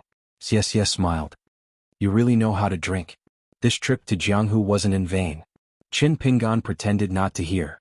He reached out and touched the bamboo floor. The spirit qi flowed like water. Although it couldn't compare to the best immortal residences and grotto heavens, it contained more spirit qi than the best houses in the immortal inns of the secular dynasties. The world was silent. Xie muttered to himself, "Stars light up the 4 directions in the middle of the Milky Way. Is it cooling down? The immortal cottage is so cool." Qin Pingan smiled. "Which immortal poet of the Liu dynasty wrote it?" Xie shook his head slowly. "A long time ago, on a night like this, my master was casually reciting a poem. She said that the poem was poetic excess. It's just a small Tao, just like calligraphy and chess. It's not worth mentioning." Qin Pingan said, "At Inverted Hanging Mountains Lingji Zhai, I originally prepared a gift for you and Lin Shui. Your gift at that time I mistook it for a broken Du armor that couldn't be repaired. I bought it at a very low price. Later I found out that it was one of the 8 ancestral armor pills of the deity Du armor. I even repaired it for a friend. When I met Chui Dongshan in Qinghuan Kingdom, Chui Dongshan told me not to give you such an expensive gift. Our friendship wasn't that good and you might misunderstand that he had ulterior motives. I felt that it made sense, so I thought that I could save it first. It wouldn't be too late to give it to you when we become true friends. So today I'll give you this first. Take it." Xie turned his head and reached out to take a small piece of finely carved mutton fat jade. It was the white ox Ganoderma. Qin Pingan smiled. "It's a small gift from Inverted Hanging Mountains Lingji Zhai. Hope you don't mind." Xie smiled and said, "Are you hinting that as long as I become friends with you, Qin Pingan, I will be able to obtain a priceless military treasure?" Qin Pingan smiled and didn't say anything. Xie held the warm and delicate jade piece and said to himself, "You're not that kind of person." Qin Pingan raised the blade-strengthening gourd and held back his laughter. "Thank you." Xie glanced at Qin Pingan. Yo, you've only been gone for a few years and you've learned to be glib? I really have to look at you with new eyes. Qin Pingan fastened the blade-strengthening gourd to his waist and covered his sleeves with his hands. He sighed. When Li Huai was bullied by outsiders, you Lin Shui and you Lu all stood up for him. I was really happy when I heard about it. That's why I told you about the sweet dew armor, not to show off, but because I really hope that one day I can become friends with you. I actually have a selfish motive. Even if we can't be friends, I still hope that you can become good friends with Little Treasure Bottle and Li Huai. You can take care of them in the academy in the future. There was another reason that Qin Pingan couldn't say out loud. No matter how many twists and turns there were, Qin Pingan was still Cui Dongshan's teacher in name. It was very suspicious that he didn't discipline him well.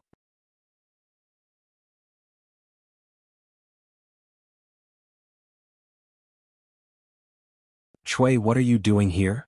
Years ago, Cui Dongshan and Kai Jingshan had a soul-stirring fight in the sky above the great Sui Kingdom's capital city, which was called Little Dongshan by the people of the capital city.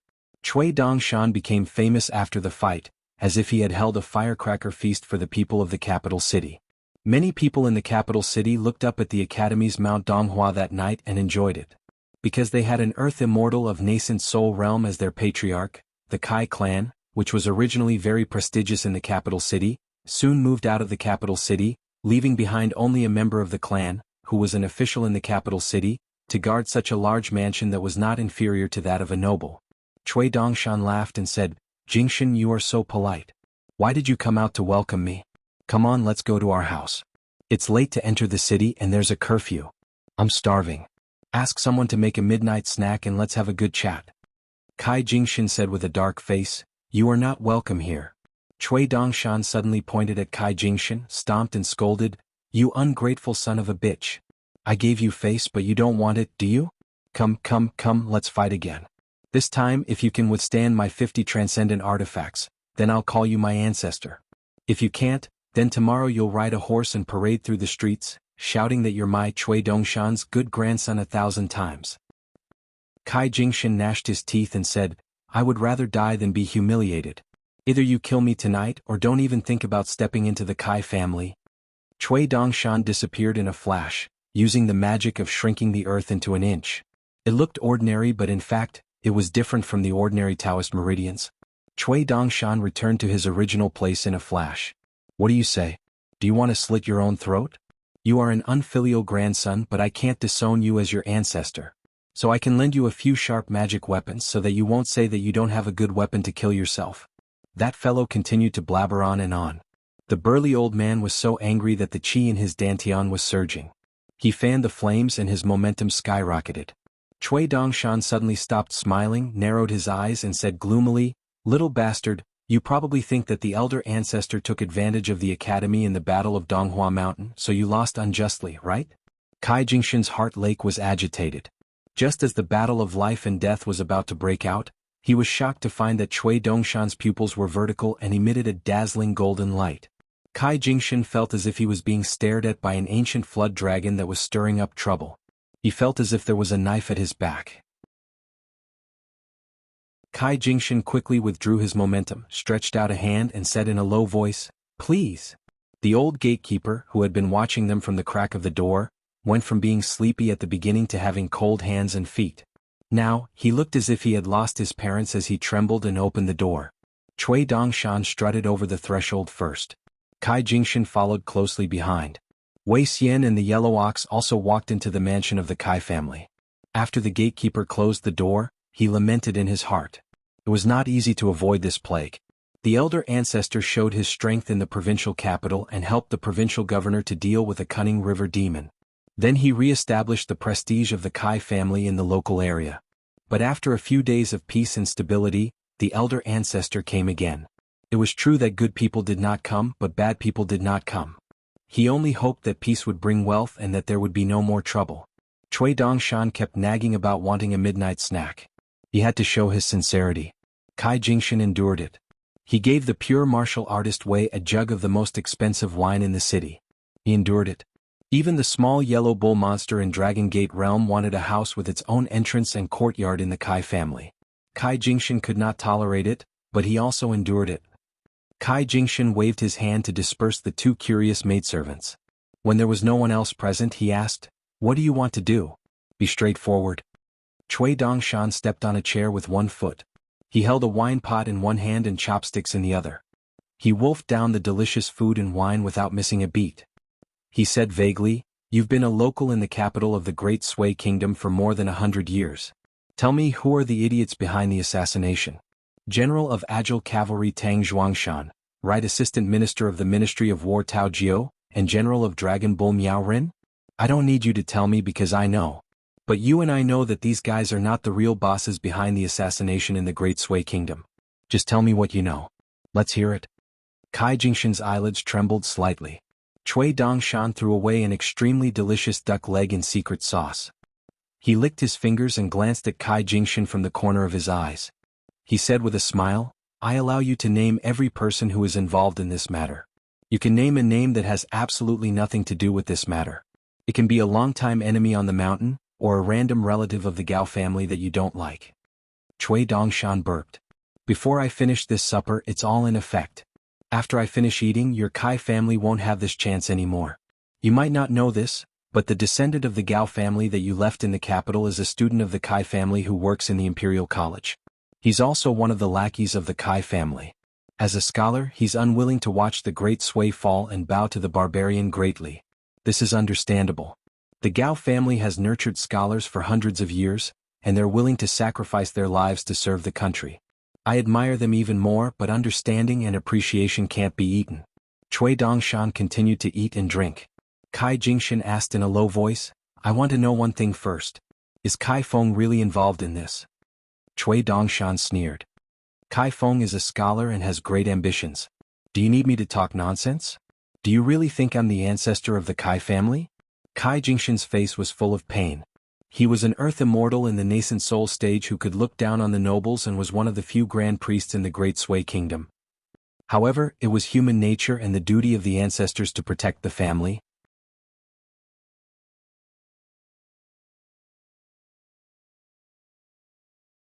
404. Cui Dongshan put down the pair of chopsticks, lowered his head and placed them neatly.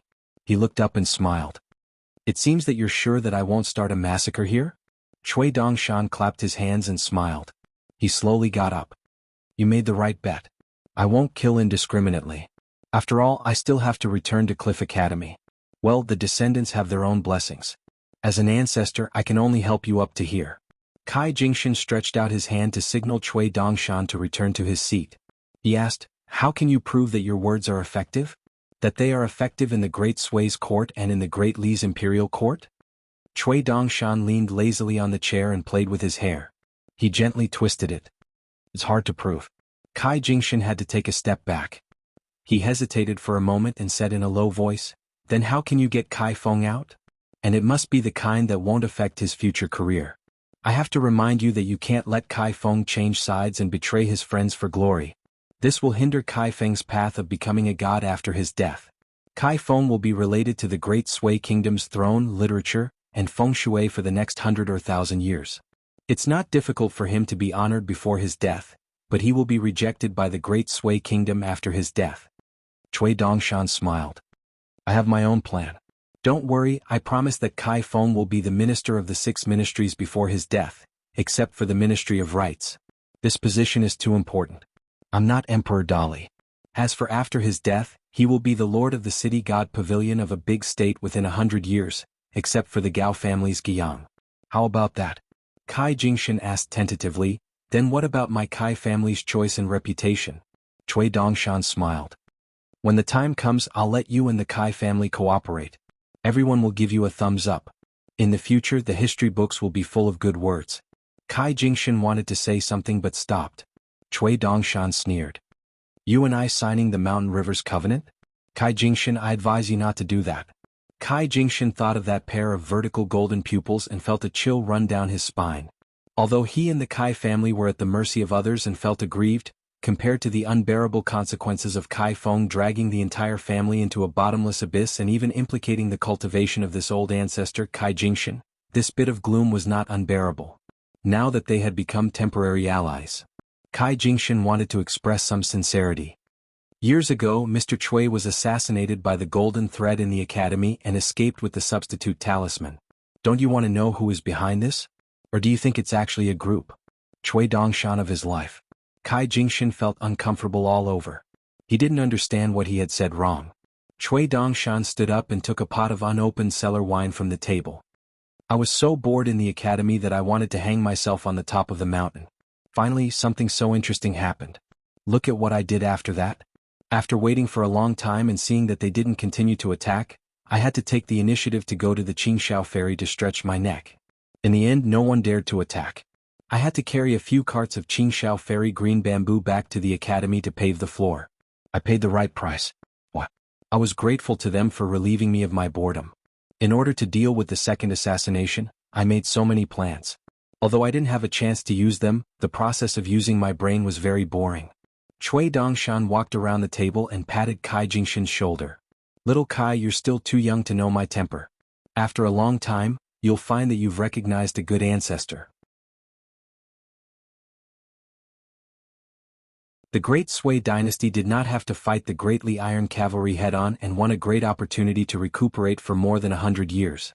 They only had to cede the Huangting Kingdom and its vassal states, while the Great Li was able to preserve their strength and go all out to the south, killing their way to the border of the Zhuang dynasty.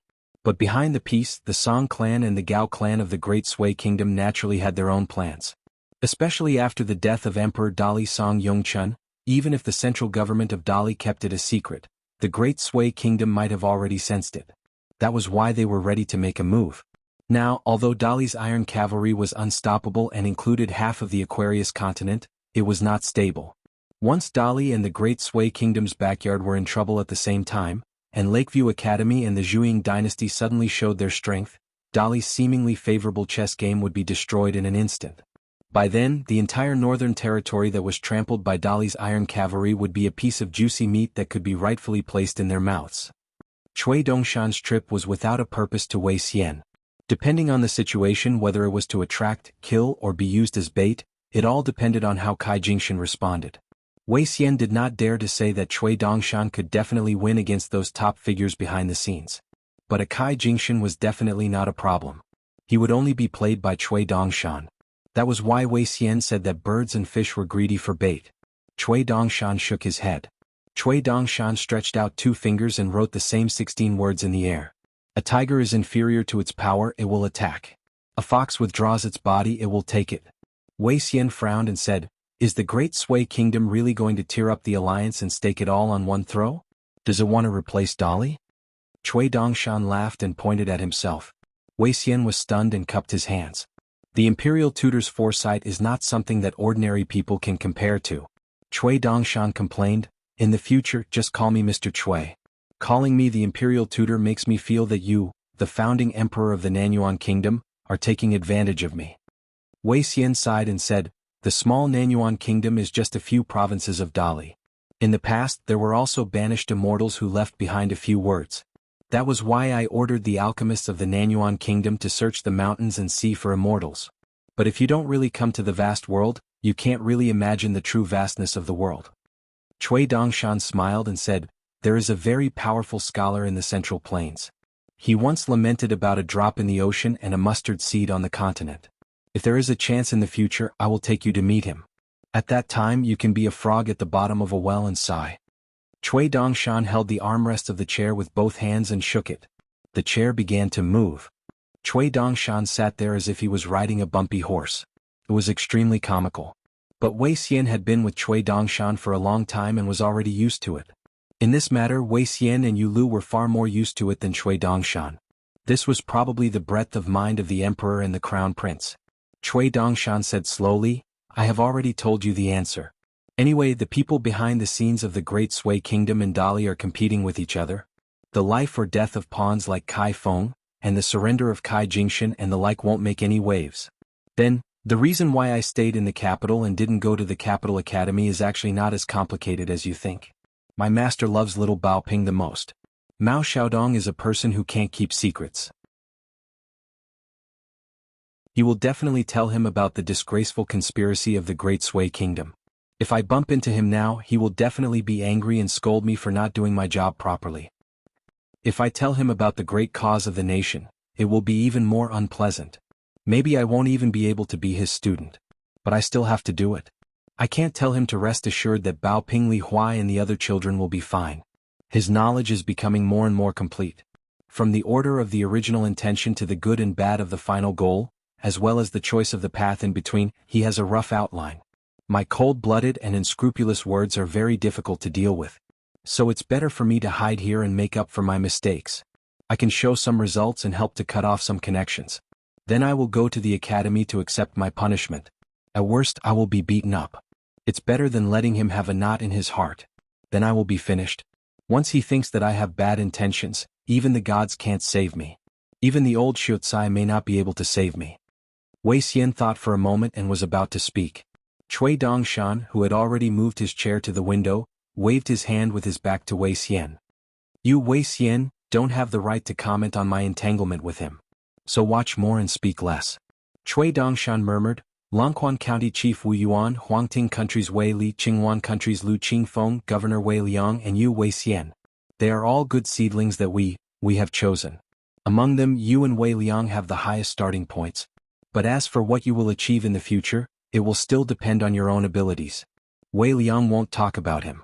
He is a lone cloud and a wild crane. He can't be considered a chess piece in the true sense of the word. But Wu Yuan and Lu Qingfeng were carefully cultivated by him. You and Wei Li were chosen by me. In the future, the four of you will fight for us. His words were a bit vague, but Wei Xian silently remembered them. Cui Dongshan suddenly slapped his hand on the armrest of the chair. Sure Ro, that stupid thing, probably still doesn't know that the words on the folded paper in the brocade bag are my words from the bottom of my heart. They are sincere and sincere. Every word is written with blood and tears. They are the most precious words of experience for someone who has experienced it. The next time we meet in the academy, if she doesn't improve at all, see how I will deal with her. Du Mao's immortal body doesn't need to eat, drink, poop, and sleep. That's why she can endure the disgust. When the time comes, I will make her eat, drink, poop, and bathe a few times. I will also let her know what a real man is. Wei Xian bid farewell and left. With a wave of his sleeve, Cui Dongshan removed the restriction of the lightning pool with a circle of golden light. Wei Xian sincerely admired and respected this person.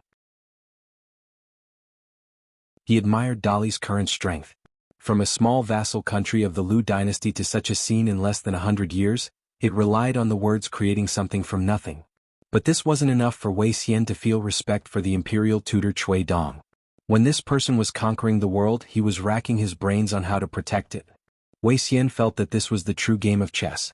After Wei Xian left, Cui Dongshan shook his wrist and the pot of wine on the table flew into his hand. He took small sips of wine. During the ups and downs of his journey, he had seen too many people and things. He had read even more books and seen countless mountains and rivers. In the soul-stirring battle of the third and fourth ranks, there was once a civil official who didn't care about his life and death. He said something that no one would take to heart, but it had always moved Cui Dong. It was engraved in his mind until today. Heaven and earth have given life, and death is inevitable. Grass and trees will wither in spring and autumn. This is the law of heaven. You Qi cultivators who disregard the law and treat human lives like grass. You immortals on the mountain who treat the common people like ants. How are you different from the demon race? Cui Dongshan pinched the wine pot with 2 fingers and leaned against the chair. His voice was as soft as a mosquito's, intermittently muttering, I was once a banished immortal. I drank the spring water brewed by the gods of the heavenly court. I played the colorful cloud chart in White Emperor City. I looked at the iron face in waves and I was unhappy. I was penniless, but I ate the dew and drank the dew. I drank wine with lanterns and I could fight the wind, rain, thunder, and lightning. Sir was drunk and shook his head. He raised the empty cup high and asked who was first in the human heart. The boy didn't answer and fell asleep with his head down. He heard the chirping of the insects on the walls and it was the sound of him snoring. Sir took off his clothes and put it on the boy. He staggered and fell into a dilapidated hut. Cui Dongshan suddenly stretched out his hand and scratched his cheek. Nothing. Change. What should I change? I got it. He began to hum an unknown folk song. A toad with 1 mouth, 2 toads with 4 legs, splashing and splashing as they jump into the water. Toads don't drink water. Peaceful years, toads don't drink water. Peaceful years. The capital, the Kai family mansion. The carriages and horses were silent. High-ranking officials had gathered and all of them had arrived. Kai Feng, who was currently serving in the Imperial College, was already considered an outstanding person. Who would have thought that tonight, among the 7 or 8 people, Kai Feng was only the one with the lowest official position? The left assistant minister of rights Guo Xan, the right assistant minister of war Tao Jiao, the Dragon Bull General Miao Ren, and the deputy commander of the infantry Yamen Song Shan, most of them were young officials from the capital of the Great Sui Kingdom, and they were not old. The oldest was Tao Jiao, who was only 45 years old. Kai Feng was a tall and handsome youth with an imposing appearance. Even when facing these high-ranking officials, he did not lose to them in terms of aura. This was not only because of his talent, but also because of the family name of the mansion. The ancestor of the Kai family, Kai Jingshan, even if he was reduced to a laughingstock, he was still an old Yuanying immortal who had protected the capital of the Great Sui Kingdom for many years. Everyone was either drinking tea or drinking wine. They had already made plans, and it was very likely that the future of the Great Sui Kingdom, and even the future of the entire Aquarius continent, would be decided by the Kai Mansion tonight. On the way back, Qin Pingan was still thinking about the matter that Lin Shi had mentioned. However, after thinking about it, he did not feel that he had done anything worthy of Lin Shi's gratitude. If Li Baoping and Li Huai had been thinking about it, Qin Pingan would not be surprised at all. However, Lin Shi was different. Probably because of his sensitive background, he had always been meticulous, opinionated, and ambitious. Therefore, Qin Pingan was not surprised that he had set foot on the path of cultivation when he was studying. Julien's intuition was sharp. He did not go straight back to his room. Instead, he followed Qin Pingan into the room and asked softly, "Is there a situation?" Although they were master and servant in name, they had developed a tacit understanding with each other after many battles. Qin Pingan did not hide anything from Julien.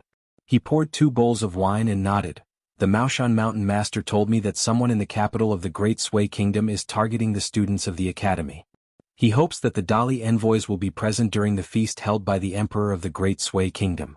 Once there is a problem with the academy, they can provoke the anger of the people of the 2 countries and break the delicate balance. Over the past 2 years, the Great Sui Kingdom has been suppressing the anger of the Emperor of the Gao family for taking the initiative to bow to the barbarian Dali. From the officials and generals who feel humiliated, to the scholars and writers who are filled with righteous indignation, to the confused common people, as long as there is an opportunity they will." Julien continued, "A single spark can start a prairie fire. Once it is out of control, the Great Sui Kingdom will have no way back. Even the Emperor of the Gao family will be forced to break the mountain alliance." Qin Pingan said indifferently, "These are important matters of the imperial court. If you ask for benevolence and obtain benevolence, you will have no complaints. I understand that. That's why I didn't want to get involved. It's the same principle as us in Jianghu. It's just that Bao Ping and the others are involved." Qin Pingan drank the wine in his bowl and stopped talking. Julien was slightly surprised. What a strong murderous aura. A ferocious aura surged in his heart lake. Julien wanted to say something but stopped. Qin Pingan looked indifferent. "I know." Qin Pingan poured a bowl of wine. "The more I practice the sword, the more I am influenced by the sword was Wei Jin's sword that split the night sky and his killing in the Jialong Valley. I am a timid person and I don't dare to do as I please. But later I was seriously injured by Du Mao's sword-swallowing boat. Later I met my enemy Li Baoshan. I became more and more aware that there is something wrong with my state of mind. It may even have a lot to do with my natal porcelain being broken in the beginning. In short, it is very troublesome."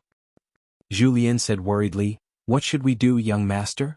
This seems to involve the knot in your heart, or the inner demon of a cultivator." Qin Pingan raised his bowl and clinked it with Julien's. He smiled and said, "Read more books." Seeing Julien's incredulous face, Qin Pingan said with a bitter smile, "I'm not joking with you." Julien took a sip of wine and shook his head. "This was not a joke. Was there a joke in the world?" Qin Pingan said softly, "Before I arrived at Donghua Mountain Academy, I actually began to read the books of the sages. Why did I read the books of legalism in Qinghuan Kingdom? It was because I realized that only reading Confucian books seemed to be not completely compatible with my inexplicable nature. It was not very effective. Under Cui Dongshan's suggestion, I wanted to compare the Confucian moral essays with the fundamental knowledge of legalism. In retrospect, it was indeed useful. When I arrived at the academy and saw the Maoshan Master's ruler and the words engraved on it, I was enlightened and felt that I was on the right path. It was just that I was in a daze and followed my instincts. I had no idea where I was going. You may not know, but I, Chin Pingon, am most afraid of that kind of. Chin Pingon began to think about how to phrase it. Zhu Lian said tentatively, drawing the sword and looking around, the heart is at a loss. Chin Pingon smiled and said, that's a little interesting. As long as I see someone standing somewhere far away or high up, no matter how far or high up, I am not afraid. Chin Pingon used his finger to write lightly on the table and said slowly, the sages said, follow your heart and do not overstep the rules. This is the remedy for the illness. Zhu Lian raised his wine bowl and felt that it was not right to drink, but it was also not right to not drink. Chin Pingon laughed and said, do I need a reason to drink? Let's drink. The two of them finished the wine in their bowls. Chin Pingon felt that since martial artists and mortal enemies were the most beneficial for cultivation, then he himself, as a chi cultivator, could use this to sharpen his heart and find joy in the midst of hardship. Was it not a bad idea to use this as the dragon-slaying platform for cultivation? Just like in Zhongyue of Sky Bearing, Zhu Lian threw a punch at Pei Qian on the ferry boat and Pei Qian dodged it. Shi Ro was not a pure martial artist. She did not know what was so amazing about Pei Qian's instinct to dodge a punch from a level 4. Zhu Lian was also not a cultivator. He did not understand the horror of earth immortals who saw their inner demons as their mortal enemies. Therefore he did not understand how high Chin Pingon's realm was. After drinking the wine, Zhu Lian began to calculate out of habit and said, I heard from Shi Ro that last time on the wall of Lion's Den, young master almost fought with that woman from the saber room, Lu Boqi. You almost pulled out the sword on your back. However, Shi Ro was behind you and found that even though young master only held the sword hilt, your palm was burned afterwards? You had no choice but to withdraw your hand into your sleeve to prevent Lu Boqi from discovering the truth? Chin Pingon nodded and said, can't help it. Half-immortal soldiers are just that hard to please. Zhu Lian was puzzled. Chin Pingon had talked about the battle with Ding Ying in the Lotus Flower-blessed land in detail. It could be considered a replay of the chess game between the master and servant. Chin Pingon explained, the long chi sword I told you about before was of a higher grade, but most of the restrictions were broken by that big sword immortal. Otherwise, I would not have been able to pull out the sword until I died. As for the Fu family of Old Dragon City as the sword immortal, they wanted to watch the show. The two lay in their respective blankets. Li Baoping lay straight and said the word, sleep, and fell into a deep sleep in an instant. Pei Qian carefully tossed and turned in bed and fell asleep very late. When he woke up the next day he found himself wrapped in warm blankets like a dumpling. Pei Qian turned around and saw that Li Baoping's bedding was so neat that it looked like a piece of tofu cut by a knife. Pei Qian recalled that he always cleaned the bedding carelessly. He felt a little guilty and went back to sleep comfortably. He had to recuperate so that he could continue to fool the dull-witted Li Huai and the other two fellows who were even more stupid than Li Huai. As for arm wrestling with Li Baoping, Pei Qian felt that he would wait until he was as old as Li Baoping. He was still young anyway, so it was not embarrassing to lose to Li Baoping. Next year he would be 12 and Li Baoping would be 13. Naturally he would still be 1 year older than her. Pei Qian did not care. Next year and next year there would be many years. It was not bad. Li Baoping woke up early in the morning and went to find Chin Pingon. There was no one in the guest house, so she ran to the courtyard of the Maoshan master. She waited at the door. As the sage of Confucianism, Mao Xiaodong knew everything about the academy as long as he wanted to. Therefore he had to tell Chin Pingon that Li Baoping was waiting outside. Chin Pingon left the study room to pick up Li Baoping. On the way back he said that he could not visit the capital of the Great Sui Kingdom today. Li Baoping was not in a hurry after knowing that Chin Pingon would stay in the academy for at least a month. She wanted to visit some places that she had not been to before or take Pei Qian with her. However, Chin Pingon suggested that they take Pei Qian to visit the academy today. They would take Pei Qian to visit the famous places like the Teacher's Hall, the library, and the Flying Bird Pavilion on Donghua Mountain. Li Baoping agreed. She ran away in a hurry before reaching the study room, saying that she wanted to have breakfast with Pei Qian. Mao Xiaodong smiled and said, you have to worry about being assassinated when you go out, but you also don't want to disappoint Li Baoping. Do you find it troublesome? Chin Pingon nodded and said, yes I do. Mao Xiaodong asked, why don't you ask me if I know which rich and powerful families of the Great Sui Kingdom are planning this? Chin Pingon shook his head and said, even this academy is still the land of the Great Sui Kingdom. The most important thing now is to refine your body. Mao Xiaodong waved his hand and said, Cui Dongshan is full of crap, but he said something reasonable. The foundation of the academy, our lives, knowledge and skills are all based on the word, attainment. Mao Xiaodong stood up and walked slowly. Buddhism says that if you let go of your attachments, all the sufferings in your life will no longer be painful. It is a kind of great freedom. Taoism pursues peace and tranquility. Sufferings are like the flying boat in the void. Avoiding the world early is a kind of true freedom. Only our Confucian school faces difficulties. People in the world don't run away from the sufferings in this life. On the road, the books of the sages are like lanterns guiding people.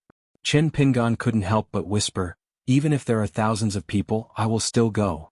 Mao Xiaodong stopped and agreed. He sighed and said, "That's right." In less than 4 hours, Li Baoping took Pei Qian to the academy. If she didn't have to explain to Pei Qian patiently, Li Baoping could finish it in 2 hours. In the end, Li Baoping took him to the towering tree at the top of the East Mountain. They climbed up the branches one by one and looked into the distance with Pei Qian. Then she stretched out her fingers and told Pei Qian about the fun and delicious food in the capital city of the Great Sui Kingdom. She was so bold that it was as if the whole capital city was her courtyard. Pei Qian peeked at Li Baoping. He could imagine Sister Baoping in a red dress or a red cotton-padded jacket standing here all these years, waiting for youngest uncle. The two sat on the branches. Li Baoping took out a red handkerchief and opened it. There were 2 soft cakes inside and they each ate one. Pei Qian said that she could go shopping by herself in the afternoon. Li Baoping nodded and said that there was an old teacher from outside the academy in the afternoon. He was very famous and said that he was even more arrogant. He was going to give a lecture in the academy. He was a master of exegesis in a Confucian classic. Since youngest uncle was busy today and didn't have to go to the capital city, she wanted to listen to the old teacher from the distant south and see if he was really that knowledgeable. Pei Qian, who didn't even know what exegesis was, asked shyly, "Sister Baoping, do you understand?" Li Baoping nodded and then shook her head. She said, "In fact, it's all in the book I copied, but I don't understand a lot of questions. The teachers in the academy either advised me not to bite off more than I can chew, saying that Li Zhongying in the academy would be the one to ask. Even if they told me now, I wouldn't understand. But I don't really understand. How do you know that I don't understand when they don't even tell me? Forget it, they are teachers and I can't say that. So I can only swallow my words. Or there are some teachers who will change the topic. Anyway, they won't be like Mr. Qi who can always give me an answer. They won't be like youngest uncle who will tell me what he knows and tell me what he doesn't know. So I like to run around outside the academy. You probably don't know that the earliest hill master of our academy was Mr. Qi, who taught me Li Huai and Lin Shui. He said that all knowledge still lies in the word, attainment. How do you explain the word, attainment? It has 2 meanings. One is to travel thousands of miles and increase one's knowledge. The other is to master it and use what one has learned to cultivate oneself and govern the country. I'm still young, so I can only run around more. When talking about these, Pei Qian found that Li Baoping frowned, which was rare. Pei Qian sighed sincerely. "Sister Baoping, you really think a lot." Li Baoping saw that Pei Qian hadn't finished eating the cake like a mouse gnawing on corn. She laughed and patted Pei Qian on the shoulder.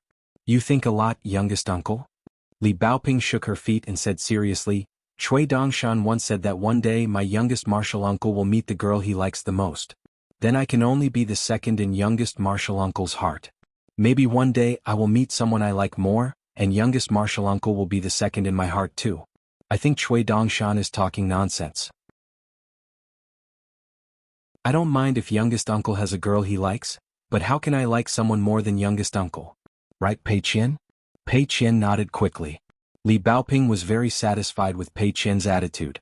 She patted her on the shoulder and said earnestly, "In the future, when you follow youngest uncle to travel Jianghu, you have to work harder and be more sensible. It's okay to be naughty, but don't be naughty all the time and make youngest uncle work hard. My youngest uncle, your master, didn't fall from the sky.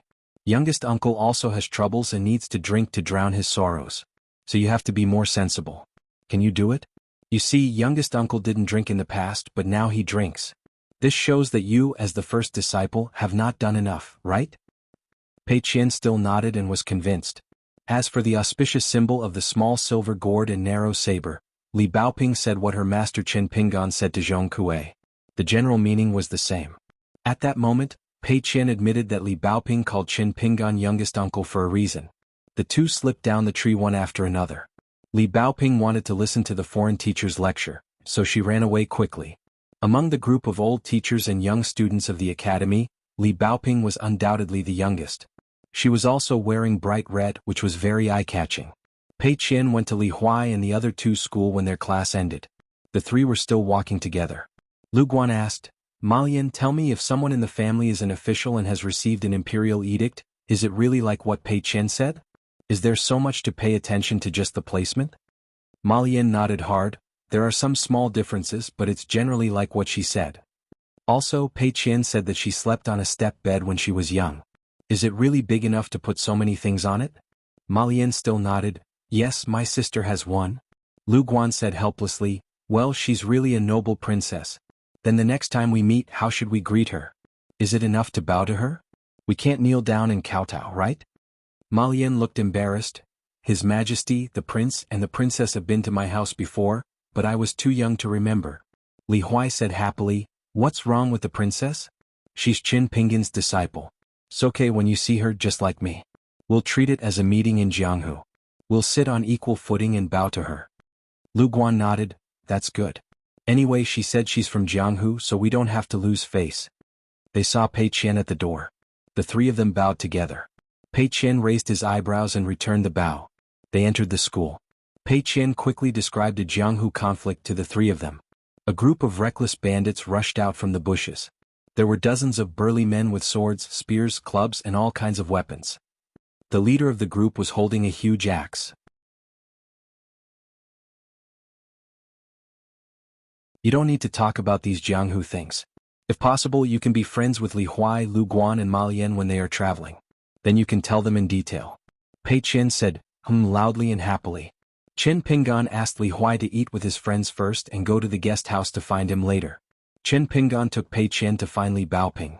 On the way, Qin Pinggan reminded him in a low voice, if you have the chance to travel with Li Huai and the others in the future, remember one thing.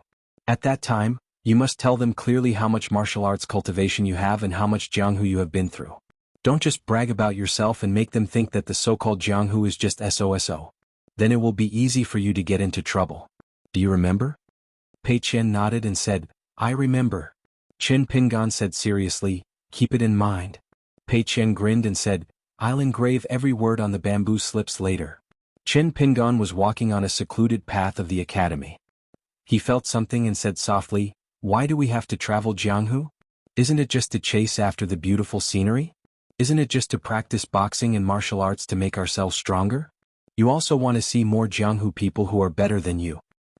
Like me, I saw the starving Zhang Shanfeng on the ferry in Mount Diao, Su Yuanxia who rushed into the haunted house with a heroic spirit, the old sword saint of Combe country who appeared in the dilapidated ancient temple, the ghostly couple who seemed scary but loved each other, Fan Air of Old Dragon City, Lu Yuzhou of the upside-down mountain ape ravaged manor. I also feel ashamed, respectful, envious and sometimes even a little jealous. Pei Qian said in surprise, Master is like that? Qin Pinggan rubbed his little head. What do you think? I also have 7 emotions and 6 desires, and also many bad habits. There are many people who don't like me and don't think highly of me. It's just that when you see someone better, you can't look at them for nothing. You must admire them from a high mountain. Although you can't reach them, your heart yearns for them. Pei Qian's footsteps became slower and slower.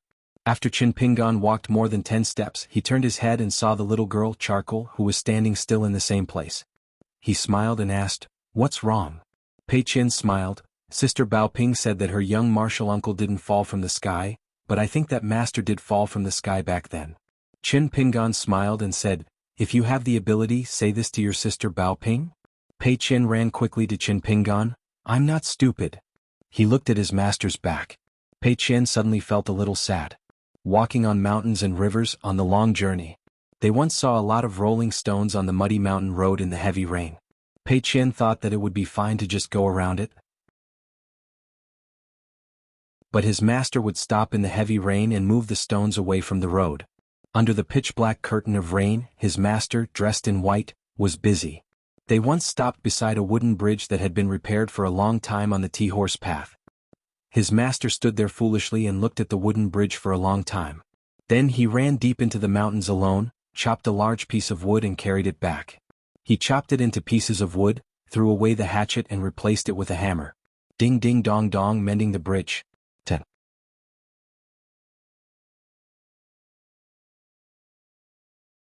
405.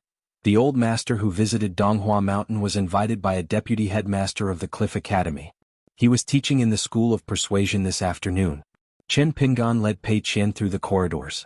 Outside the School of Persuasion, which was covered with trees, they saw Li Baoping shuttling through the crowd like a small koi fish. She took the lead and ran out of the courtyard. After leaving the courtyard, Li Baoping clenched her fist to praise herself. Soon she saw Chen Pinggan and Pei Qian. Li Baoping quickened her pace. Pei Qian looked at Li Baoping, who was running fast in the academy, and admired her even more. Sister Baoping was really fearless. After the three of them met, they went to the guest house together. Li Baoping and Chen Pinggan shared many interesting stories. For example, when the old teacher was lecturing, there was a snow-white elk sitting beside him. It was said that when the old teacher founded his private academy, there was a connection between man and nature. The white elk sat beside the teacher. That was why the academy, built deep in the mountains and forests, was not destroyed by wild beasts and mountain spirits. In the end, Li Baoping said, "The white deer by Master Zhao's side doesn't look as beautiful as the one that elder sister he brought to our Liju grotto heaven years ago." Chen Pinggan had a headache when he thought of He Xiaoyang, and then he thought of his future plans. He only hoped that he would never see this female Taoist Nuan again in his life, who was once the most blessed in the continent. Back then, Chen Pinggan met He Xiaoyang of the Divine Grandeur sect, who represented the unified Dao branch on the other side of the stone cliff by the Dragon Whisker River for the first time. He had seen the glowing white deer. After that, he casually asked Cui Dongshan about it and found out that the elk was not simple. Its snow-white appearance was just a camouflage cast by the Taoist Lord Qizhen. In fact, it was a five-colored deer that was coveted by the cultivators of the 5 states. Since ancient times, only those with good fortune could keep it by their side. Back then, the hierarch Lu Qin built a long bridge of luck between him and He Xiaoyang. After Liju Cave collapsed, Chen Pinggan could share the luck with He Xiaoyang. Of course, Lu Qin had a long-term plan to target Mr. Qi. This kind of tug-of-war was very dangerous. If it were someone else, he or she would have been trapped somewhere in the 5 cities and 12 floors of the Beko Keikyung building under the blue sky. He or she would have been a puppet. Therefore, Chen Pinggan had a deep understanding of the phrase, fortune and misfortune are interdependent. However, with Chen Pinggan's temperament, although he was not pulled to Lu Chen's side in the Beko Keikyung building, he had left behind many problems. For example, Chen Pinggan had always been against the idea of exploring the secret realm in the Broken Blessed Enclave. It was not until he traveled with Lu Tai and heard Zhu Lian's unintentional words that Chen Pinggan began to change. He was more determined to travel to the North Continent in the future. That place was known to be full of sword cultivators and the most martial arts in the world. Even the sage of the Confucian Academy was so angry that he beat up the Earth Immortals. Chen Pinggan wanted to go there to practice swordsmanship. Alone. The purest way to practice swordsmanship. Chen Pinggan smiled and asked, "How was the headmaster's lecture?" Li Baoping thought for a while and said, "There was a book by this Mr. Zhao's admirer. It said that the headmaster's lecture was like a lonely crane coming from the east. With a sudden cry, the river surged and the moon turned white. I listened to it for a long time and felt that there was some truth in it, but it was not as exaggerated as the book said." However, the headmaster's most impressive point was his comprehension of climbing the tower and overlooking the sea. He advocated using poems and prose to meet the ancient people. After hundreds and thousands of generations, they could still resonate. He then went on to further elaborate and introduce his heavenly knowledge. However, the headmaster was very detailed in his lecture this time. He only chose a Confucian classic as the subject of his exegesis. He did not bring out the specialty of his branch. I was a little disappointed. If I was not in a hurry to find youngest uncle, I would have asked the headmaster when he would talk about the heavenly knowledge and the human heart. Chen Pinggan thought for a while and asked, "Is this headmaster from the Goose Lake Academy in the South Sa continent under St. Lu?" Li Baoping smiled brightly and said, "Youngest uncle, you really know a lot." Of course, the ancestor of this headmaster Zhao was the St. Lu who was known as the Heart of the World, Heart of the Sea. Chen Pinggan remembered the record of the annals of the mountains and seas that he gave to Yu Lu. St. Lu had a good relationship with the mellow scholar Chen. He wondered if Lu Xianyang had a chance to meet him. Pei Qian had been wanting to interrupt and say something, but he heard nothing from the beginning to the end. He was afraid that if he spoke, he would be treated as a fool by his master and sister Baoping. He was a little disappointed. Fortunately, Chen Pinggan pulled Pei Qian's ear and lectured, "See, your sister Baoping knows so many schools of learning and the essence of the principles. Although you are not a student of the academy and studying is not your profession. Pei Qian stomped his foot and said, Master, she is Sister Baoping. Alas, how can I be like her? If it was someone else like Li Huai. He has been studying in the academy for so many years. I am at a disadvantage compared to him. Qin Pingan stopped nagging and laughed loudly. He let go of his hand and patted Pei Qian's head. You are smart. When they returned to the guest house, Yu Lu had been waiting there for a long time. He stood side by side with Zhu Lian under the eaves and seemed to have hit it off with Zhu Lian. With Yu Lu here, Qin Ping, and felt more at ease. During the incident in the academy, it was Yu Lu who made the final decision. He beat up the sage Li Zhongying in front of a swordsman and had to be carried down Mount Donghua. After dinner, Qin Pingan went to Mao Xiaodong's study to talk about refining his natal item. He asked Yu Lu to help him look after Pei Qian. Yu Lu agreed with a smile. After Qin Pingan left, Li Baoping said she wanted to go back to the academy to take notes for today's lecture. Pei Qian found an excuse and did not go. Then she went to Qin Pingan's guest house to take out the bamboo box and the treasure box. She and Li Huai had a private grandmaster battle on the peak of Mount Donghua. Yu Lu accompanied Pei Qian up the mountain. Zhu Lian had already left silently. He followed Qin Pingan's instructions and secretly protected Li Baoping. When they reached the peak of Mount Donghua, Li Huai was already sitting there. In front of him was the beautiful yellow wooden box. Pei Qian grinned and put the treasure box on the table. Yu Lu squatted on the stone bench and looked at the two children. He found it interesting. Li Huai saw the treasure box and said, Pei Qian, you make the first move. Pei Qian sneered and opened the treasure box that Yao Jinji had given him years ago. It was a 9-square box with a delicate wooden Ganoderma inside. There were also a few unique rare coins that Yao Jinji had bought which could be called famous springs. There was also a Taoist token that had been around for a long time. It was carved with a red face and beard, a golden armor and a red robe, and the eye of heaven between the eyebrows. After Master Qin Pingan had appraised it, other than the Taoist token and the Ganoderma, most of the items were treasures of the secular world. They could not be considered as immortal spiritual weapons. Pei Qian gently took out the token and put it on the table. Please take this. Li Huai opened the box and took out a clay figurine of a paladin holding a sword. He crossed his arms and said, I have a sword fairy to fight and kill the enemy. What about you? Pei Qian immediately took out the exquisite and simple wooden Ganoderma. I was hit by the sword fairy of your general. The Ganoderma is a great tonic that can prolong life. You make the next move. Li Huai groaned and took out the second clay figurine. It was a gong and drum watchman. Beat the gong and drum. It's so noisy. Pei Qian sneered and took out the spring water. He put it on the table. Money makes the world go round. Be careful that your minions betray you and make a racket outside your window. It's your turn. Li Huai took out the third clay figurine. It was a statue of an armored general. This is the most loyal and devoted general on the battlefield. If you use money, you will only be throwing meat buns at a dog. You won't be able to get it back. Then Li Huai took out a clay figurine of Taoist horsetail whisk. This is an immortal who lives in a Taoist temple on the mountain. If he throws his horsetail whisk at you, it can topple the river and overturn the sea. Do you admit defeat? Pei Qian didn't take out the treasures from the box this time. Instead, he carefully took out the money pouch that Madame Gui gave him. He turned around and poured out his private stash of money and cassia branches and leaves. After hiding them, he put the pouch that emitted a fresh fragrance on the table. This Qinghuan pouch of mine can store any kind of celestial arts and magic treasures. The horsetail whisk of a smelly old Taoist is nothing. Then Pei Qian put the crystal clear and cute cassia branch on the table and began to boast again. This is a branch from the Moon Palace's cassia tree. If you throw it on the ground, it can grow into a cassia tree taller than a building tomorrow. Li Huai quickly took out the last clay figurine, which looked like a fairy riding a crane. My maidservant's mount is a red-crowned crane. She can secretly take away your cassia branch. Pei Qian took out the bamboo blade and bamboo sword from his waist and slammed it on the table, cut off the claw of the red-crowned crane with a sword, and cut off the head of the maidservant with a knife. Li Huai finally took out the painted wooden figurine of his #1 general. It was half an arm tall, far taller than the clay figurine given by the Wei and Jin dynasties in the Wind Snow Temple. Grab your sword with one hand and your knife with the other. Then the two began to use all kinds of methods.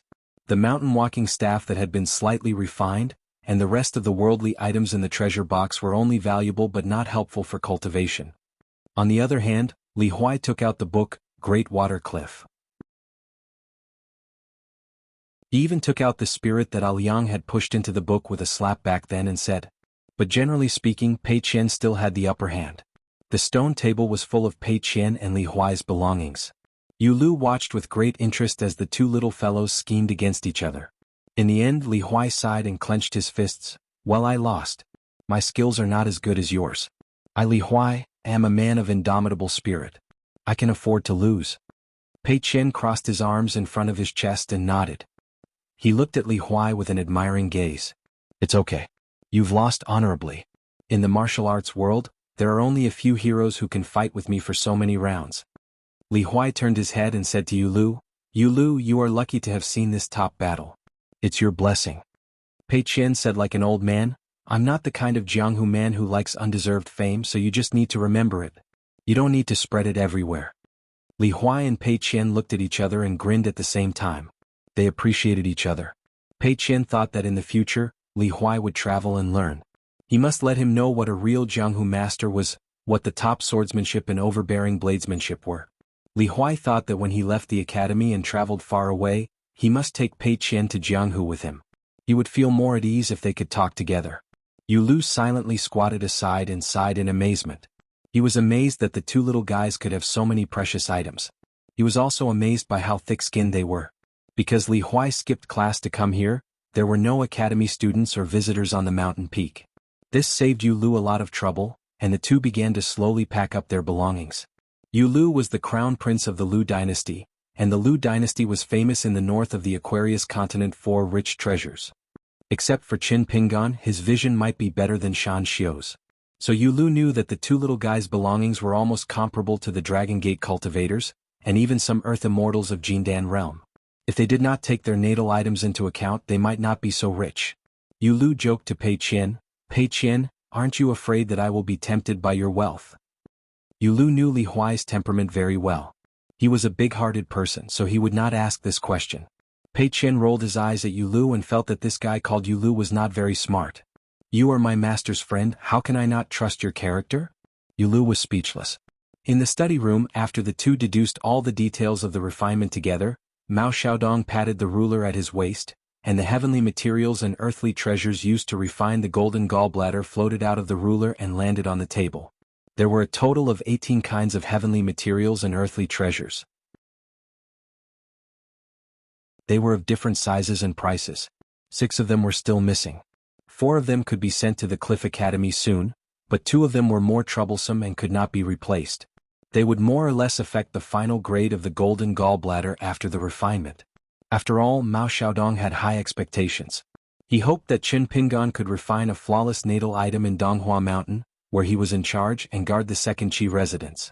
Mao Xiaodong had some things that he did not tell Qin Pingan. First, he wanted to give Qin Pingan an unexpected surprise.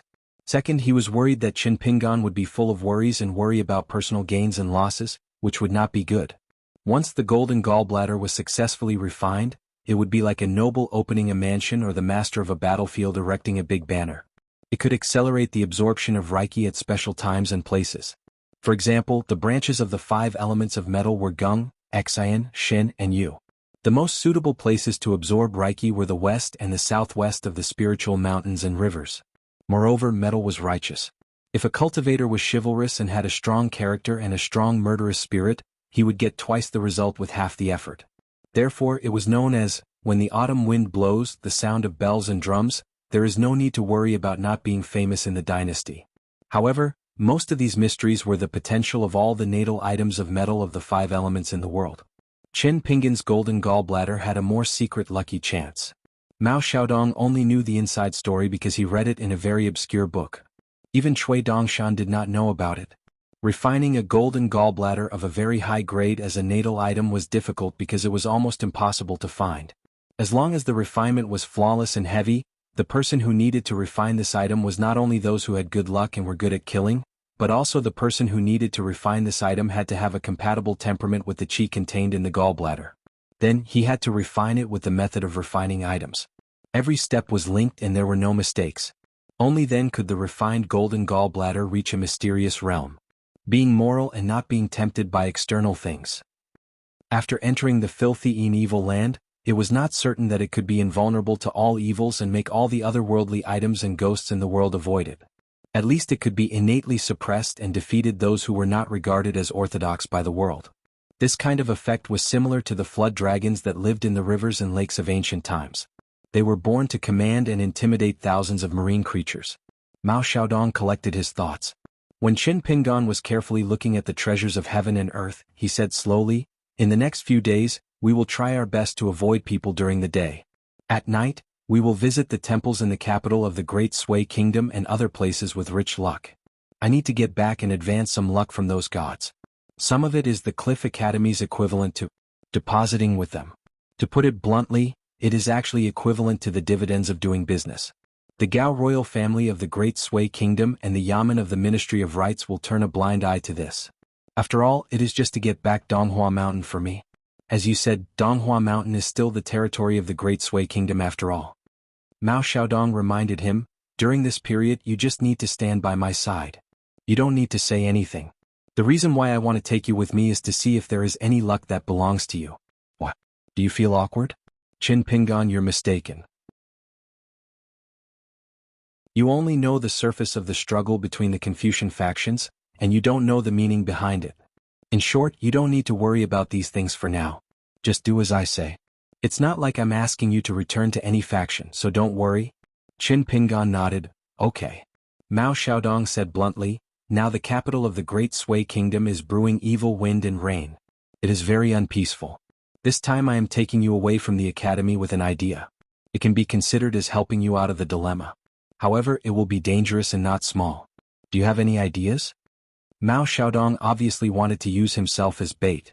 Qin Pingan said worriedly, "Of course I am willing. However, if you leave the academy, it is equivalent to leaving the world of the saints. If the other party comes prepared, the first target will be Mountain Master Mao, who is in the academy. In this case, won't Mountain Master Mao be in great danger? If they want to deal with me, even if I leave Donghua Mountain, the other party will need a pure Jade Realm cultivator to be confident."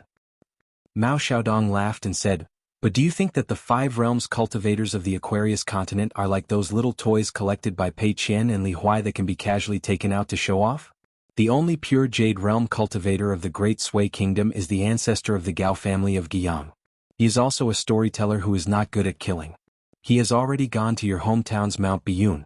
Now that the Ascendant Realm cultivator of the Tongya continent is dead, the fragments of the glazed golden body are scattered in the world of the Aquarius continent.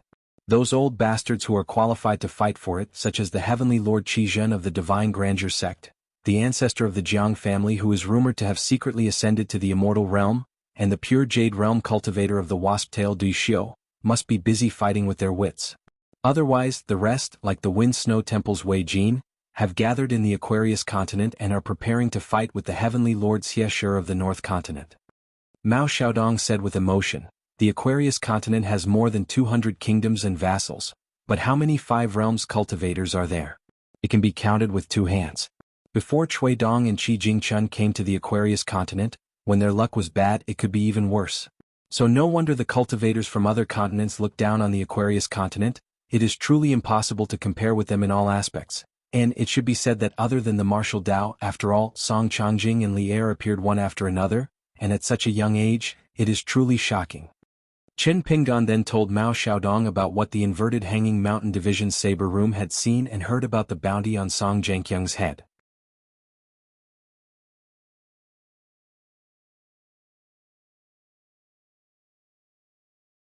406.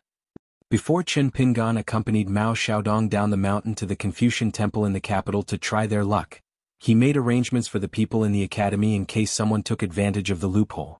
If the bait failed, the enemy would be lured away from the mountain. First, he asked Pei Qian to move out of the guest house and live in the house where Xie Xie was staying. Accompanying him was Shi Rou. Qin Pingan gave the golden demon binding rope to her. Lin Shuyi had been cultivating in Chui Dongshan's house during the day. Since Du Mao had moved in, Lin Shuyi decided to live in the house after chatting with Qin Pingan. Qin Pingan asked Zhu Lian and Yu Lu to secretly look after Li Baoping and Li Huai. Zhu Lian and Yu Lu. One was a hunchbacked old man who would smile whenever he saw a girl, while the other was a tall young man who always had a smile on his face. Who would have thought that they were 2 pure martial artists in the golden body state? Li Baoping and Pei Qian would live in Cui Dongshan's house at night. Cui Dongshan would not have any objections, nor would he dare to. Xie and Lin Shui each lived in a side house. Shi Rou was an otherworldly item and could be the night watchman. Li Huai and Lin Shui shared a room. Julien did not need to live in the house. He could sleep in the guest house. However, Yulu had to partner with Shi Rou to keep watch at night. Chen Pinggan did not believe that Shi Rou could deal with unexpected situations. On the other hand, Yulu was always reassuring. In Mao Xiaodong's academy, there were always civil and martial artists among the night watchmen. For example, Dong Jing, the great Confucian who favored Lin Shui, was an old golden core cultivator who was proficient in the thunder spell. There was also a nascent soul earth immortal who came from Dali like Mao Xiaodong. He was the old man with the surname Liang who guarded the gate of the academy. At critical moments, he could replace Mao Xiaodong to guard the academy. In the end, Qin Pinggan called Li Baoping to one side and gave her the two items he got from Li Baozhen. One was a jade pendant engraved with the words Dragon Palace, and the other was a high-level talisman of the day and night wandering god. Li Baoping was a little puzzled. Qin Pinggan did not hide anything and told Li Baoping about his encounter with Li Baoping in Qingluan Kingdom. Finally, he rubbed Li Baoping's head and said softly, "In the future, I will not take the initiative to look for your second brother. I will try my best to avoid him. However, if Li Baozhen does not give up or feels that he was humiliated in the lion's garden, I will not be merciful to him in the future. Of course, this has nothing to do with you." Li Baoping was a little depressed, but her eyes were still bright. "Youngest uncle, you and my second brother can follow the rules of Jianghu and distinguish between kindness and hatred." Li Baoping stopped and asked, "Youngest uncle, can I write a letter to my eldest brother to persuade him to stop?" Qin Pinggan thought for a while and nodded. "Okay." Li Baoping was about to say something and was about to give the jade pendant and the talisman to Qin Pinggan. Before youngest uncle went down the mountain, he had already told them about the current situation. Li Baoping wanted to let youngest uncle have two more items. Qin Pinggan was already smiling. "I was in the lion's garden with a very powerful Dharma saber female Taoist. We worked together to capture an extremely rare monster that was equivalent to a living treasure bowl. The harvest was quite bountiful. The Taoist female Taoist monopolized the monster. As compensation and reward, she gave me 62 grains of grain rain money. So I want to borrow the true body talisman of the day and night wandering gods from you, not to buy it but to borrow it. It's a bit like a pawn shop, but we'll do the opposite. You give me the talisman pawns and I'll give you the divine rain money. Because this talisman's grade is very high, and it can be used repeatedly. As long as the divine rain money can support it, the 2 day and night wandering gods can always exist in the world. Even after the spiritual aura golden body is dispersed, as long as the person who drew the talisman has the ability to add the finishing touch to the talisman's gallbladder, he can still order the two gods to appear. To be honest, 62 pieces of divine rain money is a lot of money, but it's still not enough to buy this priceless talisman. So I'm not buying the talisman." After holding it in for a long time, Li Baoping couldn't help it and said seriously, "Youngest uncle, I'm very sad that you treat me like an outsider." Qin Pinggan explained patiently, "I don't treat you and your brother as outsiders, but I still need to treat the whole Li family of Fulu Street as outsiders.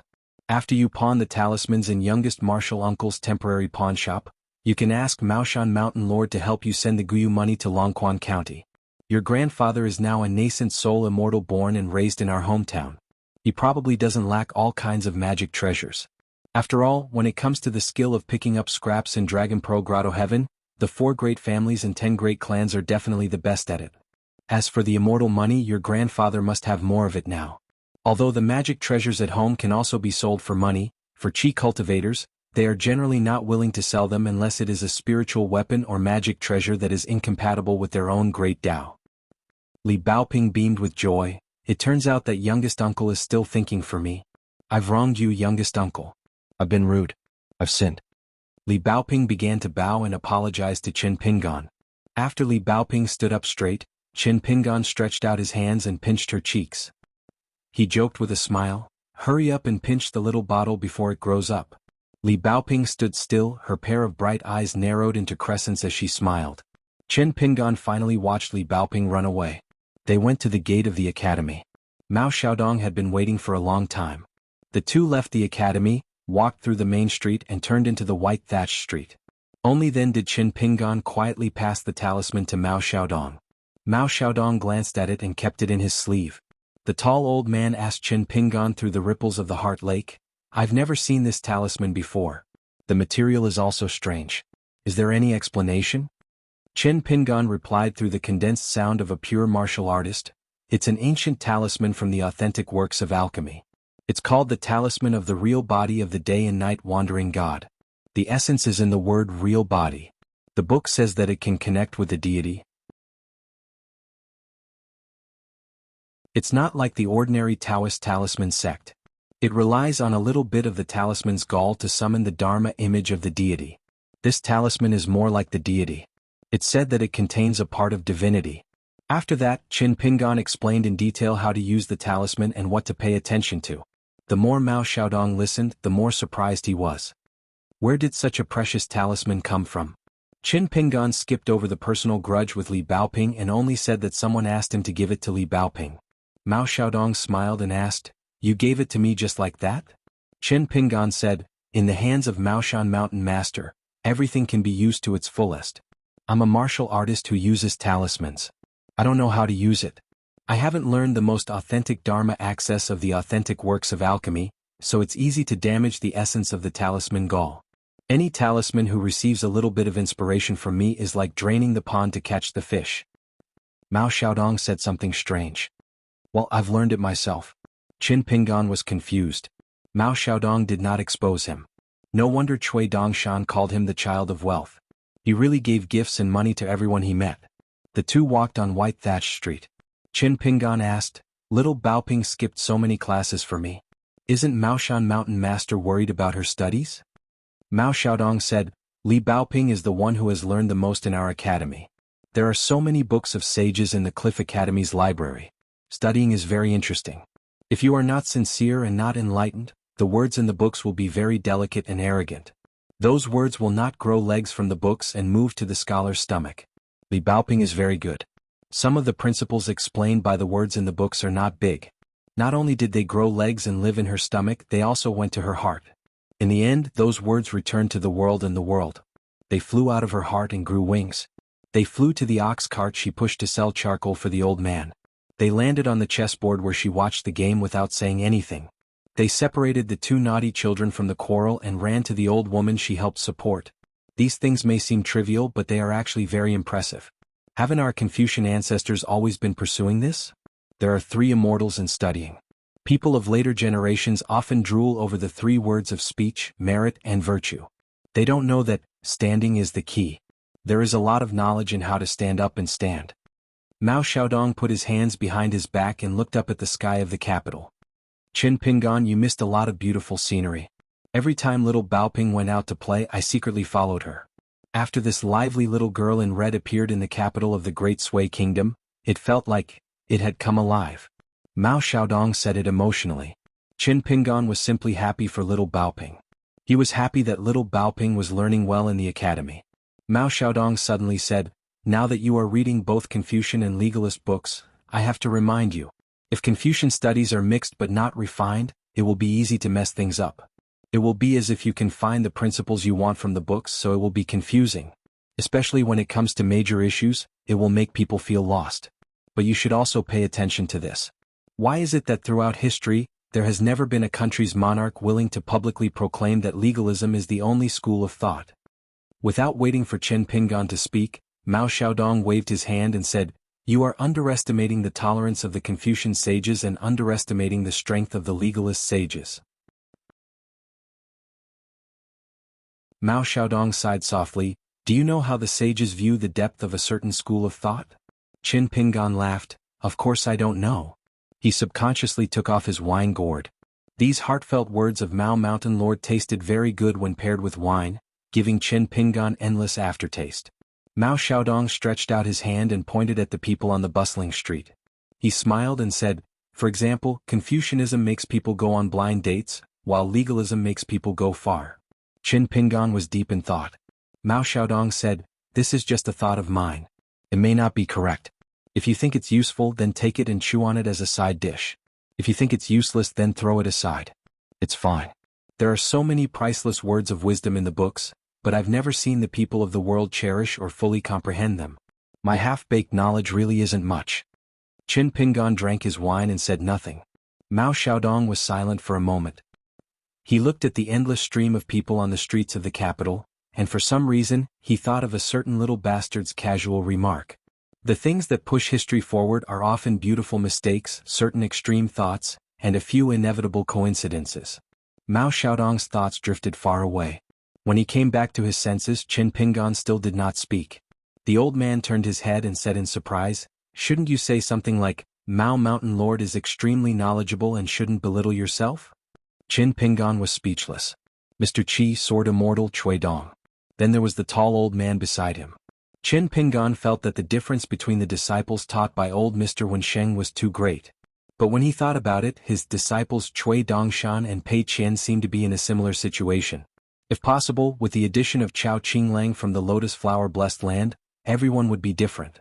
He remembered that a book once said that spring was when 100 flowers bloomed together. It made sense. In the twilight, Qin Pingan and Mao Xiaodong had not returned to the academy. Cui Dongshan's courtyard was crowded for the first time. Li Baoping, Li Huai, Lin Shuyi, Yulu, Xiexie, Pei Qian and Shi Rou. Lin Shuyi and Xiexie sat at the two ends of the green bamboo corridor, each doing breathing exercises. Shi Rou, who was restrained, only felt that there was no place for her in the academy. In this courtyard she was even more uneasy. Qin Pingan had mentioned Li Huai and the others' background and cultivation strength intermittently. Shi Rou had seen Li Baoping's second brother, Li Baozhen, before. He was an extremely shrewd and ruthless person. Li Huai's father was said to be a 10th realm martial artist. He once almost killed the vassal of Dali, Song Zhangqiang. He even climbed the mountain alone with his 2 fists to tear down the ancestral hall of the Tongyi sect.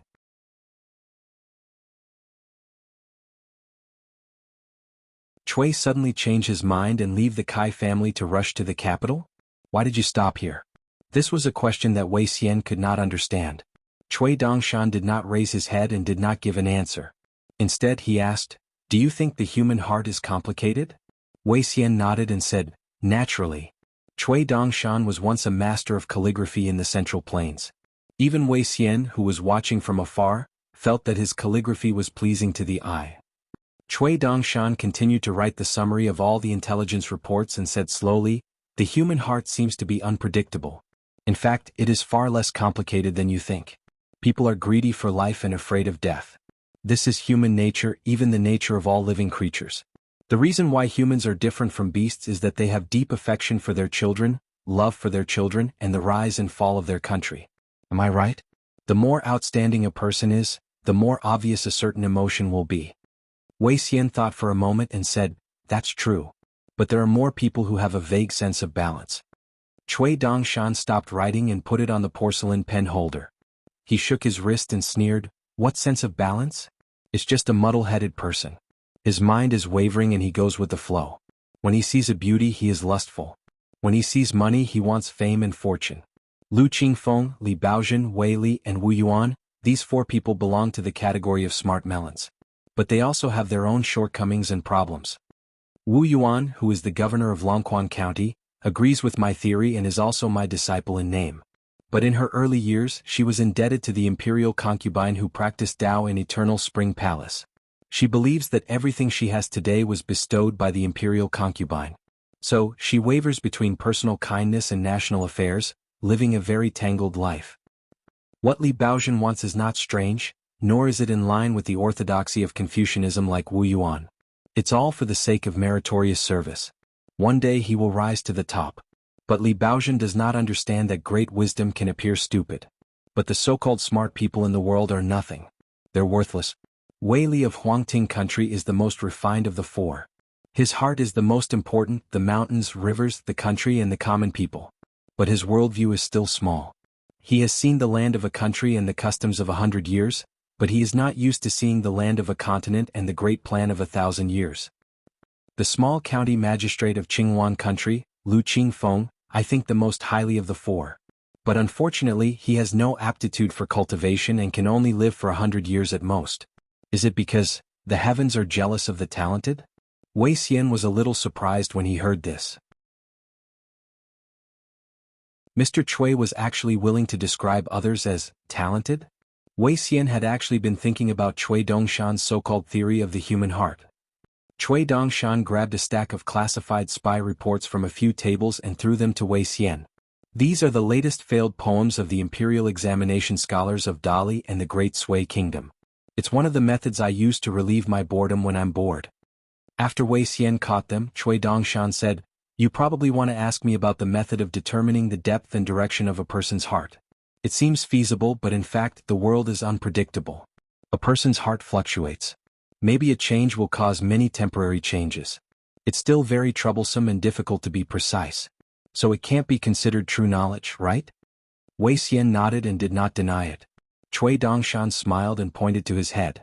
When cultivating in the mountains, in addition to longevity, your head will also follow the spiritual light. Cui Dongshan then flicked his wrist and scattered a bunch of immortal coins on the tables. The division of the human heart that I mentioned earlier can be supplemented by the calculation of the Shu family of the 100 schools of thought. Judge from 1 to 10. You will find that the so-called ups and downs of the human heart will not affect the final result. Before Wei Xian could speak, Cui Dongshan smiled and said, 1 to 10 is still not accurate enough. What if you can do 1 to 100? Wei Xian sighed. The method of the Shu family has always been regarded as a small Tao in the vast world. Isn't it always praised by merchants with bad reputations? Can Mr. Cui use it like this? Could it be that Mr. Cui is also one of the supporters of the Shu family in addition to Confucianism? Cui Dongshan sneered. Is the Shu family worthy of my praise? Cui Dongshan stood up. I even want to know the difference between God and man, the 3 souls and 6 spirits, and the most minute things in the world. The Shu family of the Shu family of thought is nothing. Wei Xian held the stack of papers filled with the poems of the scholars of the 2 countries and was speechless. Cui Dongshan took a detour and finally returned to the question that Wei Xian had asked at the beginning. I know everything about the academy. The only variable now is the weak Master Zhao. Wei Xian was puzzled. An old scholar and a scholarly sage who is in charge of a small world in the academy. Can the former cause any trouble? Moreover, according to Mr. Cui, Mao Xiaodong is not a rigid Confucian. How can he make a mistake? Moreover, according to Mr. Cui's explanation, the emperor of the Great Sui Kingdom would not dare to make a move against Li Baoping and Li Huai unless he is seeking his own destruction. Cui Dongshan looked at Wei Xian in disdain. Think about it carefully. I reminded you before to look at the problem from a higher perspective. Wei Xian was shocked. Cui Dongshan rubbed his cheeks and sneered. The emperor of the Great Sui Kingdom is in charge of the country. However, would the people behind the scenes care about Dali and the Great Sui Kingdom fighting to the death and destroying each other? If the assassination of 1 or 2 people could decide the direction of the situation of a continent, would you be tempted? The disciples of the Shang family would be happy to see it happen. After all, in a war you can make a lot of money from the dead. As for those who like to sneak around and hide behind the scenes, they would be even more so. Wei Xian's emotions were surging and his hands were trembling. This was the world that the founding emperor of the Nanyuan Kingdom really yearned for. Chaos and war. Whether it was on the mountain or under the mountain, the emperor, general, minister, immortal, or deity, they would all be wrapped in the torrent of the general trend.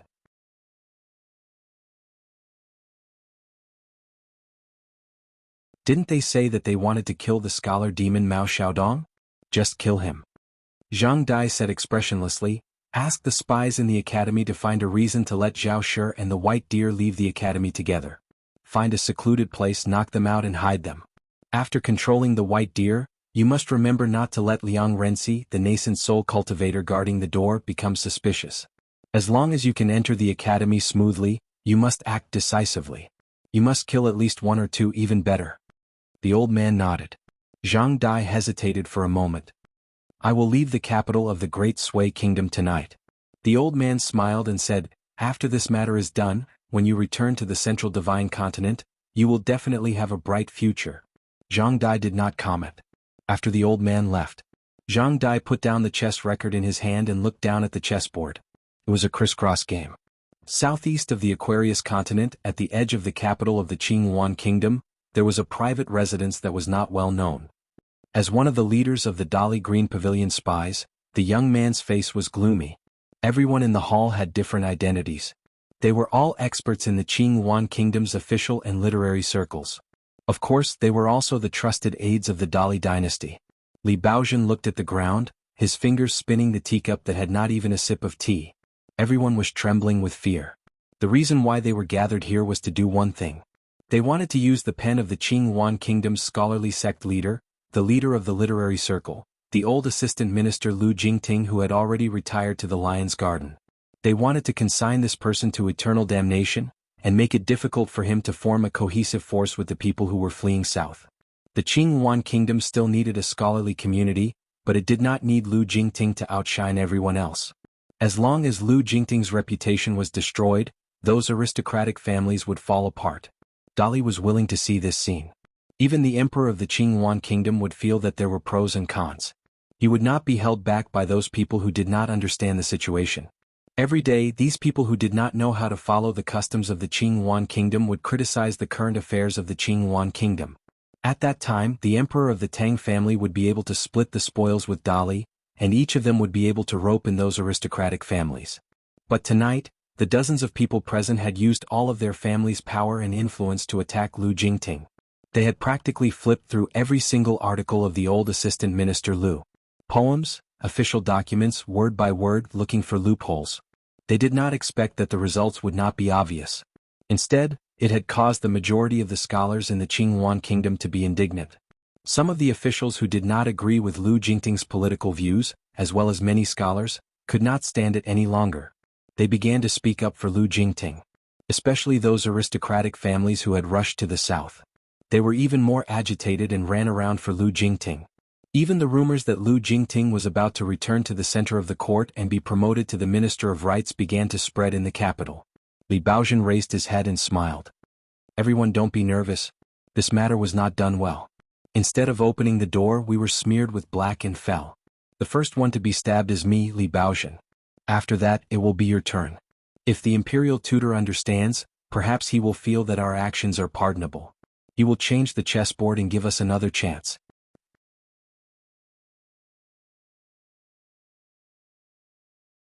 Coupled with the so-called explanations that are filled with hidden murderous intent, it just makes things worse.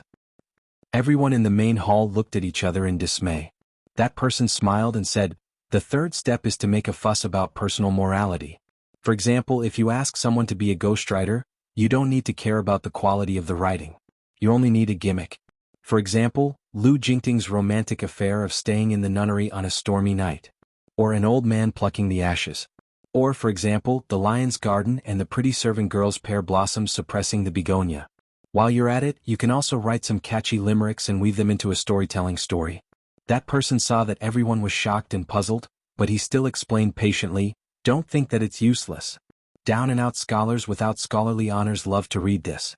Common people who don't care about the truth love to hear this. In the scholarly forest, 3 men make a tiger. In the marketplace, mosquitoes gather and become thunder." The man finally smiled and took out a piece of paper. He walked over to Li Baozhen and handed it over.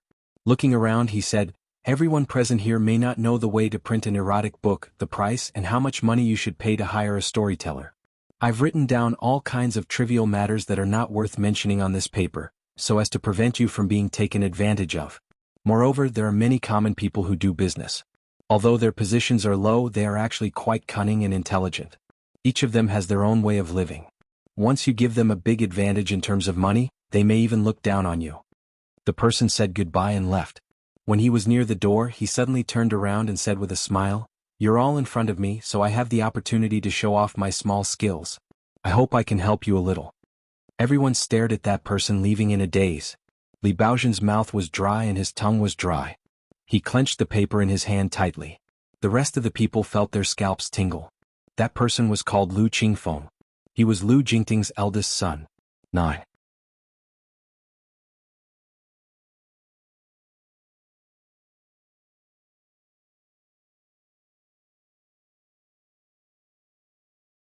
But when Qin Pingan followed Mao Xiaodong to the main hall of the temple, he realized that there was no one around.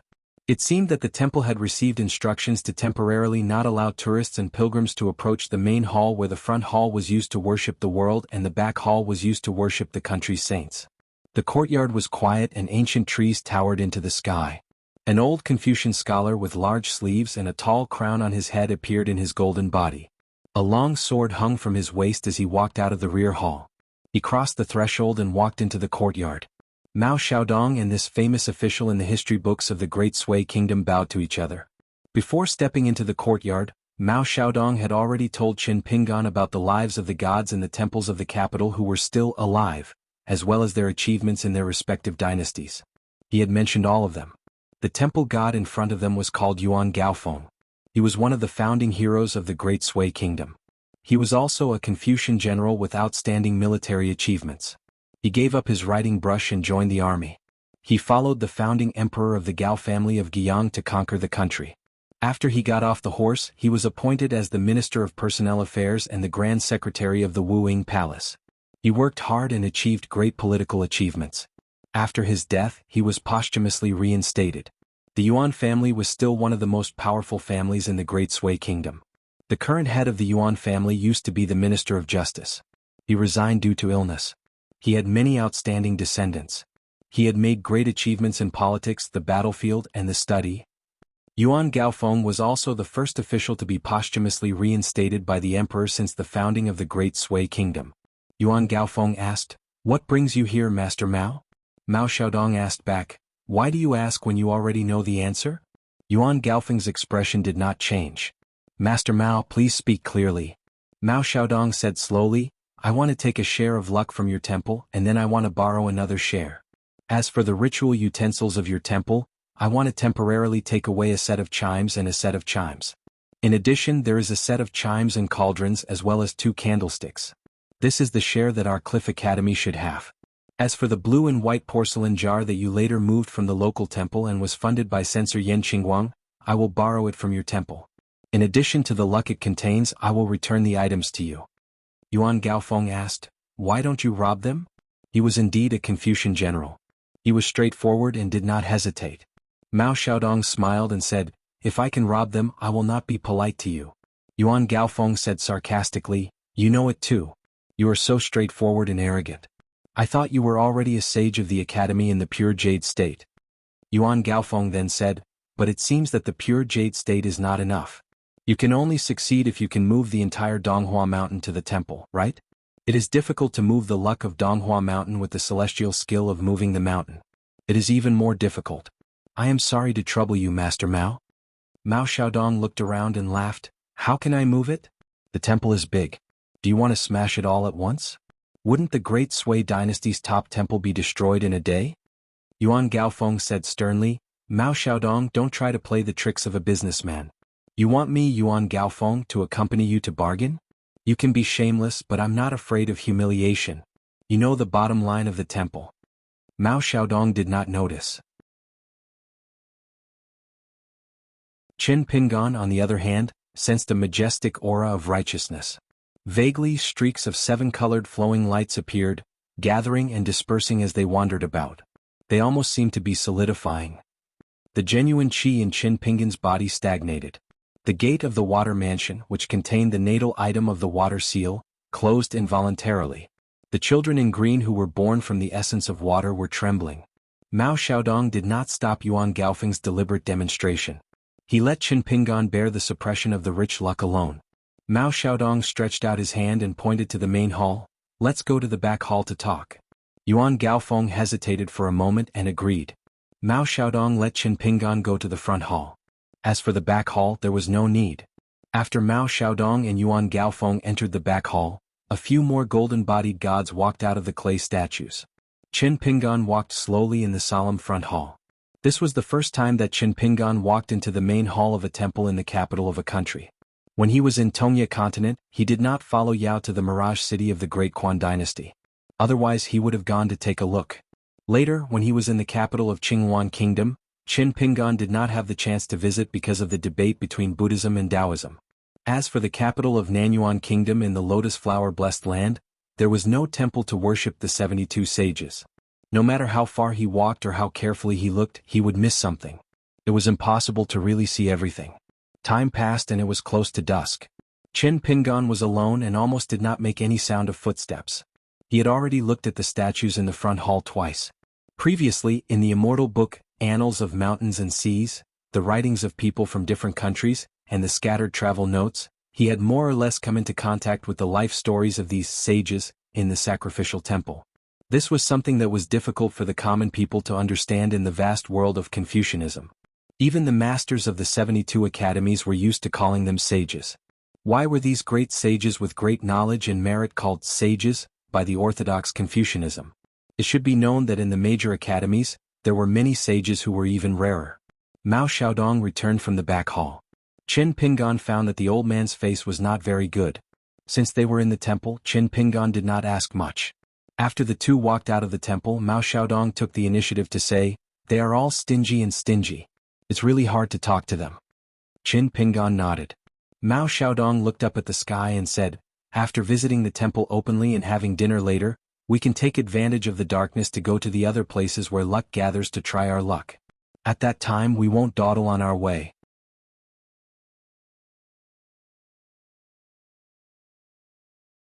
Mao Xiaodong smiled and asked, "Why? Do you think that I am too conceited because the enemy is so aggressive? Have you forgotten what I said before? As long as there is no Jade Pure Realm cultivator to help them, I can handle it." Qin Pingan frowned and said, "What if there is?" Mao Xiaodong smiled and said, "Then I am more relieved. They can't kill me if they appear here. At the same time, it proves that the academy has no backup plan or killing move." While Mao Xiaodong did not show any signs of attacking, Qin Pingan silently poured another bowl of wine. Mao Xiaodong asked curiously, "What?" Qin Pingan lowered his head and drank wine. "Learn from Zhu Lian and drink forfeit wine." Mao Xiaodong scolded jokingly, "Good boy, you are waiting for a Jade Pure Realm cultivator to appear here, right?" Qin Pingan smiled slightly. Mao Xiaodong glanced at the jade hairpin and did not speak.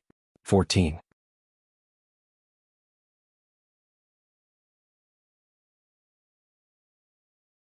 408. The fourth issue of the journal has been updated. 1. The average number of subscriptions has exceeded 30,000 a long time ago. 2. There are a lot of things happening this month, but I will try to update at least 150,000 words.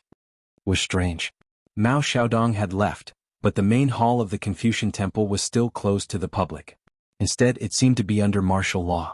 In the back hall, other than Yuan Gaofeng and the other deities of the Confucian temple, there were two groups of distinguished guests and some rare guests. The emperor of the Great Sui Kingdom came out of the palace in plain clothes. A white-haired eunuch in a red python costume was standing next to him. There were two other men. An old man with white hair still looked domineering among the sovereigns of the mortal world and the saints of the Confucian temple. There was also a relatively young and elegant man. Perhaps he thought that he was not qualified to participate in the secret meeting, so he went to the front hall to pay his respects to the 72 sages. The old man was not from the Aquarius continent. He called himself Lin Shuangjiang, but he spoke the official language of the Aquarius continent and the Great Sui Kingdom. Lin Shuangjiang was most likely a pseudonym. However, this was not important. What was important was that after the old man appeared in the capital city of the Great Sui Kingdom, his spells were so powerful that even the eunuch in the python costume who stood behind the emperor of the Great Sui Kingdom and a consecrator in the palace could not hurt the old man. Lin Shuangjiang glanced at Yuan Gaofeng and the other two deities of the Confucian temple who were chatting with Mao Xiaodong. Shifting his gaze, he saw some gods who were Confucian generals who made meritorious contributions to the founding of the country, as well as some gods who were civil officials in the history of the Great Sui dynasty who made contributions to the expansion of the country. These two groups of gods naturally gathered together like a temple. There was an indistinct boundary between them and Yuan Gaofeng's small group of people.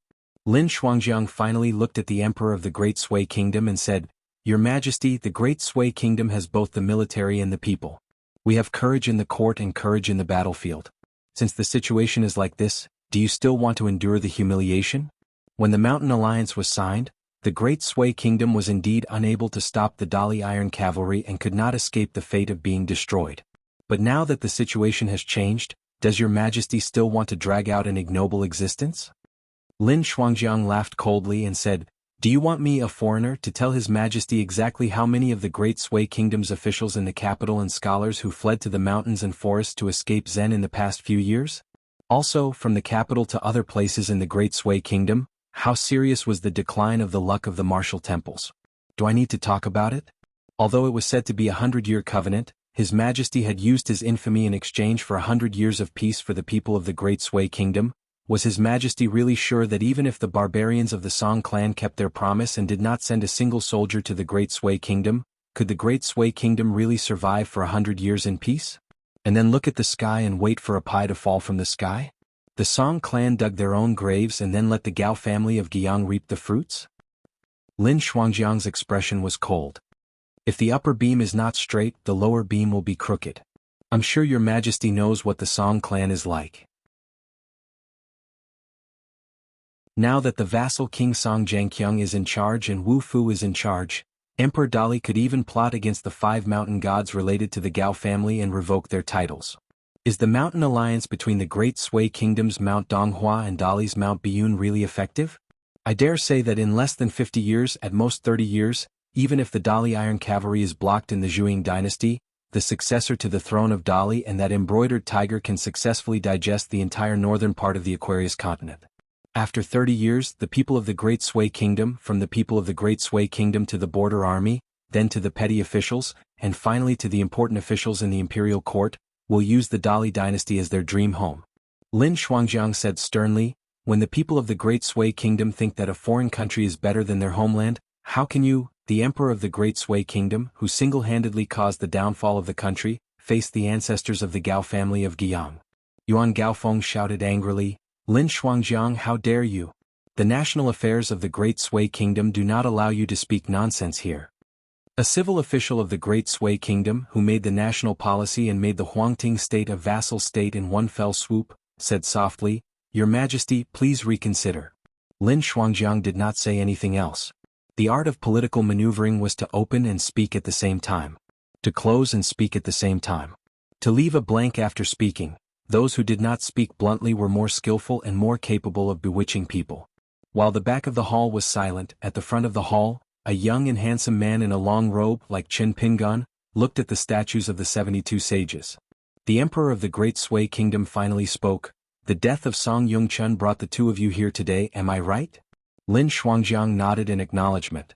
The emperor of the Great Sway Kingdom pointed at himself and said with a smile, What if I'm killed by a level 10 warrior one day, or stabbed to death by the Mahist paladin named Su Ruo with his flying sword? The emperor of the Great Sway Kingdom pointed at the top of his head and then at the front of the hall behind him. If Su Ruo kills the king as a cultivator, he will most likely be punished by one of the sages over there. Su Ruo is an important figure in the Mahist family. Previously, the replica of the Baek Okekyung building built by the collateral branch of the Mahist family was destroyed. The main branch of the Mahist family in Central Land changed their mind and bet on the Song clan. Su Ruo is very likely to be a key figure. Therefore, Su Ruo may not be willing to kill me. If he kills me, he is a pure warrior. According to the rules of your mountain, the sages of the scholarly school will not care. Lin Shuangjiang said calmly, As long as Li Er has not reached the divine realm of level 10 warriors, I can make sure that he can't even enter the capital of the Great Sway Kingdom. The premise is that the Confucian Temple is willing to cooperate with me and activate the city defense formation. Even so, the emperor of the Great Sway Kingdom was still not convinced. He continued to ask, We are not afraid of thieves, but we are afraid of thieves.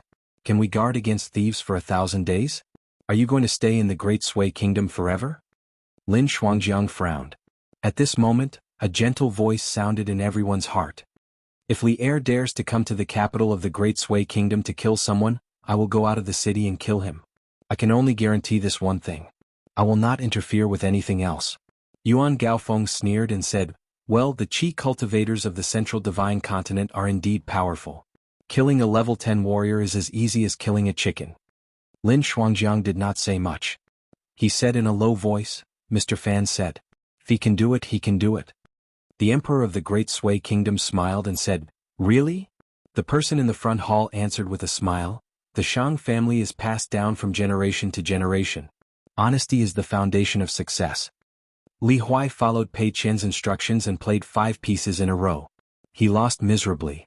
After admitting defeat, he was so angry that he wiped the chessboard that was densely filled with chess pieces with his hands. I don't want to play anymore. This game is so boring. I feel dizzy and hungry. He listened to the crisp sounds of the chess pieces colliding with each other. Xie Xie, who was cultivating at the end of the corridor with the green bamboo floor, felt his eyelashes trembling. He felt uneasy and had to open his eyes. He turned his head and glanced over.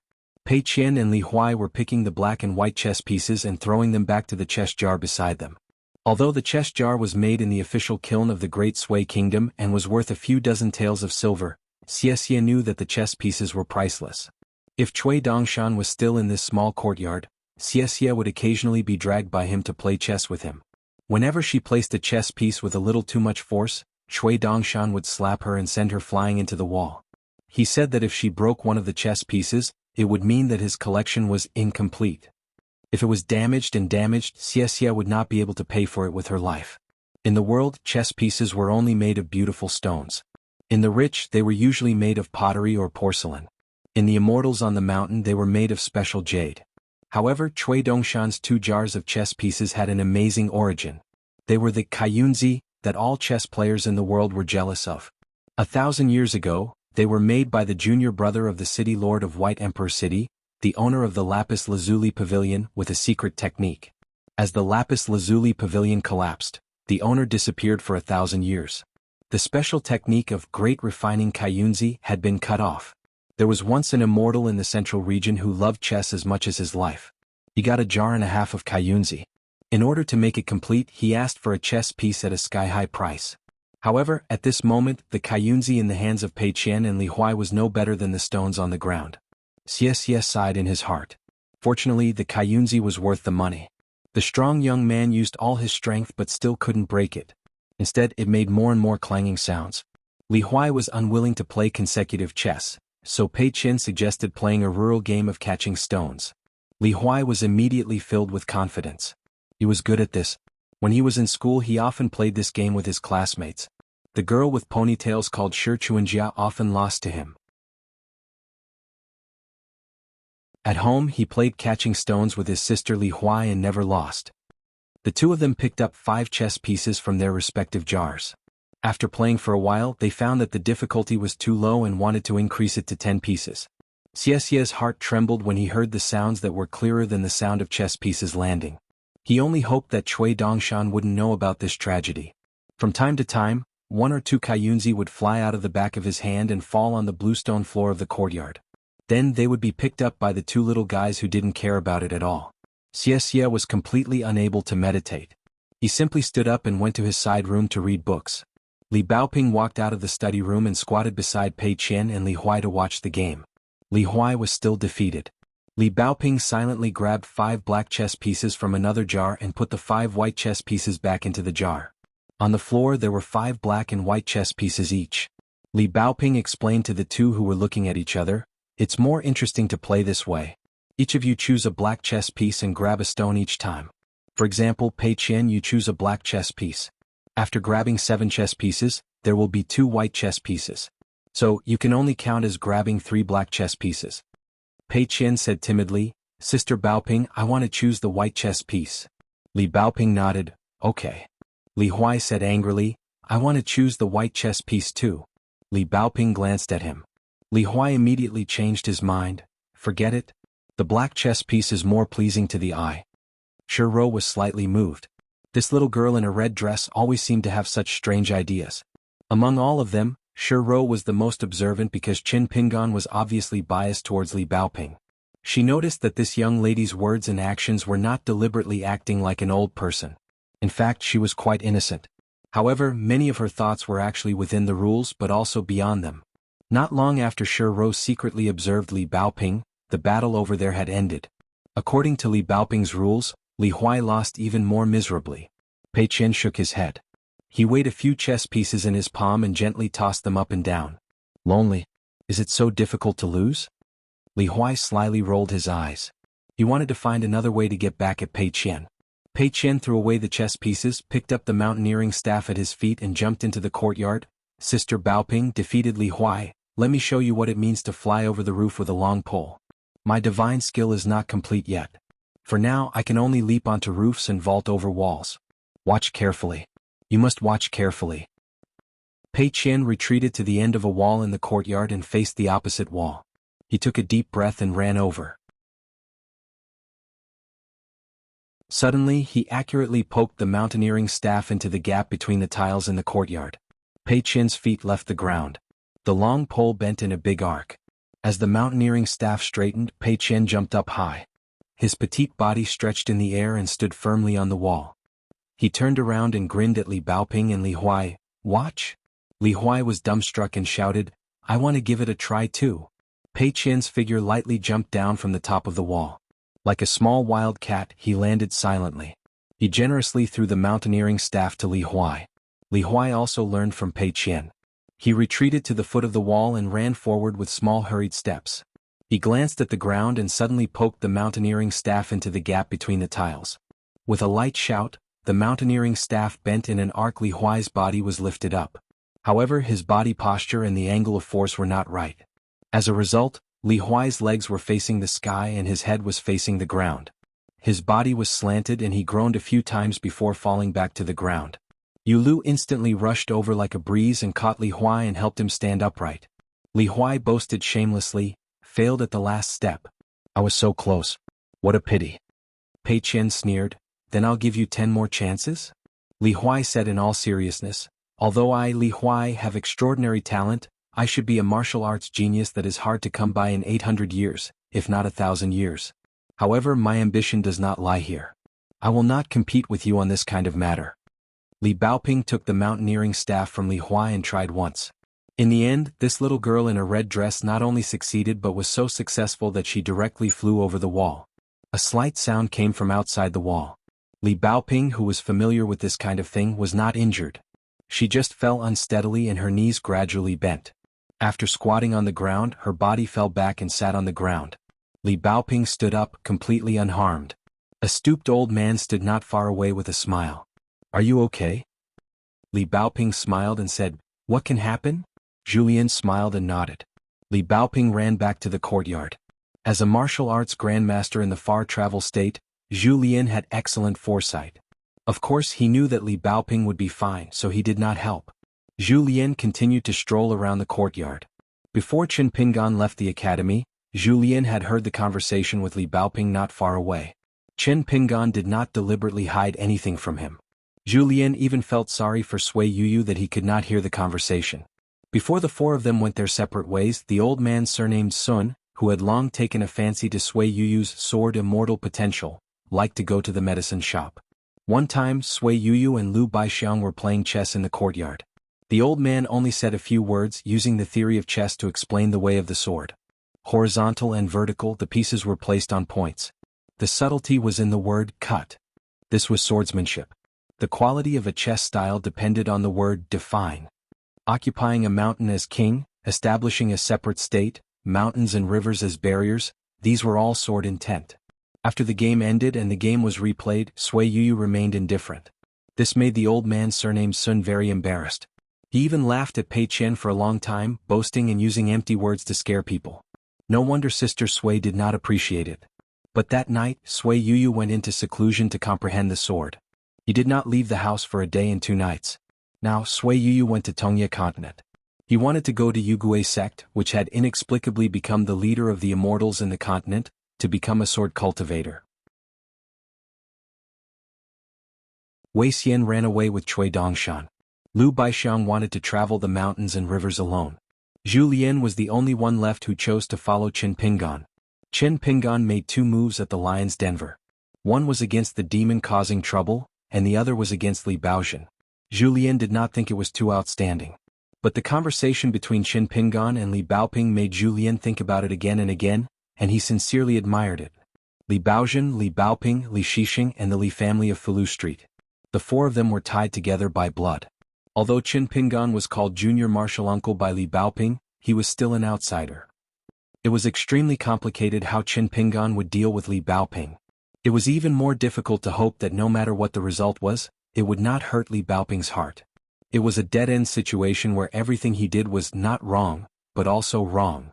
If Qin Pingan concealed this matter, or simply explained the situation of Li Baoping and Qin Pingan meeting in the lion's den, Li Baoping would definitely not have any problems and would get along with Qin Pingan as before. But if one day Qin Pingan killed Li Baozhen, who was courting death, even if Qin Pingan was completely reasonable and Li Baoping understood the reason, it would not have much to do with the depths of the little girl's heart. This was the crux of the matter.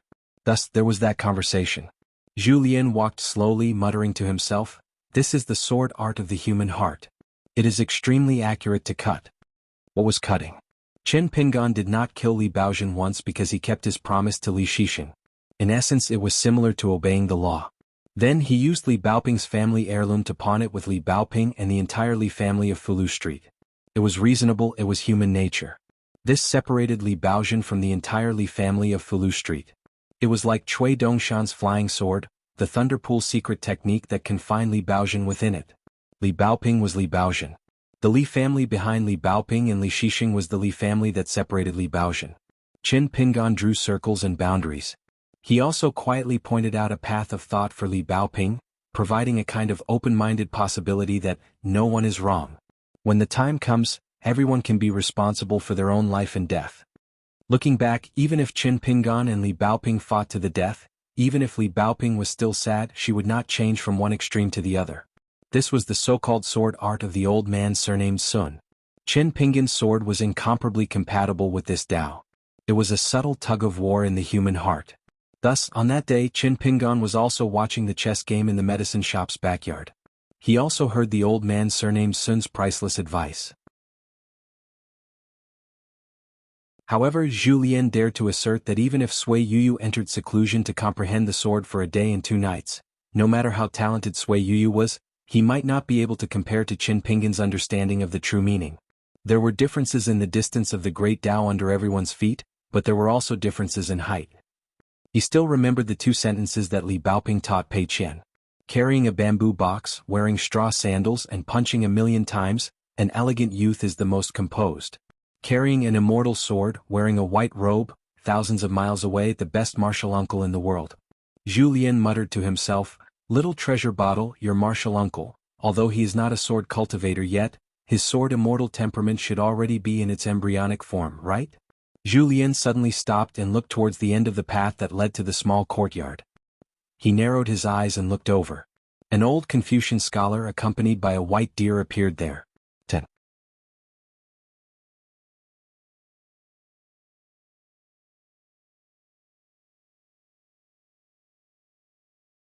Does Mount Mao really have the ability to move mountains and temporarily turn this place into a small world of the academy? Mao Xiaodong nodded.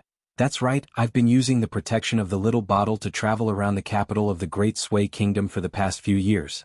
I've been deceiving everyone to complete this secret. I have to be wary of the people around me since I'm carrying the legacy of an academy on my shoulders. Qin Pingan nodded. I understand. Mao Xiaodong laughed angrily. You didn't even call me senior brother Mao, why do I need you to understand? Qin Pingan admitted that he was in the wrong, so he stopped talking. With one hand behind his back, Mao Xiaodong raised his other arm and used his finger as a pen. In the blink of an eye, he wrote the words Cliff Academy. With each stroke, a golden light flowed out of his fingers and did not dissipate. After he finished writing, Mao Xiaodong shook his sleeves and smiled, Heaven and earth in 4 directions. The 4 golden words flashed and disappeared in 4 directions. Mao Xiaodong turned his head and said, Just sit and drink. As soon as he finished speaking, Mao Xiaodong had already disappeared. Qin Pingan took a deep breath. The familiar feeling that was engraved in his heart surged like a river. Qin Pingan was like a person who was not good at swimming, and he was instantly submerged in the water. The world was silent. Not a single sound could be heard from the restaurant. The Dragon Gate State Array Master was secretly arranging his troops. When his spiritual chi suddenly stagnated, he raised his head and saw that the pedestrians on the road had stopped moving. The birds in the sky from the corner of his eyes were only hovering in the air. The Array Master did not care about being discovered by Mao Xiaodong of the Cliff Academy. He immediately stopped hiding his aura and poured out majestically. He held a golden talisman between his fingers and was about to move. A hand pressed on the man's shoulder and said with a smile, This array of yours is derived from the Dragon Gate array passed down by Ning Chuanjin, the Taoist of the Central Plains, right? The Array Master was stunned. He actually could not break free from the big hand of the person behind him on his shoulder. The man's face was red, and he hoped that one of the other 4 could help him in time and help him escape. An Array Master needed to borrow the power of heaven and earth drawn by the array to temper his body. Compared to sword cultivators, military cultivators, and pure martial artists, there was a huge gap. Fortunately, the Array Master did not completely despair. A dazzling sword light that originated from the northeast flew over like a white line. The tip of the sword was pointing at the center of Mao Xiaodong's eyebrows behind the Array Master. The sword light was not completely straight in the small world. The tip of the sword trembled subtly, and the body of the natal flying sword was undulating. Wherever the flying sword went, a series of sparks would fly out from the friction. It was extremely eye-catching. It was the sharp flying sword that had a conflict with the small world. Mao Xiaodong did not dodge, and there was no sign of a nascent soul cultivator's abundant spiritual qi at all. The flying sword that was less than 10 feet away from the tall old man and the array master suddenly caused a ripple, and like a stone thrown into a lake, it hit the water and disappeared. At the same time, the array master bled from his orifices, and his body involuntarily trembled. This movement caused him to collide with the water of time that existed everywhere in the small world, and he bled even more. What was even more terrifying was that not only was the energy in his body in chaos, but all the qi houses that nurtured his life bond items, the heart, and the doors of the qi houses seemed to be nailed by thousands of needles. The array master tried to move the 2 fingers that held the life-saving talisman. He could move his fingers, but the thick mercury-like spiritual qi in his body seemed to freeze, and he could not move at all. Mao Xiaodong grabbed the person's neck and threw him somewhere behind him. The natal flying sword of the Jindan sword cultivator caused a whirlpool of water behind Mao Xiaodong, and like an evil guest breaking through the door, it stabbed out. But it was already too late. The array master, who was already seriously injured and on the verge of death, just happened to block the path of the flying sword. The Realm 9 sword cultivator in the distance did not have any intention of stopping the flying sword, and directly pierced through the body of the array master. He used his mind to control the flying sword, and continued to assassinate Mao Xiaodong. The array master died on the spot, and he died with everlasting regret. Didn't they say that Mao Xiaodong was only a nascent soul cultivator after leaving Donghua Mountain? On the path of cultivation, the 3 schools of thought and hundreds of schools of thought, and there were many paths such as refining pills, picking herbs, eating to maintain health, inviting gods and ghosts, looking at qi and guiding, and burning and refining inner cores. Once he crossed the big threshold and entered the middle 5 realms, he would become an immortal in the eyes of ordinary people. But it was not without reason that cultivators cut themselves off from the mortal world on the mountain and ignored the disputes of the mortal world. Because there were also qi refinement warriors who did not believe in heresy at the foot of the mountain. There were also Confucian academies. Mao Xiaodong took a step forward, and his figure appeared hundreds of feet away. He turned around, and not too late, and just happened to use 2 fingers to clamp the flying sword that was following him. The flying sword. Although the feat of easily stopping the flying sword with 2 fingers could be said to be shocking, and it was enough to scare the teeth of an earth immortal of a continent. But while Mao Xiaodong was wearing down the sword intent, the small world that Mao Xiaodong was presiding over was actually shaking slightly, imperceptibly. The remote traversing realm martial artist was in someone else's world, and could no longer travel with the wind, but he still flew like lightning. In the end, he directly smashed through 2 walls, passed through the entire shop, and punched towards Mao Xiaodong. Several people in the shop were directly smashed by him, and the broken pieces finally slowly floated in the air inside the shop. This person's punch gathered all the stellar energy of that puff of pure true qi, and did not accumulate any strength at all. It was a fighting method that did not hesitate to exchange life for life. Mao Xiaodong mobilized the spiritual qi of heaven and earth to form a stone tablet with gently swaying golden characters, and a memorial arch that also appeared out of thin air, but both of them were smashed into powder by the remote traversing realm martial artist's punch.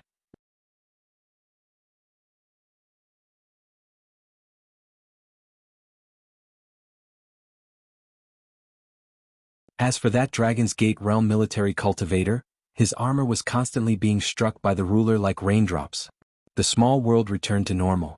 Mao Xiaodong held the shoulder of the headless body, not letting the corpse fall to the ground. He looked at the red-eyed Realm 9 sword cultivator and asked, "Not avenging your friend?" Mao Xiaodong suddenly shook his wrist. The corpse flew out and hit the wall of a shop, turning into a big pile of flesh. The Realm 9 sword Xiao and the far-traversing realm martial practitioners saw countless tiny golden characters surging into the Qi palace of the tall old man from all directions. Their expressions were solemn and stirring, and their hearts were desolate. How could they fight? The 2 looked at each other. They could see the determination in each other's eyes. Mao Xiaodong looked around. From beginning to end there were no traces. There should be no jade uncut state cultivator hiding here. In other words, these 5 assassins who were determined to die did not have any backup plans. Mao Xiaodong lifted the tattered sleeve and looked at it. He looked up and said, You sword cultivators, earth immortals, martial arts grandmasters, don't you always say that the academy cultivators are just embroidered pillows that only know how to talk? Mao Xiaodong smiled. Yes, you are right. The sword cultivator and far-travel state martial artist felt their hearts tighten. Mao Xiaodong strolled leisurely like a scholar in his study. At the border of this small world, flying swords that looked like natal objects of sword cultivators flew up. Flying swords were not of high quality, roughly equivalent to the natal flying swords of sword cultivators in the Sea Observation State and Dragon Gate State. But there were so many of them who dared to be careless. Not only that, but there were also green-robed Confucians of different ages on the roofs. Some held books, some carried swords. Their cultivation was not high. They won with numbers. Groups of burly soldiers in metal armor rushed out of the streets and alleys. Those flying swords of different shapes and sizes flew towards the golden core sword cultivators. The Confucians on the roofs and the armored soldiers on the ground rushed towards the far-travel state martial artists. Mao Xiaodong came to the side of the military cultivator who was tired of dealing with the ruler, but he did not get close. He said, "You are the real death warrior. You use the military pill as a cover and have an earth immortal cultivator's golden core. As long as you get close to me, you will die with me. Even if you can't kill me, you will lose half your life and leave it for the other assassins. That will be enough to keep me here." The Dragon Gate State cultivator of the military school had a determined look in his eyes. He ignored Mao Xiaodong's words and only blocked the ruler with his fists to prevent the armor pill from shattering. Mao Xiaodong reached out his hand and pointed at the cultivator. Golden words rose from the ground around the cultivator, like the beams of a house rising from the ground. Finally it formed a cage. The military cultivator smiled bitterly. His expression was ferocious. Countless golden rays bloomed from his body and chi dwelling, and his entire body shattered. Even if he could not kill Mao Xiaodong, he still wanted to destroy the ruler, which was definitely a crucial life-bound item. It was just that the suicide of a Dragon Gate realm militarist cultivator and the explosion of a golden core had destroyed the golden cage made of sage inscriptions, but it was not enough to destroy it completely. The ruler was unscathed, but the spirituality of the words engraved on it dimmed a little. It floated back to Mao Xiaodong's hand. Mao Xiaodong hung it on his waist. While the Realm 9 sword cultivator was surrounded by danger, his life was not in danger. The far-travel state martial artist went on a killing spree. The Confucians and armored soldiers within 10 feet of him were all destroyed. Then he mixed it with his stellar energy, turning the spirit chi contained in the puppets into a turbid chi that Mao Xiaodong could not control. Mao Xiaodong was expressionless. He let the last two assassins slowly consume their spirit chi and true chi. The spirit chi in the small world had a limit. This directly affected the stability of the Cliff Academy, and how long it could last. Thus, the small world had unknowingly shrunk to a radius of 4,000 feet. If Mao Xiaodong was on Mount Donghua, where the real Cliff Academy was, he might still be able to maintain a radius of 8,000 feet.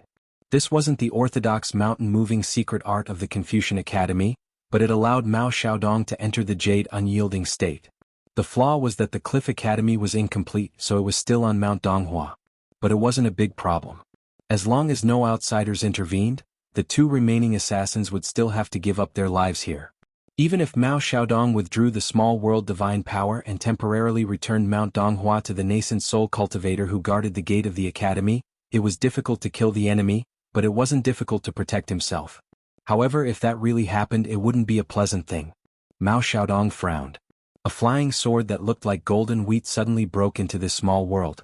After it hovered in the air, the tip of the sword rose and fell, repeatedly pointing in a direction. Mao Xiaodong withdrew the divine power without saying anything and dropped back to the nascent soul level. Chen Pingan, who had been standing on the roof and watching the battle, didn't even need Mao Xiaodong to tell him. He patted the blade-strengthening gourd and flew out. A dimension talisman in Chen Pingan's sleeve suddenly burned. He didn't choose to target the old man in the remote traversing state. Instead, he shrank the ground to an inch and went straight for the more terrifying Realm 9 sword cultivator. If someone was watching, they would definitely think that Chen Pingan had chosen the wrong opponent. At the same time, the divine true bodies of the day cruising god and the night cruising god descended from the sky with a more majestic aura than the previous military cultivator. Before Chen Pingan could make a move, they first smashed toward the martial grandmaster. The day cruising god was wearing golden armor and holding an axe with both hands. The night patrol god wore a pitch-black armor and held a large halberd in his hand. Mao Xiaodong smiled knowingly. He also patted the ruler and rushed toward the Realm 9 sword cultivator.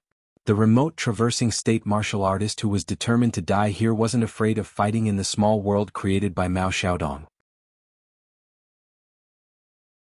When Mao Xiaodong hurriedly withdrew his supernatural power for some unknown reason, he might have a chance of winning as long as he cooperated with the Golden Core Sword cultivator. But just as the situation took a turn for the better and he was no longer in a situation of certain death, the remote traversing state martial artist hesitated for a moment before rising from the ground and fleeing far away. The sword cultivator was slightly surprised at first, but then he also rushed away without a word. Mao Xiaodong said, "Since you don't have the upper hand, don't chase a cornered enemy." But he found that Qin Pingan had already stopped and had no intention of chasing at all. But he didn't immediately put away the 2-day cruising gods either, letting the immortal money slip out of the money bag. Mao Xiaodong came to Qin Pingan's side. "Wait for me to rest for a while, then I will bring you back to the academy." Qin Pingan nodded, still looking and listening in all directions. He didn't even loosen his grip on the sword hilt behind his shoulder. He let his palm burn and turn into a bloody mess. He was experienced at such a young age. That Realm 9 sword cultivator had lost a close friend here, and his killing intent was even stronger. So Qin Pingan chose this person as his target at the first moment. No one could predict that the remote traversing state old martial artist would definitely retreat when he had a way out. But at least compared to the Golden Core Sword cultivator, this person was more likely to abandon his allies and leave the danger zone, retreating on his own. Mao Xiaodong withdrew his little heaven and earth in an instant. Qin Pingan also made this decision in an instant. Because of this action would make a remote traversing state martial artist feel fear and speculate. For example, why did the other choose the more dangerous sword cultivator to attack? Was he really planning to pull in the net? Or was there another trap waiting for them? Qin Pingan loosened his grip on the sword, and at the same time, put the 2 gods will back into the true body talisman. After the world returned to normal, the surrounding screams of terror rose and fell. Qin Pingan glanced at the head of the golden body state martial artist that rolled on the ground not far away. 3 were dead and 2 had escaped. Get ready to leave. You're tuning in to the Sword Dance in the Vast Sky YouTube channel. Don't forget to subscribe and join us on this journey to catch the most captivating stories.